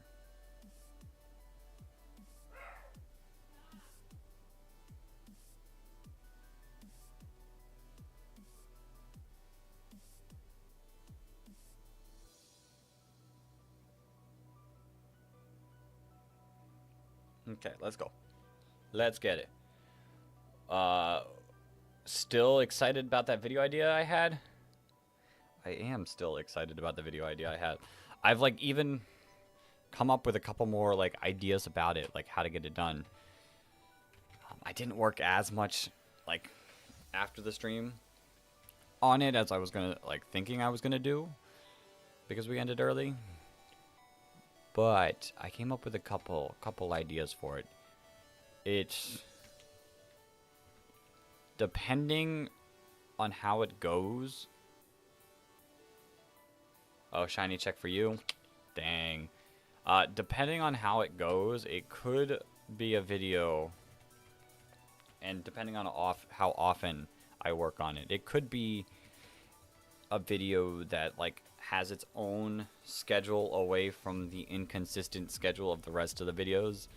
Like, I think it could be easier to be made than the current videos. And, like, it might, maybe I do, like, a different day of the week upload for it. Or possibly twice a week. I don't know. I'd have to, like, when we finally get to the point where I'm working on it and how much time I have, because that's the like, a huge issue is time. Making sure, like, I work on, like, the more traditional uploads that, like, do really well, and I know that will do really well, and more Imperialisms. Eventually, the next video won't be Imperialism. Getting those done. Hopefully in the future, doing more live streams. I was enjoying those. Like, I know I had to like stop for a little bit while I got ready for the charity stream, but like the week that we were doing like 2 to 3 of them a week was fun. The like 2 weeks that we were doing that, 2-3 weeks, that was fun. Like shiny hunting streams are pretty fun. Nuzlocke ones are pretty fun, which pretty soon we're, what did I have that labeled as, $4.99? At $4.99, I said I would do a Nuzlocke from every single generation to kind of go with the theme of like this charity stream. Like, because we're doing like the Nuzlocke through every single generation, but like a Nuzlocke for every generation would be pretty sick. And that would probably be something that is a stream thing that would get turned into a video after the fact. But those could be, we're only 100 away from that. I think we could reach there.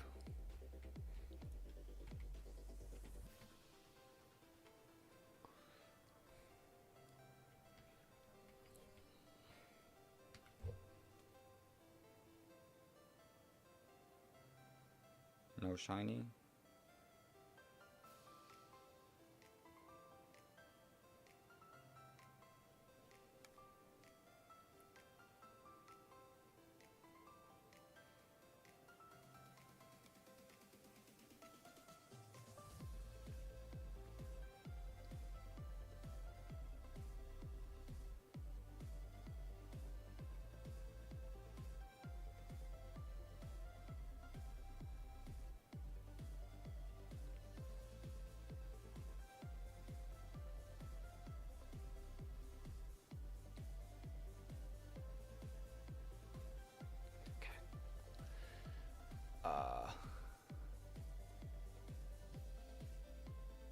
We're a bit stuck at 262. 262 for what?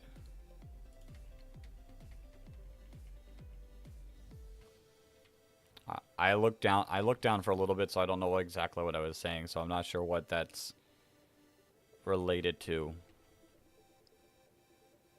Oh, yeah, we were a bit stuck at 260. It's all dependent on the day, like.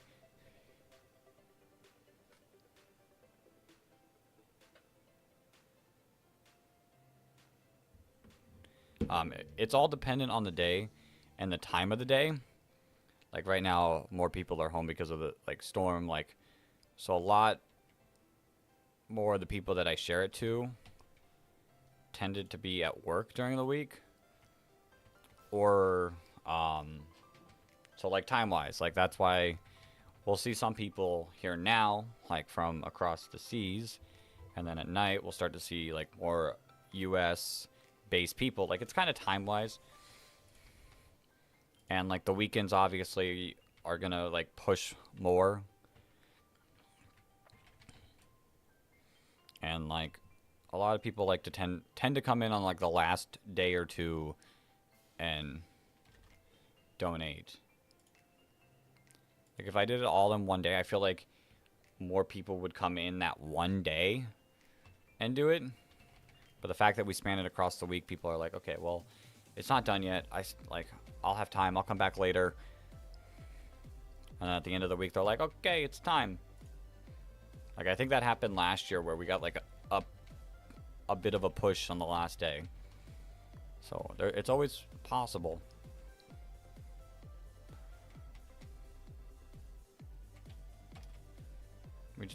For me, I just got to keep streaming and keep sharing it.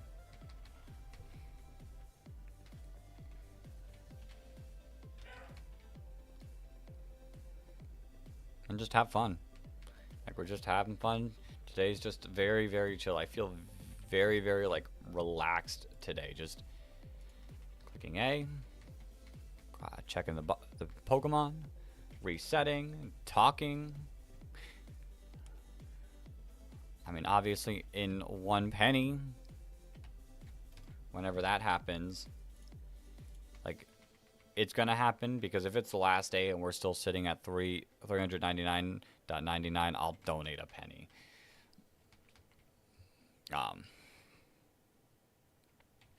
Like, it will happen. When we get that, then I won't be as relaxed if that happens today. It'll be like, oh no, what is the punishment?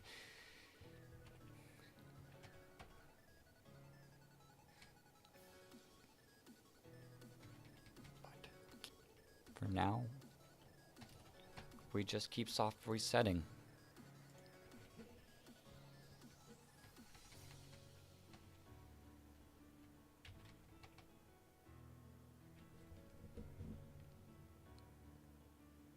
Now we keep soft resetting.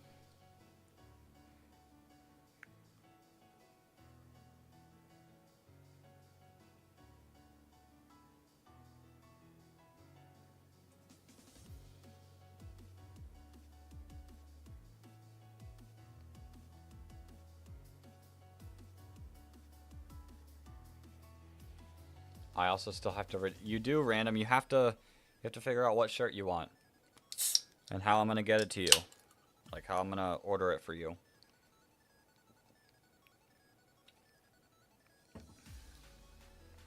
You do have to do that. And when we get to 450, there's another reward spin. So like that'll be interesting to get to see which one we get for that one. Were you going to evolve any shiny Numble into camera up to BDSP? I will evolve at least one to a Camerupt. I don't think I need I don't think I need 12 shiny Numbles. We need a leader of the party to take over, and I got to get one transferred over to my Scarlet and Violet so I can give it to Flygon. What else was on the reward wheel? We can have a look. When I get to 300, I'll go take a look at the reward wheel. But yeah, I don't need more shiny Camerupt. I've got plenty. We don't need a full camel army.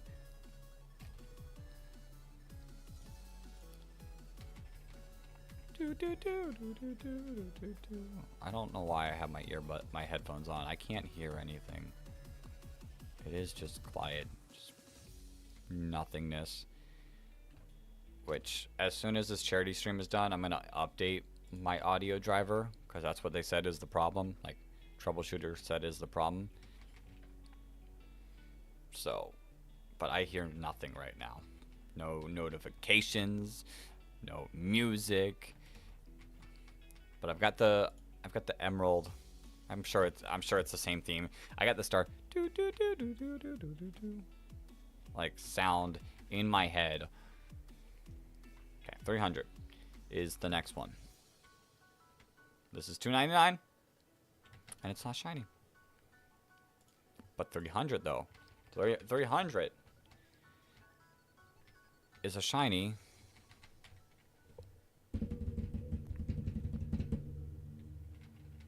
Not Poochyena. I was gonna say Poochyena.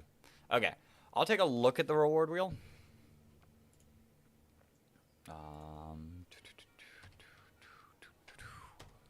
Also, the punishment wheels, the remainder of the punishment wheels are fun too. So reward wheel, and I am putting them multiple times. One was the Pokemon Center T-shirt, the one that you spun. The one that Flygon spun was the random viewer gets a shiny caught during the stream. I set one option as a Legends ZA giveaway. So when that game finally comes out, I will communicate with if anyone wins that. One is a random viewer gets a Sitting Cutie plush of choice from the Pokemon Center website. And then the last one is open 3 packs. Random viewer gets the cards. So there's a few cool rewards. I really want to open these packs. Like every bit of me wants to open these packs. And like part of me at the same time thinks like, oh, end of stream. Let's open these packs. But at the same time, I can save these packs for the video idea. Which is sad. Because I really wanna open them.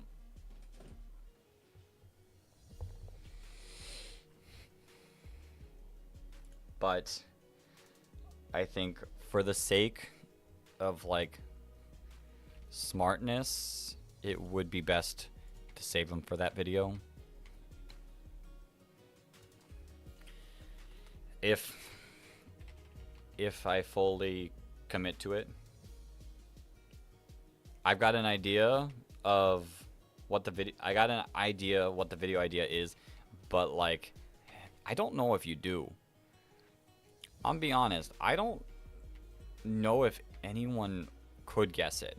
You can write like your guess if you want. I won't, and I'll even like not say it out loud so that the other chat doesn't get to hear it. I'll read it and I'll be like, I'll say no or yes or maybe, possibly. But I'm gonna be real, I don't think that anyone could guess the idea. Because the idea that I'm taking from is not an idea taken from Pokemon. It's not a Pokemon-centric idea. So, no. No, we've already tried one of those on the channel and it did not turn out well. I thought it was a fun video. Like, I had so much fun recording it and collabing with my friend. But unless I had like a really cool idea, like I felt like that last idea was, we will not see a then we play battle.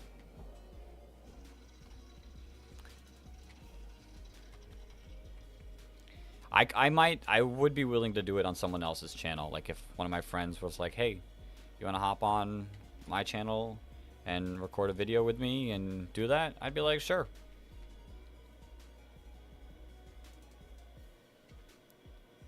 Am so am happy. I don't. We'll have to see. It's.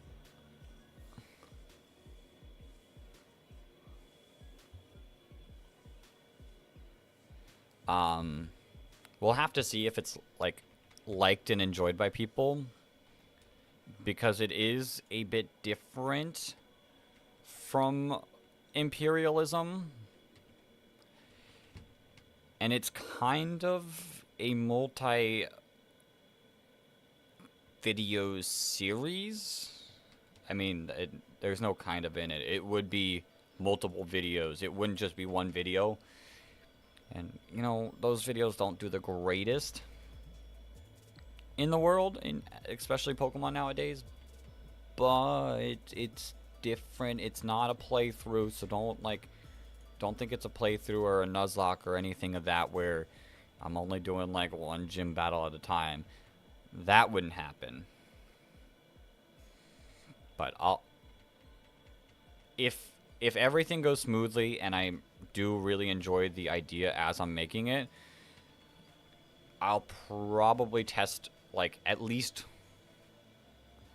one season of the idea. I am guaranteed that one of the ideas is not No Shirt Tuesday, so I think I can cross that idea off the list, but I think I'm getting closer. It is not no T-shirt Tuesday. We'll be keeping the T-shirts on Tuesday. Could be it's a crit Tuesday. We'll take one of those days.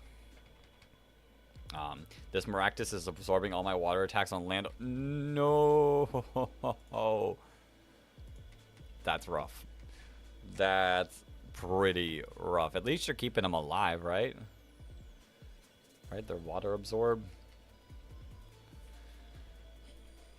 Yeah, I think the video could do well, but at the same time, I think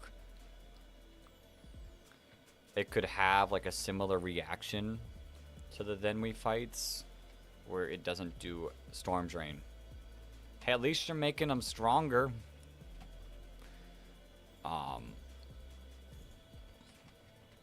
I could see it having like a similar reaction where people who traditionally watch the Imperialisms don't watch this, but I don't know. It's not a Then We fight, so maybe not. Maybe they'll be like, huh, what is this? It hasn't used a single move. That's rough. But yeah, I'll do like one like season of it.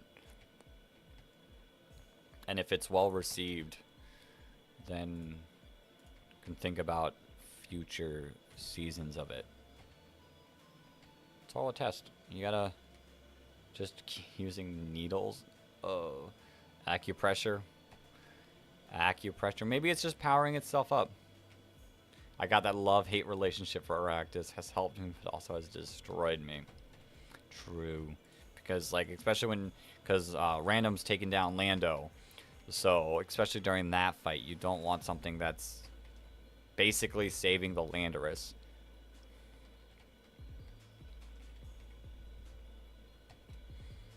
Go, Mudkip. Mudkip. Lando dead. Good job.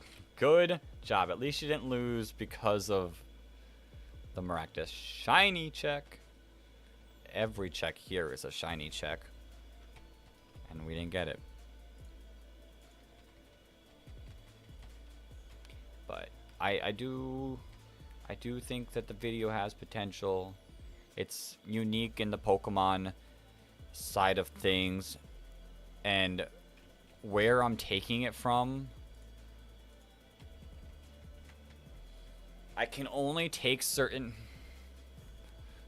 with Sucker Punch. Not even a special move. Wow. But the place that I'm taking it from, I can only take so much. Kind of like Imperialism, where I can only take so much of the Imperialisms from other people who have done Imperialisms, that it was still completely different of a concept. Not even concept, I guess. Because conceptually wise, it was pretty much the same. But how it gets done. Ah, dang, no shiny.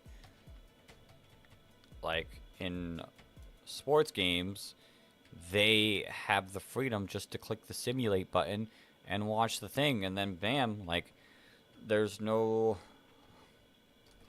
like, how do I, like in Pokemon, how do I make it a fair fight where every Pokemon has a chance of winning, but at the same time, like, making it so, like, Meowscarada isn't 50-50 against Garganacl. It's more like 66-33, where Garganacl can have the upset but not be too, not, can upset it but it not happen too often where it seems unreasonable.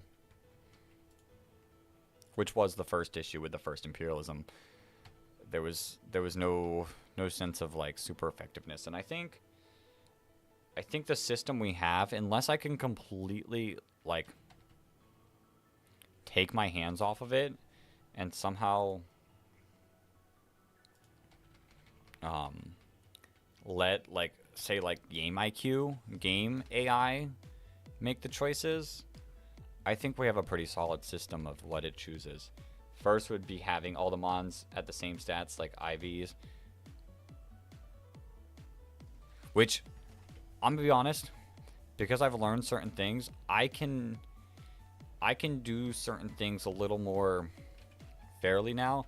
Like, because right now we just kind of just breed them or catch them, and, like, they're not all quite even. But I have things now that I can make them more even. But yeah, like there was aspects of imperialisms that I could take from the original idea, like the map, the wheel, the arrow, but like as a video, it's still very different. And this would be the same thing with the new idea, is I can take quite a few of the aspects from the original idea, but in the end, it's different. Which is how you create content without stealing content, where you're inspired by. But yeah, I don't think anyone will guess the video idea until I come out with it. And I think then, like, a lot of the people, like, random, I'm pretty sure you might not have even, like, seen this video. Can't get into your head, cuz I don't know if you've even seen the video that I'm taking from. Like, culture difference? Yeah. Maybe you have. Maybe you have seen this video be done before. But I'm gonna definitely lean towards less likely.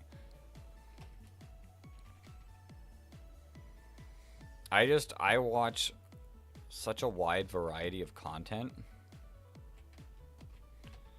Like, gaming wise, like, even games I don't really play or like. Even if this culture is different in sports and interest, yeah. But like gaming wise, I watch so many different games that like I don't even play. It's just maybe the creator is like funny, and all that, or maybe I like when Rooster Teeth and Achievement Hunter were a thing. Rest in peace. I can confirm that I have not seen the video. We'll get the exact confirmation when it comes out, if it comes out. But back when they were a thing, like I really enjoyed watching their GTA 5 videos. But I bought it, but I've barely played it. I didn't really play the videos. Like, the dynamic they had as a group let me watch those games. Let me watch their Jackbox games. Like, I've also seen videos like the Beta Squad. Like, that's completely different than Pokemon. And I've enjoyed their videos. Right now I'm kind of watching more gaming stuff. It kind of like flows. Like, I don't strictly like, and actually I'm gonna be honest, I probably at this point watch not very much of Pokemon. I'll watch it sometimes, but it's probably one of the least things I watch on YouTube out of the things I've watched.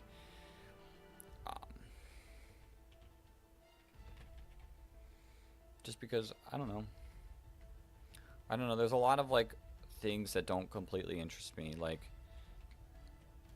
I don't watch many Then We Fight battles unless the idea seems like really, really good. I will watch some of like Patters reacting to those videos because I feel like that adds like a layer to it that's more exciting. We're in a boring time currently.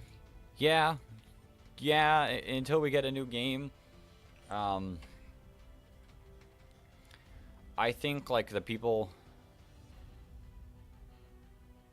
I tried watching the Arceus movie and heard how Arceus sounds in English and immediately shut off film. Dang.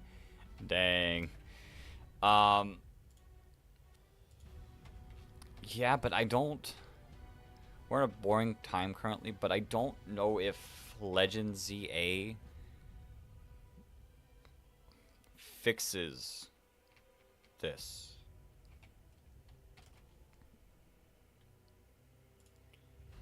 Ooh, the one with Molten Heatran. That's being passed out into the other chat room with the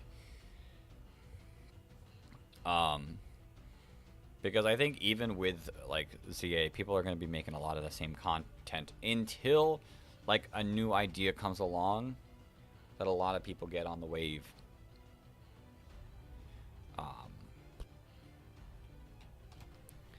The only people like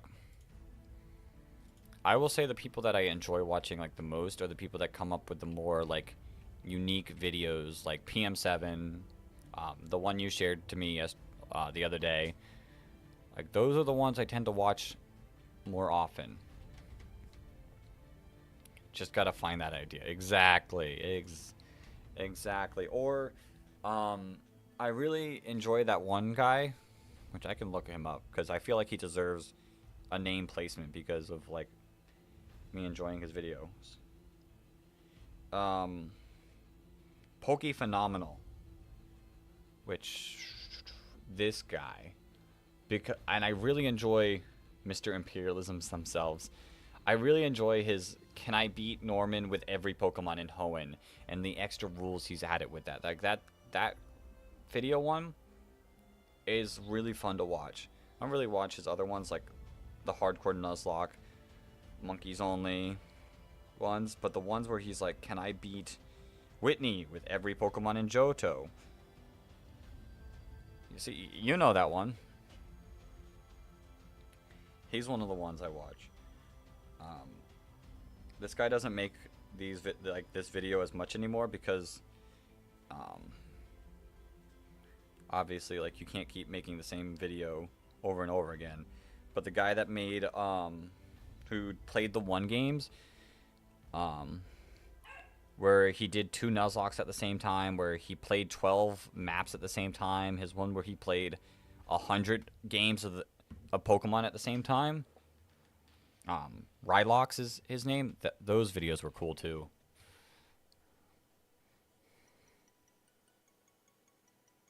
That fella. See?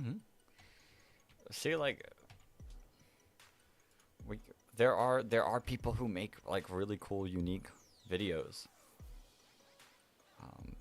Do one just popped up on my thing. I don't know if anyone will pop up to me for me. Mostly because I watch a lot of those videos as they come out. And obviously like if I've seen it, they won't re-recommend it.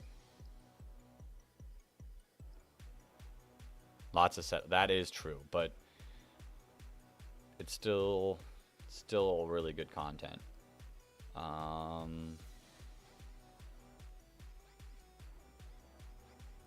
I feel like these people deserve props. Why not? Like, oh, you know what video I really liked recently? And I think I watched it on one of my breaks or like after the stream, like one of the two, was Flygon HG's I Nuzlocked Pokemon Emerald backwards purely for the storytelling. Like, that dude told a story and a half in that video. The script writing was like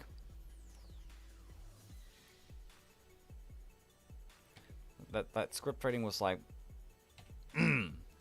like amazing. We could always try some unique ideas if you want.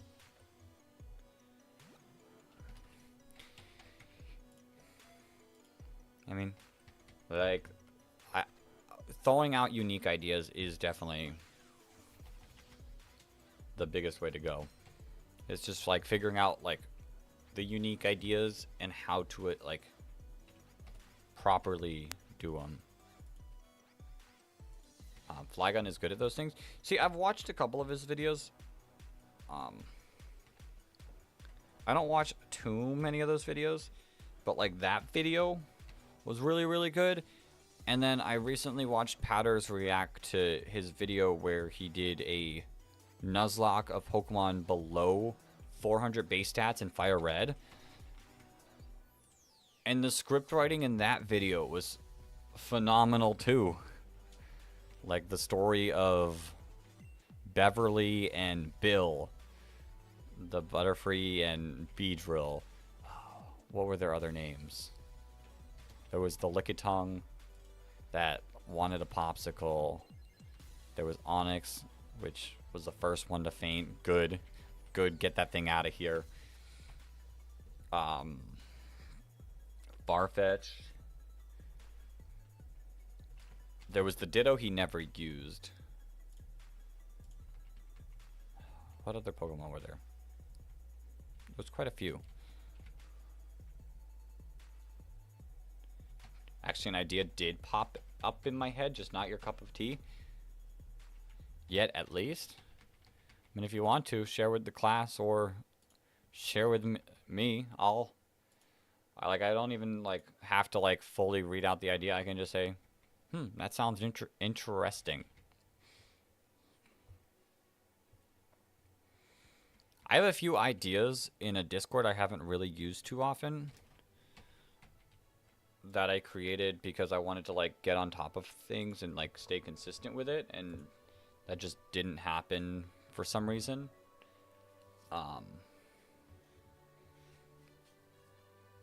That still have potential to be made. Sure, if you want to, and like I said, I don't have to like read it out loud if you don't want me to. I'll just like say yes or no.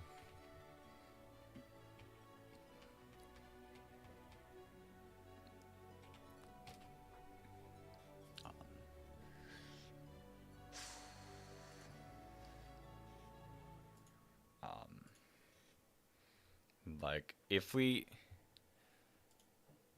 had like stayed according to the schedule, which it's not according to the schedule. A couple things had stopped it, like the Orlando regional slowed me down. Then me deciding that I wanted to do internationals slowed me down, and then I kind of got out of the rhythm of things. But Pokemon Imperialism would have ended this year. December 29th would have been the last Imperialism. So good news. We're getting Imperialism for longer.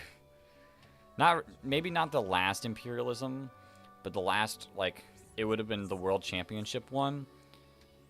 And hopefully by then I would have had another idea that would have, like, done really well. And I could have, like, taken a break and really limited how many Imperialisms got done. Okay, I'll read the message.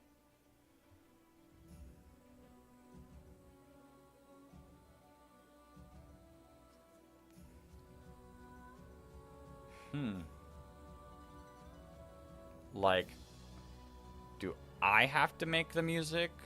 Oops, well, that kind of, like, says the idea. Do I have to make it?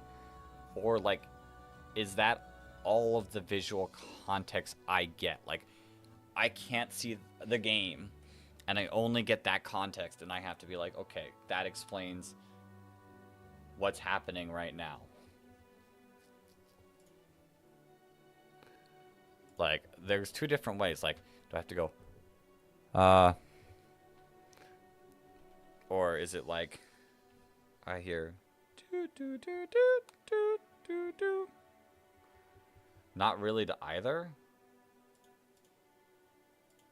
Okay, now I'm curious. Yeah, if you want to, and if you want to.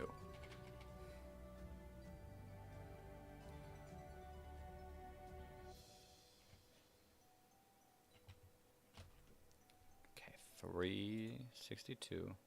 Kind of hard on phone. Okay, you can do it. You can do it later. Like, and I'll read and understand better. 363. But yeah, on that Discord, I had a few ideas that I haven't made yet. Like a couple of those still have potential. Like I still like look at them and go, that could still make a good video. We'll see. We shall see. But yeah, I need to get back in the rhythm of actually making videos. Like, consistently. Like, at least, I think at the very least, like, every other week should be, like, a main video.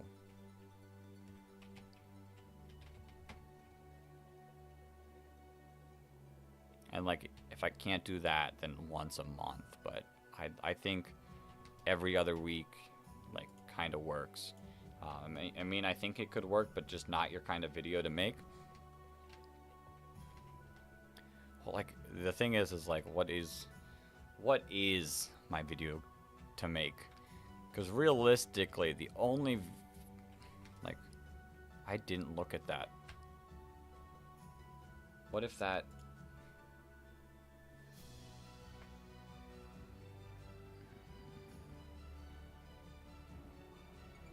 What if that was a shiny? I'm trying to get the live just to see.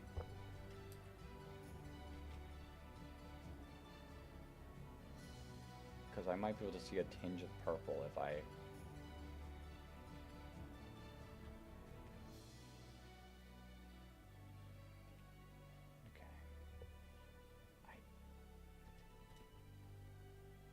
Yeah, you can't see because of how quickly I reset it. Ugh! I reset it while it was still, like, popping out of the Pokeball. Like, what if that was the shiny? Like, I can, like, freeze frame.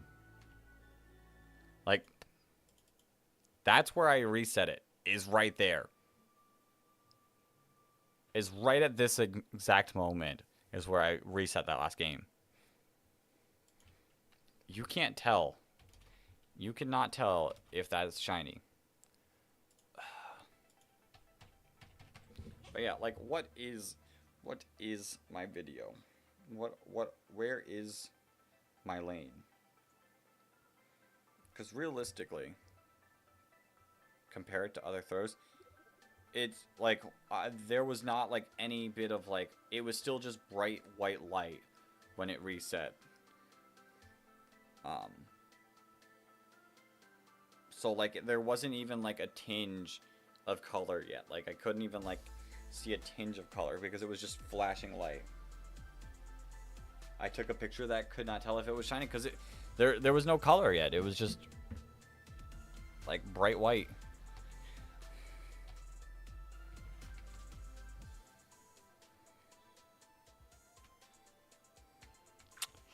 We'll never know.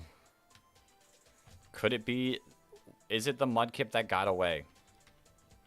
But yeah, like on the... Lando Beaton, nice. Shiny check.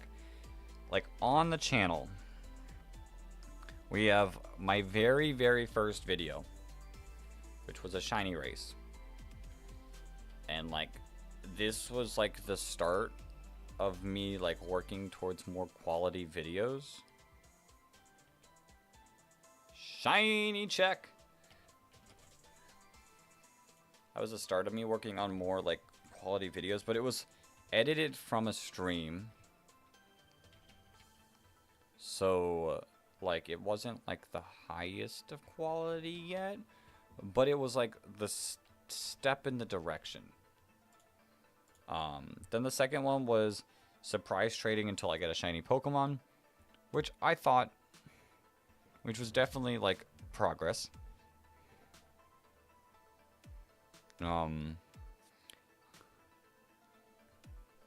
Yo, welcome back. Yeah, still no shiny Mudkip, but we're only like, look, we've only done 371 resets. I took my lunch break. Dang, random. I took my lunch break.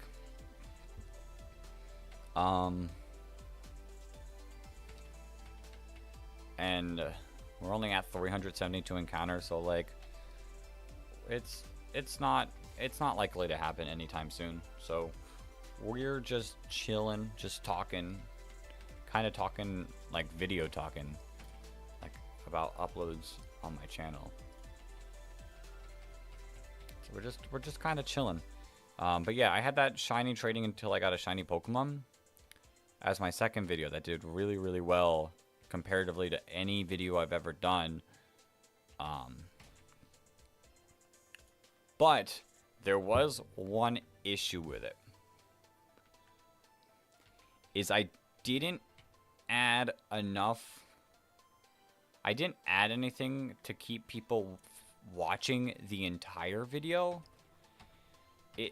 If I like added like extra goals that I needed to catch, like I needed to find a starter, I needed to get a legend, I needed to get a hacked Pokemon. Like if I added things, challenges, and little like goals to also get, it would have kept the engagement higher the whole entire time. Bingo is an option, but I've seen people do bingo. Like I think even not bingo, I think just here are my 5 goals. I want to get a starter Pokemon. I want to get a legendary Pokemon. I want to get a hacked Pokemon. That's 3.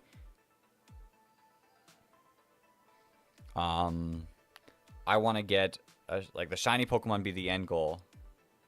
I think you should do that again. That idea, possibly. That could possibly be another future idea where I have like 5 goals. 5 is a nice, like, well-written number.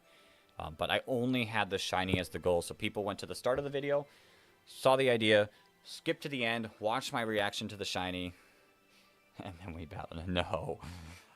Watched my reaction to getting the shiny, and then was like, cool, I watched the video. Like, the chart goes, like, it goes.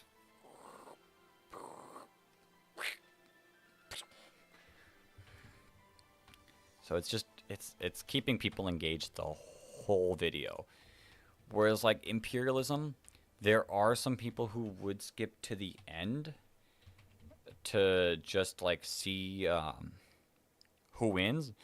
A lot of people are like, okay, well, I'm going to cheer for this Pokemon, and I want to watch them make it all the way.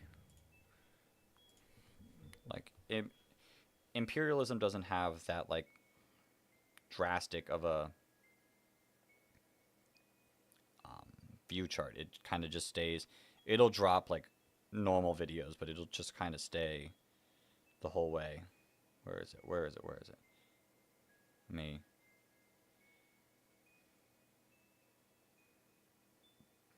Yeah, it kind of like goes down like a normal video and then levels out and stays pretty flat. Like once it levels out, like at least the first one did. The most recent one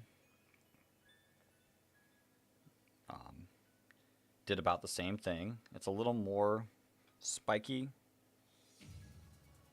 which is weird. Like I don't know what people are spiking around. This video did really well. It had the same like type of thing, but I want to get that engagement percentage a little bit higher. But yeah, like if I did something to keep people engaged the entire time, that video that got 13K, which was like my first ever long form video getting over 10K views. That video probably had potential to do like extremely well. And like I could try to be like cheeky. Like I know a couple people who do like Madden videos. Like they don't quite do that. It's like the flow of the video is the same. And they're like, if I don't complete this challenge, I have to give away this, or I have to do that. Which,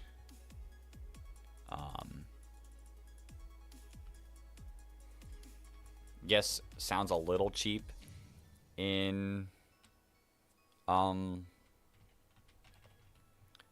like for a video, but like at the same time, like adding a reason why you should watch me fail is like part of quality video making.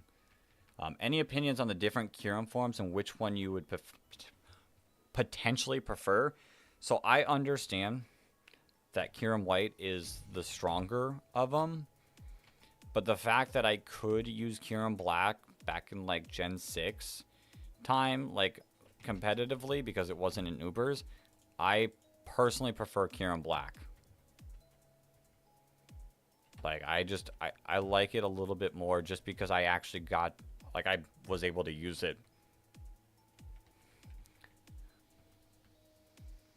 But I like, I'm gonna be real, like, they kind of look ugly, but I kind of like both of them. It's just I've got more of a connection with Kyurem Black. Although Kyurem White, anytime I need to farm money, is the Kyurem that I put in Scarlet and Violet, and I get my turbo controller just to spam A.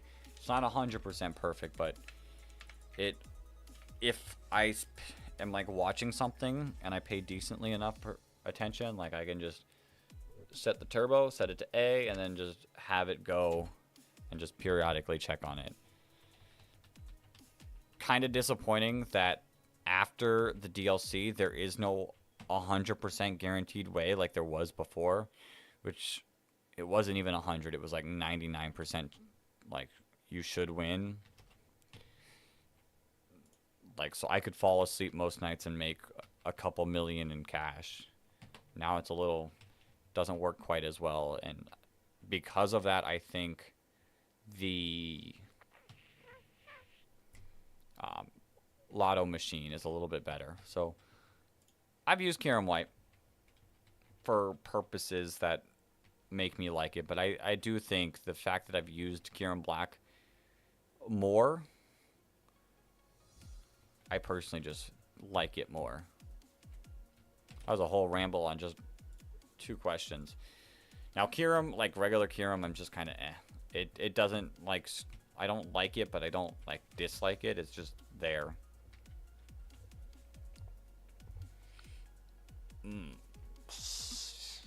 My thighs are burning.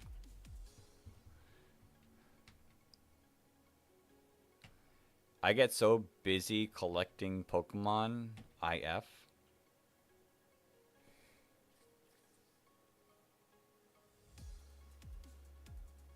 Oh wait. The message is gone. The message has been deleted. I read it, but it got deleted. I finished Sword, and I'm quite disappointed that there are only 3 legendaries, and one of them being a version exclusive in the base game.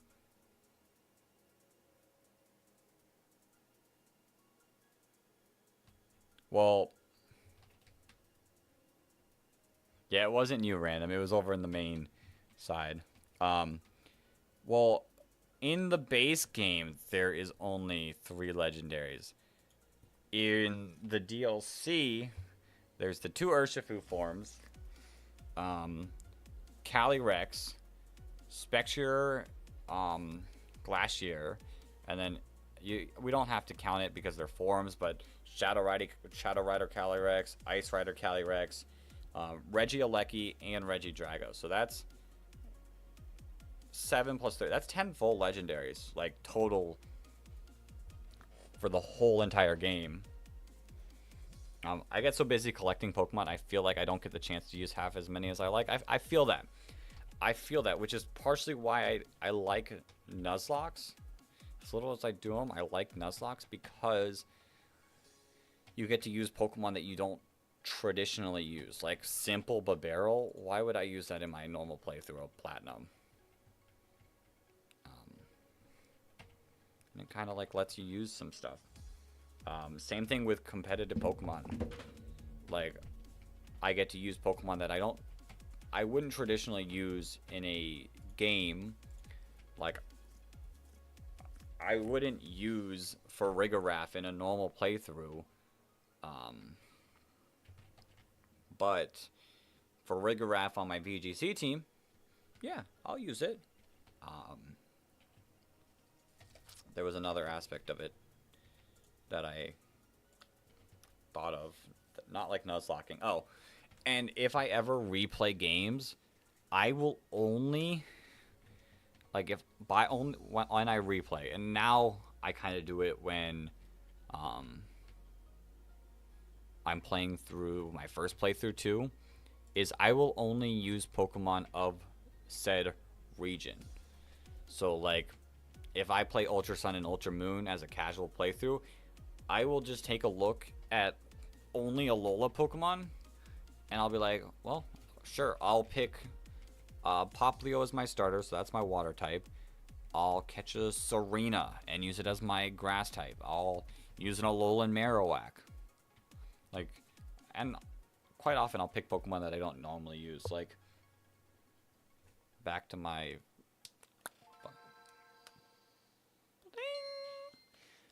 Fire Red game. This is one of the times I did that.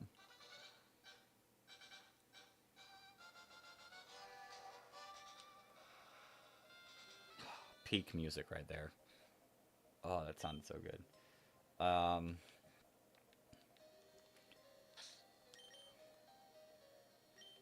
I used a Marowak, which I don't traditionally use. I used an Executor, which I don't traditionally use. I used a Primeape, which I've used a couple times, but I don't normally keep Primeape on the team. Charizard, like, I just like Charizard, so I use Charizard.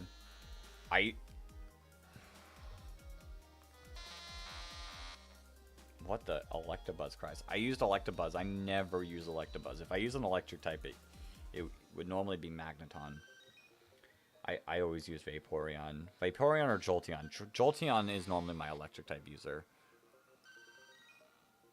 But I use Vaporeon for Surf instead of, like, Lapras.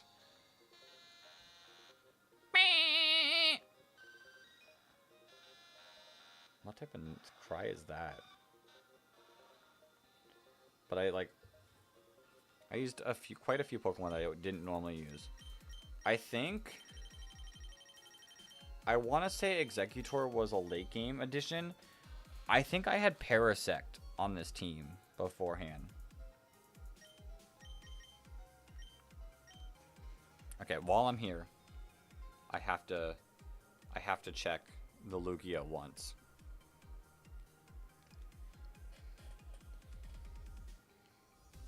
Ooh, are we dropping frames?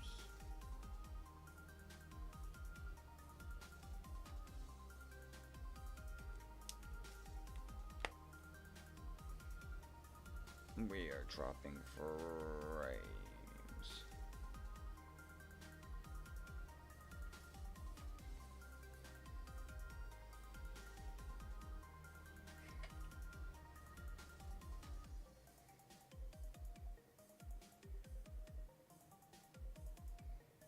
Mm-hmm.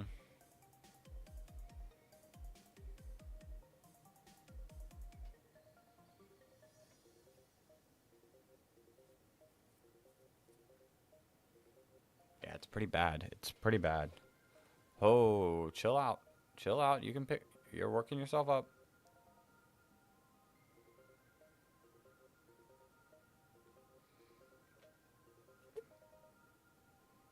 Jesus.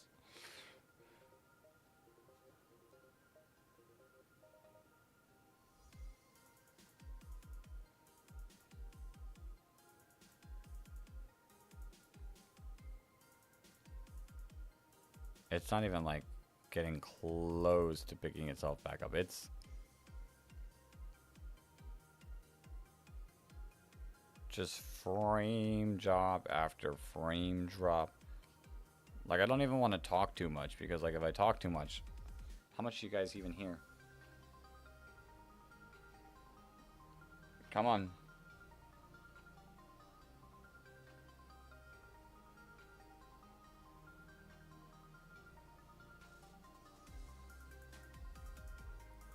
Currently waiting. Currently waiting.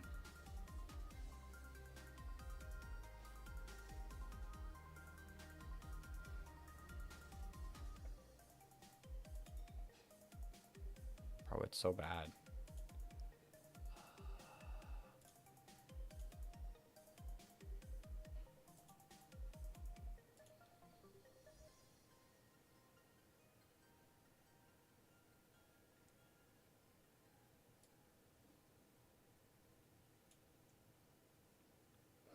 Wow.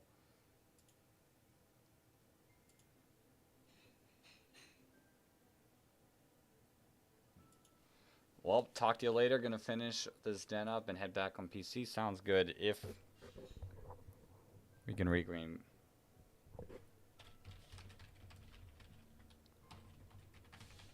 Work better than.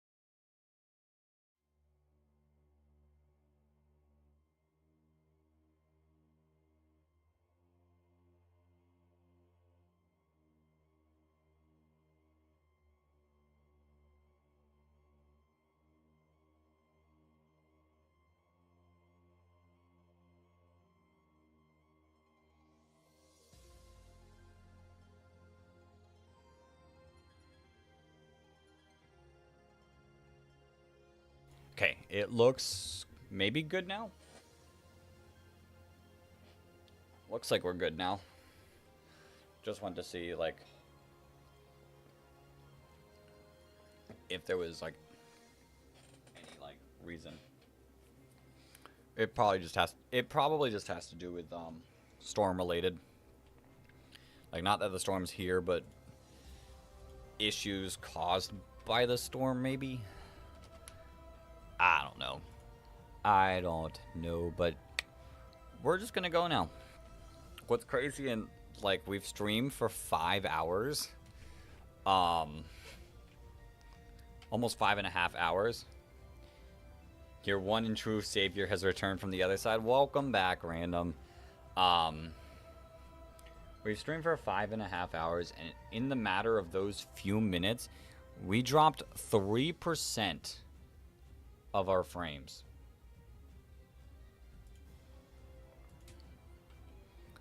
Like, that's kind of crazy.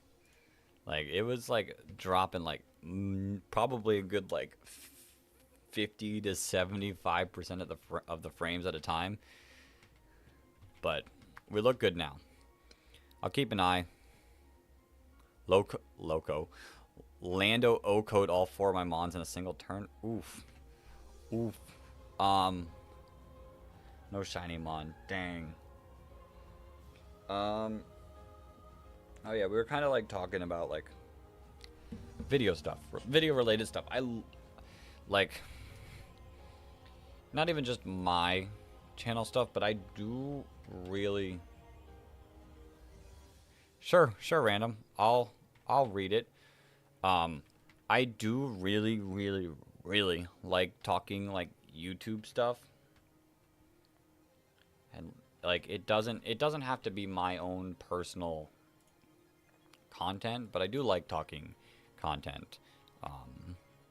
And like brainstorming and like that kind of stuff. And I know like a traditional, like I know the long-term people who stay in here for a while, a lot of them probably don't mind the talk.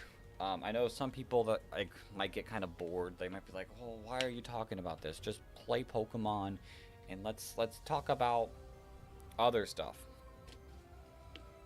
But I truly do like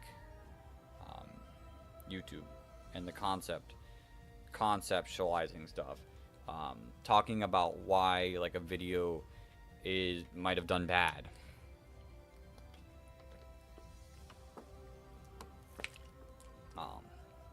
Talking about thumbnails of a video, what can be done to make the thumbnail look better. And like it's not for everyone, and I understand that.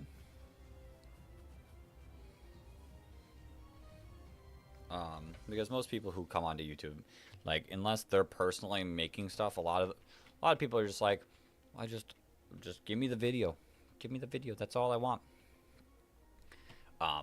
But I do like talking about like ideas, what went wrong, because that's how you get better.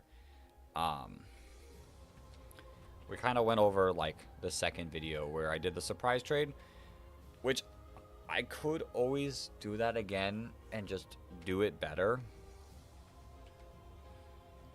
If like, I mean, surprise trading is such like a very simple like concept that anyone might find some sort of enjoyment in. So it's an idea. I don't know. We'll see. But I would add ideas to it. Like it would be expanded. It wouldn't just be get the shiny, but the shiny could be the main part of the video. But there is one thing about, like, there's one thing kind of wrong with that, because like realistically, especially like I feel like with people surprise trading less and less, I could easily just pull the shiny, the legend, and the hacked Pokemon all at once.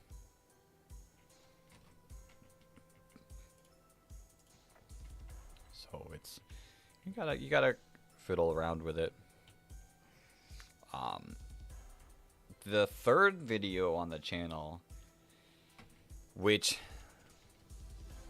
I feel like could have been executed better. It was kind of like I think I kind of tried to rush that video out. First to catch a Taro, Pokemon of every type. I feel like I kind of rushed it a bit.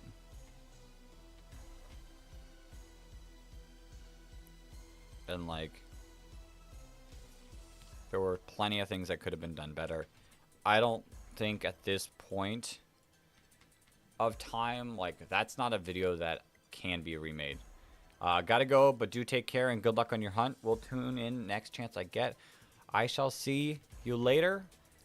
Maybe by then we'll have the shiny Mudkip. Maybe. Maybe. One could hope. Oh, never mind. I'm here. Change of plans.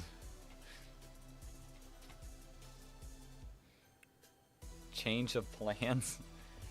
That was funny and fast. But yeah, the third video on my channel, I don't think can like be. I thought I had to go, but I don't. Okay, well, when you do, if you do, like, have fun in what you do, but gonna stay. We'll all just keep chillaxing as I soft reset away. Put more info for you. Okay, let me get to 415. Nice and round. Not helpful since it's an idea and I suck at explaining those. Well, maybe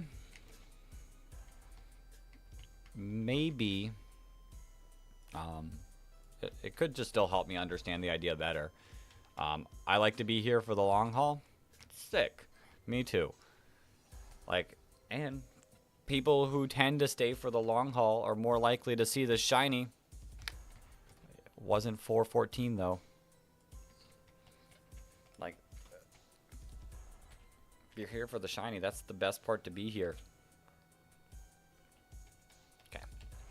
This will be our little check and then I'll read the explanation. Okay. No shiny at 415.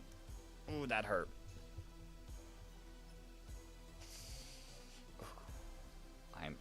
My thighs.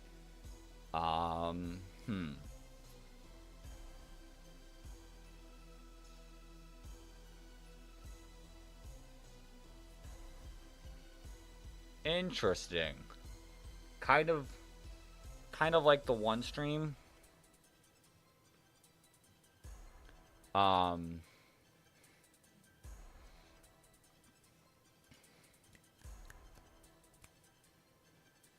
I'm here to force Ryan to buy more chocolate seashells. Worked already, yeah. Here. I don't know if it's on YouTube.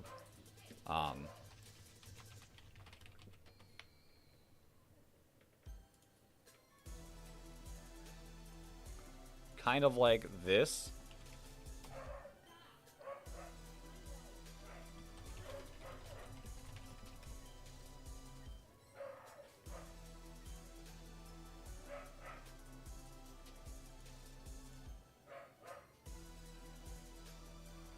I've seen that one.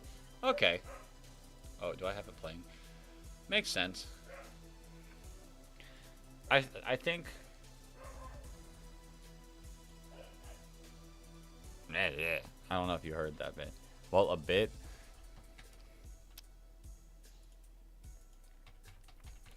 It probably something like that. I think is either like a super like long stream event, kind of like that,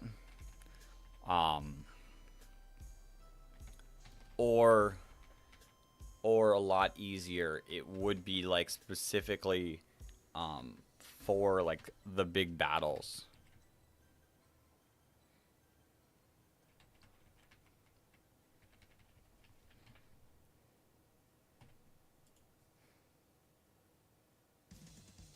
Yeah.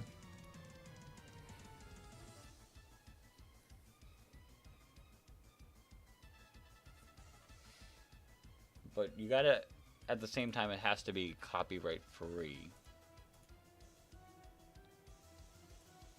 That could be interesting. It'd probably be what another like thing that like gets done on like stream, and then like cut up. Yeah, that it would take a bit. Would take a bit. Stream it, and then eventually rock with it. Might take several. Yeah. Well, like, kind of like the AI video, where like you had to keep redoing battles. But like then you gotta kind of have to track, like,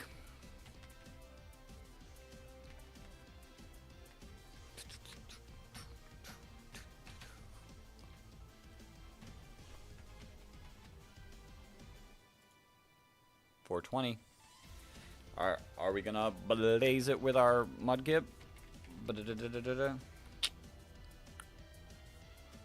So here's one sad thing about this stream. Guess what I don't have any more of? I don't have any more pretzels. I don't have any more pretzels to munch on.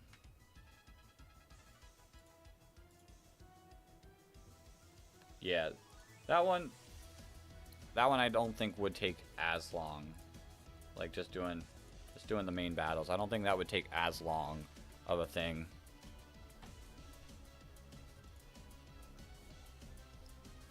Yeah.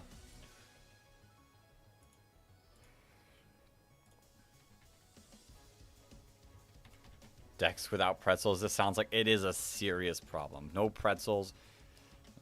No shiny. The shinies love the pretzels. Only virtual for now? Oh, virtual pretzels. Yeah, sadly only virtual pretzels for now. I got other snacks. I could, like, I had Cheez-Its on my lunch. So, like, Cheez-Its are a thing. Or virtual meatloaf, my favorite. I've got Wheat Thins. I think Wheat Thins, I can't really say that because they're not, like, close at all. They're both just salty snacks. Let's say Wheat Thins might be a little bit closer to pretzels because they're not, like, as flavorful.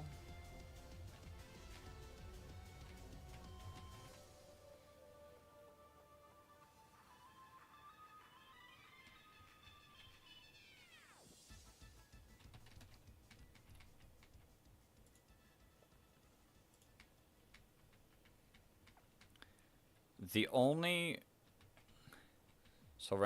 thing about that is I would have to, like, I would probably have to find someone that's good at, like, programming and can connect stuff. Okay. Like, I'd have to find someone who's, like, very, very good at, like, programming.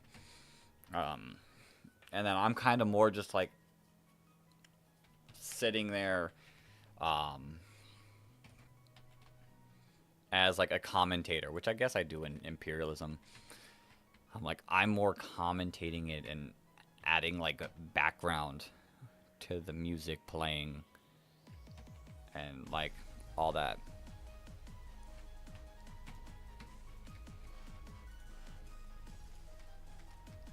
Doesn't seem like the most difficult thing to code. I don't know. Because, like, I think... So here's part of the issue, I think. Is, like, would you base it off of chords? Like, something would either have to read...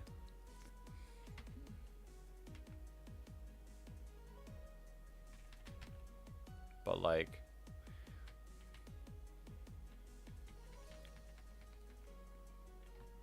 I mean, I have a friend who's really good at coding. Like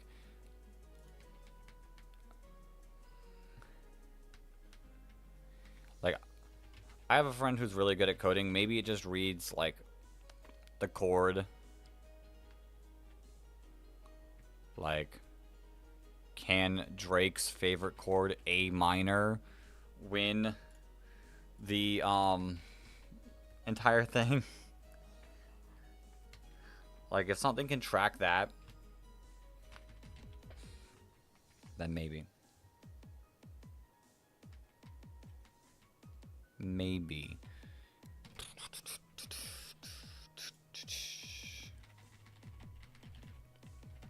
But, I mean, it could be a cool idea. It's just, there is a lot of back-end work. But when that back-end work, length, yeah, length could be something. Length could be something. Yeah, it's an interesting concept that would just kind of have to get one fleshed out, like on how it would work, and secondly fleshed out on like how to make it work. I'm not the greatest, like I've never tried to really learn how to code, so I'm not like knowledgeable on it. Like it would just be like, how would this work?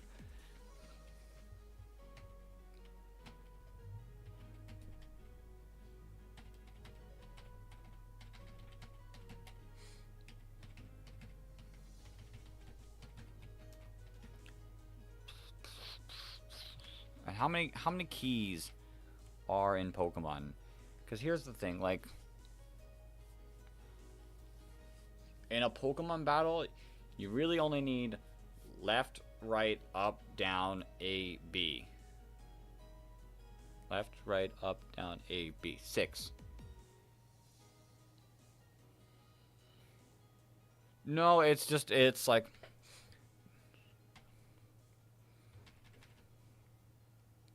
And how many chords are there? Well, how many notes are there? There's A... Shoot, I haven't played in a while. Like, I know certain notes. Like, what, there's 12? Oops.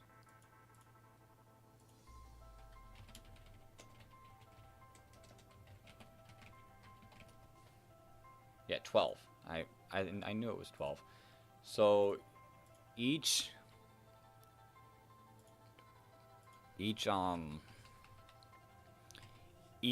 button could have 2 notes, in a way. Maybe. See, like, that's just a discussion of, like, concepts. Like, taking... Yeah. Well, I mean, obviously, like, A should be A. B should be B.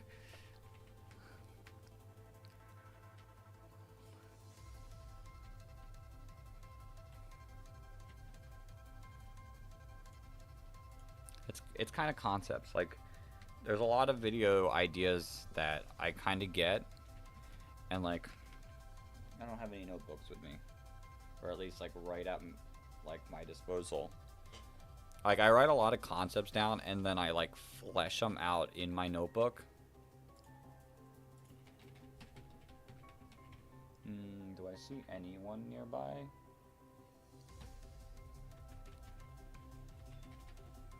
Okay,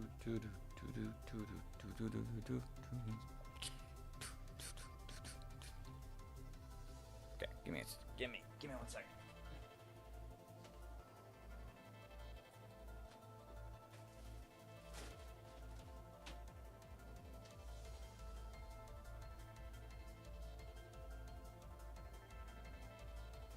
Where did they go? They're not over here. I moved a lot of stuff around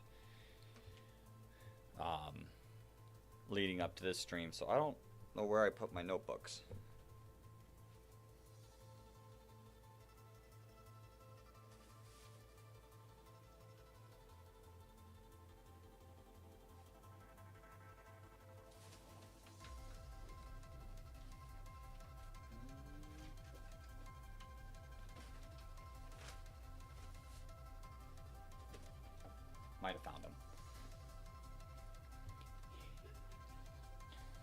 I'll leave it in the Discord for now. I was just getting my like notebooks to like show like how it works. If I can really show it, like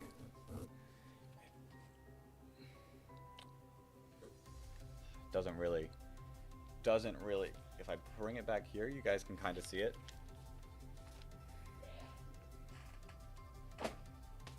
This is more me like writing down like my ideas for the intro.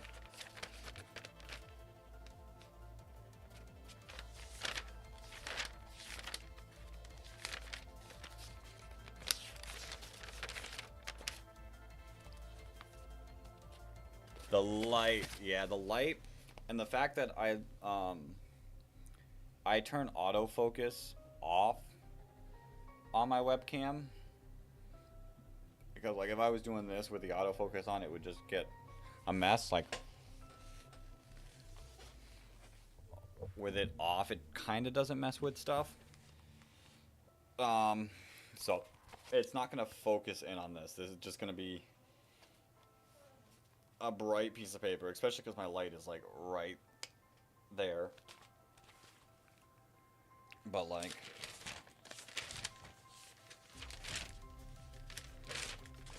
this isn't like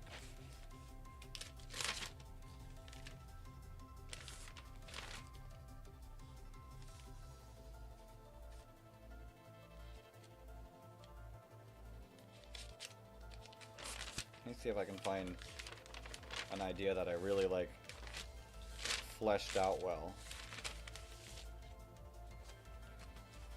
So like I guess we can use this one. So I wrote like Sino Imperialism, and I wrote 15 mods. I don't know if I actually used 15 mods. I think I used more than 15 mods. Then I wrote the idea of space-time distortions.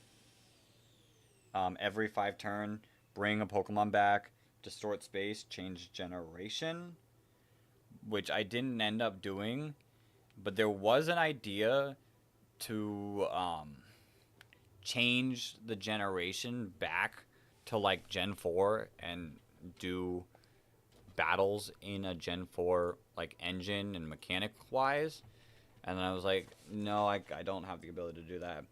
And like part of me like maybe not even like editing, like going back in a Gen 4 game, but I was like somehow edit sprites and move pools to the respected generation. So like on the gameplay video, like the sprites would overcut, like take, like I would basically like show the battle as a sprite. And originally I was going to do 3 generations, start with Gen 9, move down to Gen 6, and then move down to Gen 4. But I was like, no, we'll just revive the Pokemon. Don't make it too complicated.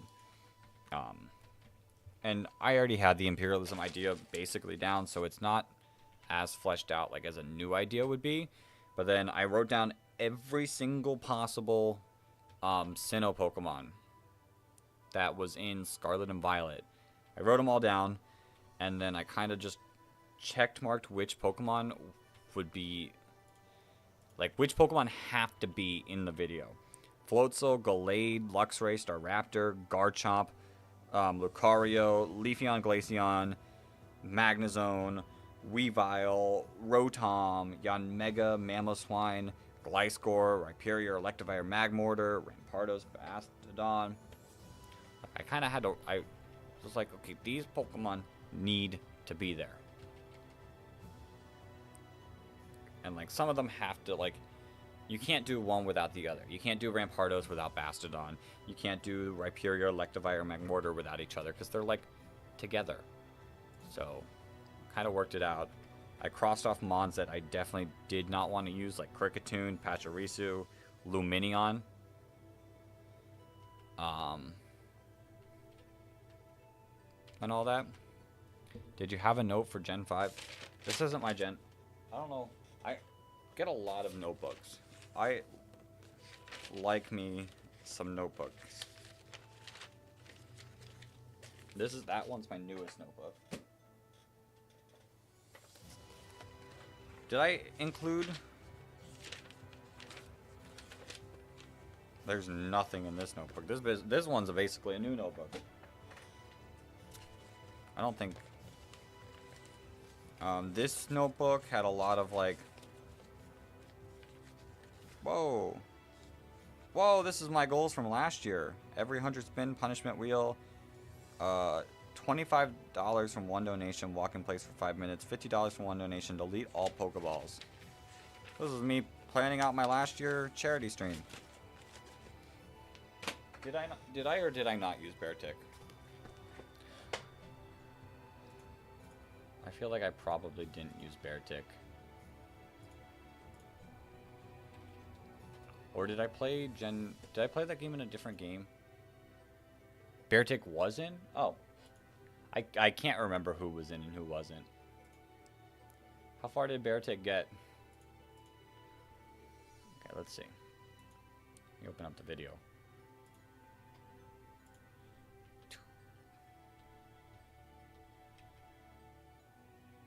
Bear Tick isn't.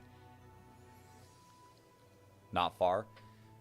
This might have been a gen where like everything made it in. Maybe not. Like I feel like traditionally I wouldn't put Basculin in.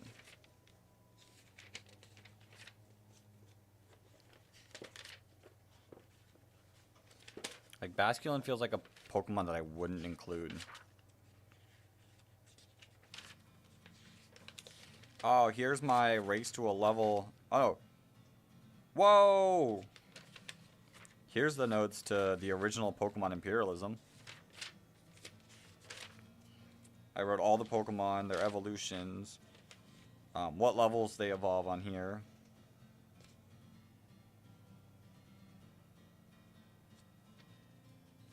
I didn't include this many Pokemon, did I?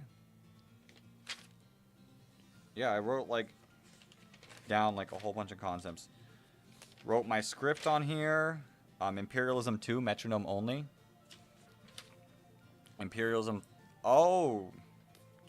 So initially I wrote Imperialism 3 as I wanted to do Kanto. What did I end up doing? What did I end up doing as Imperialism 3? YouTube Studio. So we're just having fun. This is a chill stream. Was Kalos. I think I let people vote it, and people voted Kalos. But I was initially intending to do Kanto as number 3.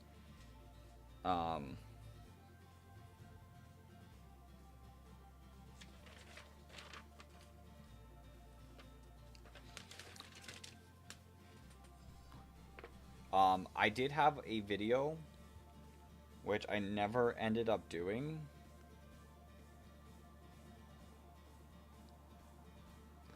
So, this is a video that never saw the light, and probably won't ever see the light. So I'll explain it. It has an interesting concept, but I don't know. I don't think I'd ever do it. So, can I beat the champion with just surprise trade Pokemon? It would take place in the Ace Trainer tournament.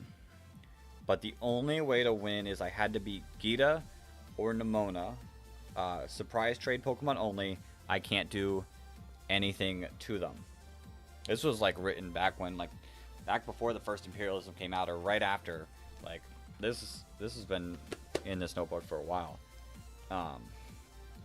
But like that is like pretty difficult. I don't think just surprise trading. I don't think I'd ever be able to win because they give you like garbage stuff. Like, if something was level 1, it'd have to stay level 1 until I did, like, the battles and they gained experience. But then I gave myself power-ups. I didn't even, like, try to record this video, so there's no, like, secret footage. I would do power-ups. After 5 failed attempts, I would get the power-up reroll.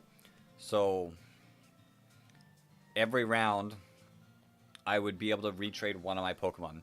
So say like I got like a level 5 Smoliv, I could retrade that away. After finally 10 failed attempts, I would gain the ability to lock a Pokemon to take it to the next round. Yeah, exactly. Like, there's no ifs, ands, or buts. So, like, I would lock a Pokemon. Like, say I got the level 100 perfect IVs, Slitherwing. I could lock that and keep that every single... Like, I could only lock one. If I lose again, then I would have to choose which one I'd want to lock again. So, like, I could keep bringing the Slitherwing over and over. After 15 failed attempts, I set the level cap. I said level cap 25. So I can only get Pokemon level 25 or higher. Like, if I got a level 1, it would be traded away. After 20 failed attempts, I would be able to reroll 2 Pokemon per round. After 25 failed attempts, the level cap became 50. And that was it. And then I have a really bad drawing, which you can't even see, of Nemona with whatever that is. I don't even know what that is.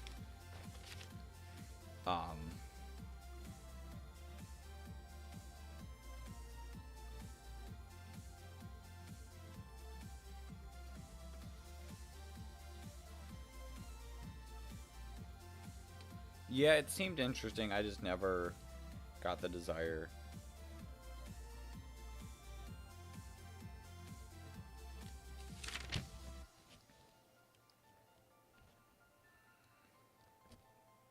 So I think there's a video idea in here that I just a bit boring to watch, possibly. It depends on like how it gets edited.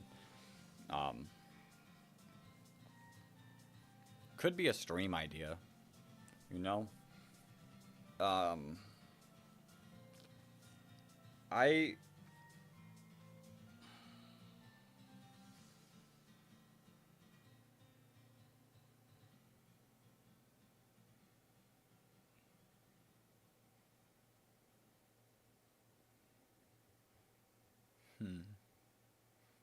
this next idea, which is another idea that I never like tried to make, is very, very, very interesting.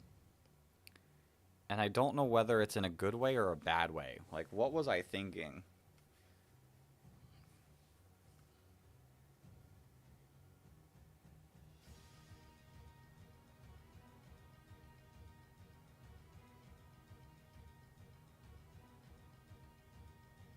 You know, realistically,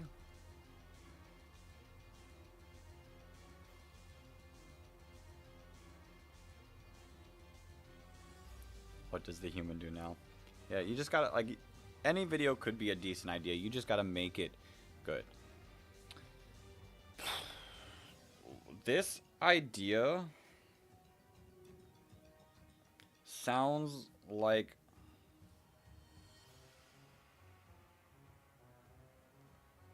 This idea sounds like an idea that would work with multiple people.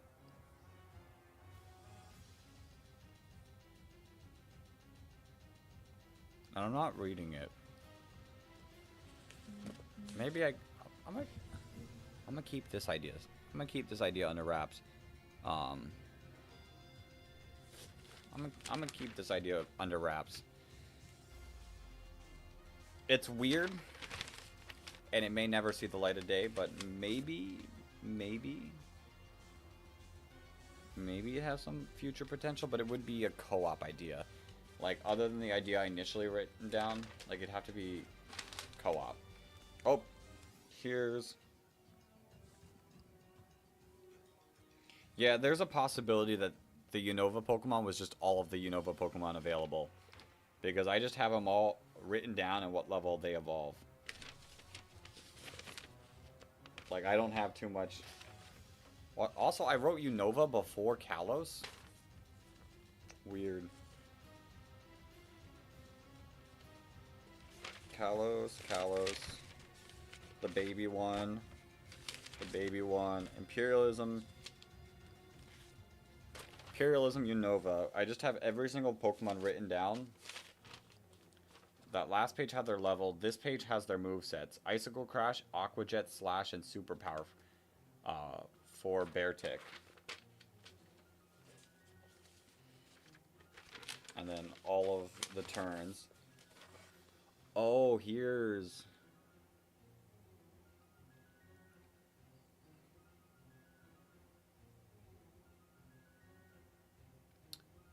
here's the idea I had.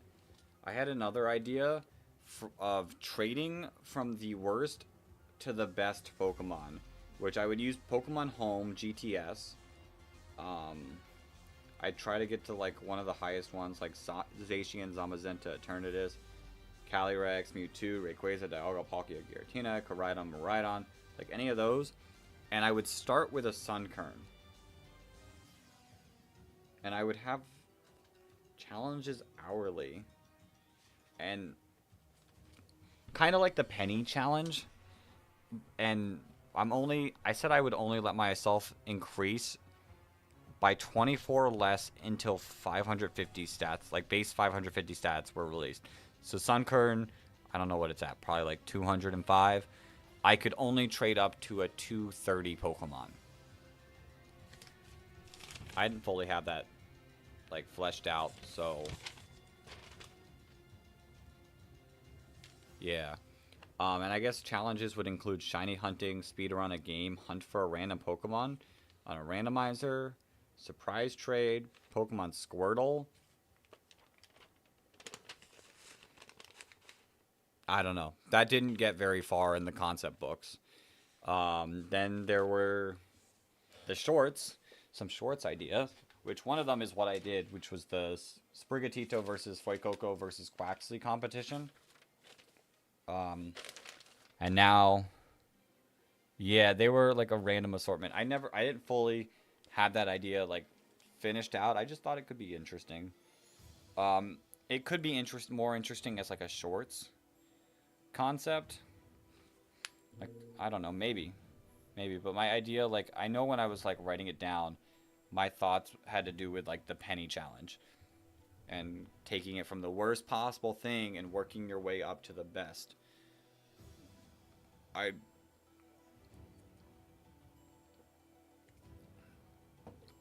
don't know. Here's the first to level 100 challenge, which I like that video. Could have been made better, for sure, but I did really like that video. The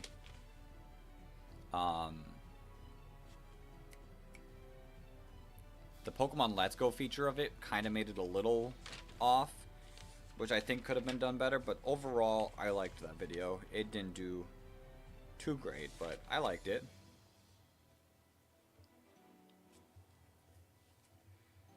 I wrote down a few ideas. Imperialism double battles, like Dondozo and Tatsugiri. There is no words in that message.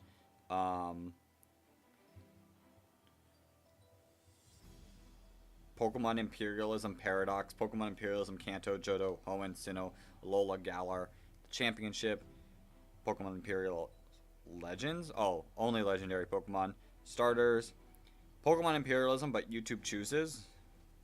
Some more Race to 100 ideas and Hisui. Just space. It didn't do great at all. And I think it's partially my fault because I released both of these videos at the same exact time. And I think if I released them like 1 week to the next week, they would have done way better. Maybe not way better, but I think they would have done better. Is the Paradox Imperialisms. Because you cannot tell me that the artwork on the Scarlet one was not amazing. Was not just phenomenal. Like, it's a little disappointing. It didn't ever work out. Like, and I gave each like Mon like new region names. Like, even though there were 2 Mons of Kanto, like I would change up the names a little bit. We had the Koto region for Kanto / like it was in the middle of Johto and Kanto, so it was the Koto region, Karaki region, Ariso region. Oh, that was cool. And it was Sakai Island.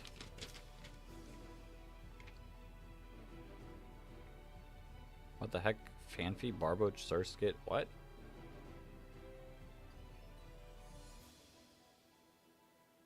Okay, I don't get what these written things down are.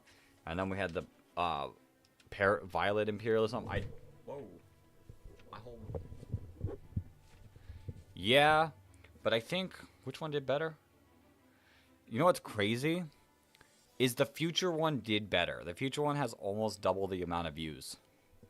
And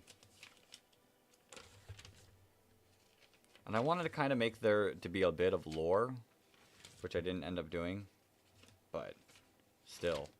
I wrote down Kanto Pokemon Tournament, and that's it.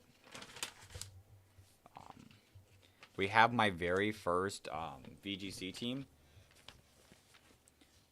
which consisted of Rotom Heat, Amoonguss, Pelipper, Iron Bundle, Garchomp, and Fluttermane.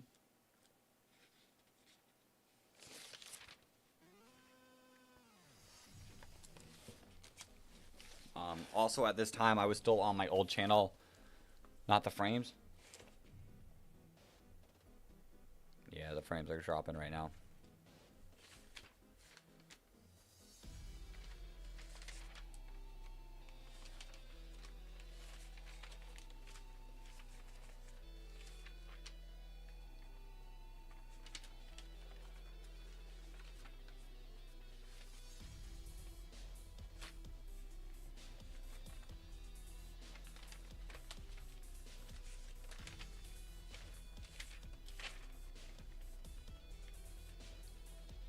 Nope, still dropping. I'm just gonna wait until they recover.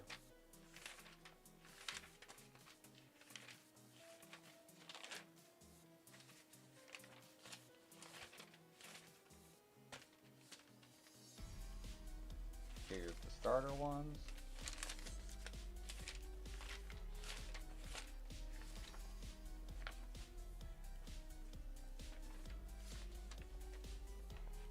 Are they back yet? Nope.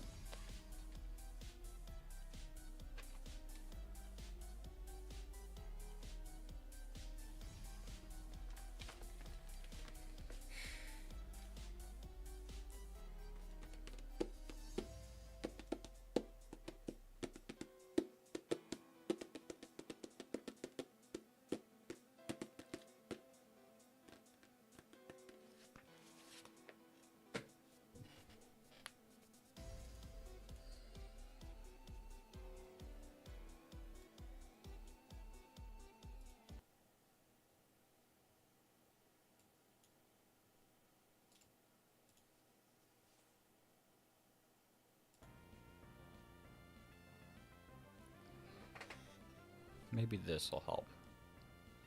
I might have to swap.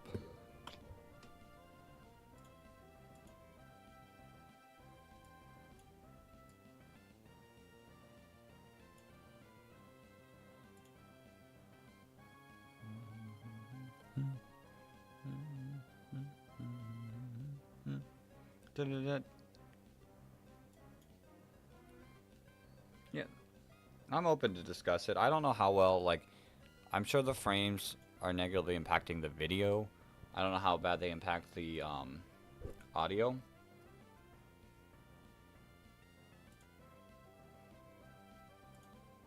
So I'm just kind of chilling for a moment, so it doesn't like.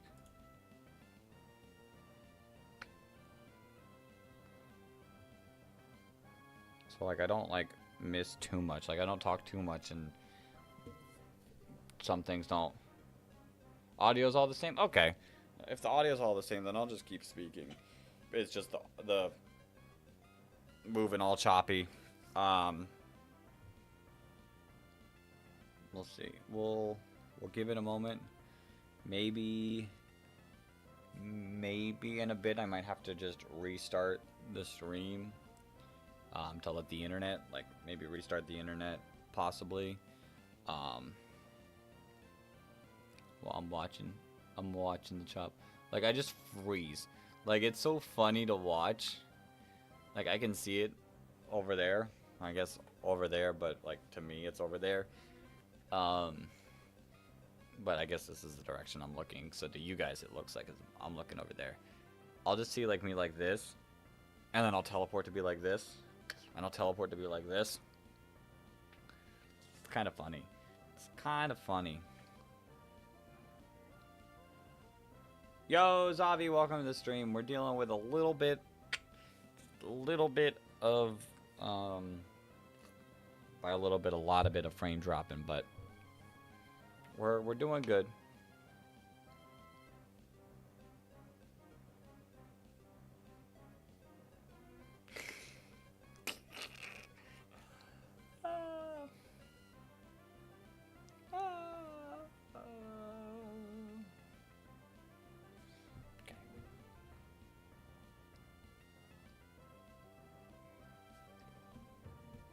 Give me un momento, guys. Un momento. Oh, it's just like we're rocking like 1 frame a second.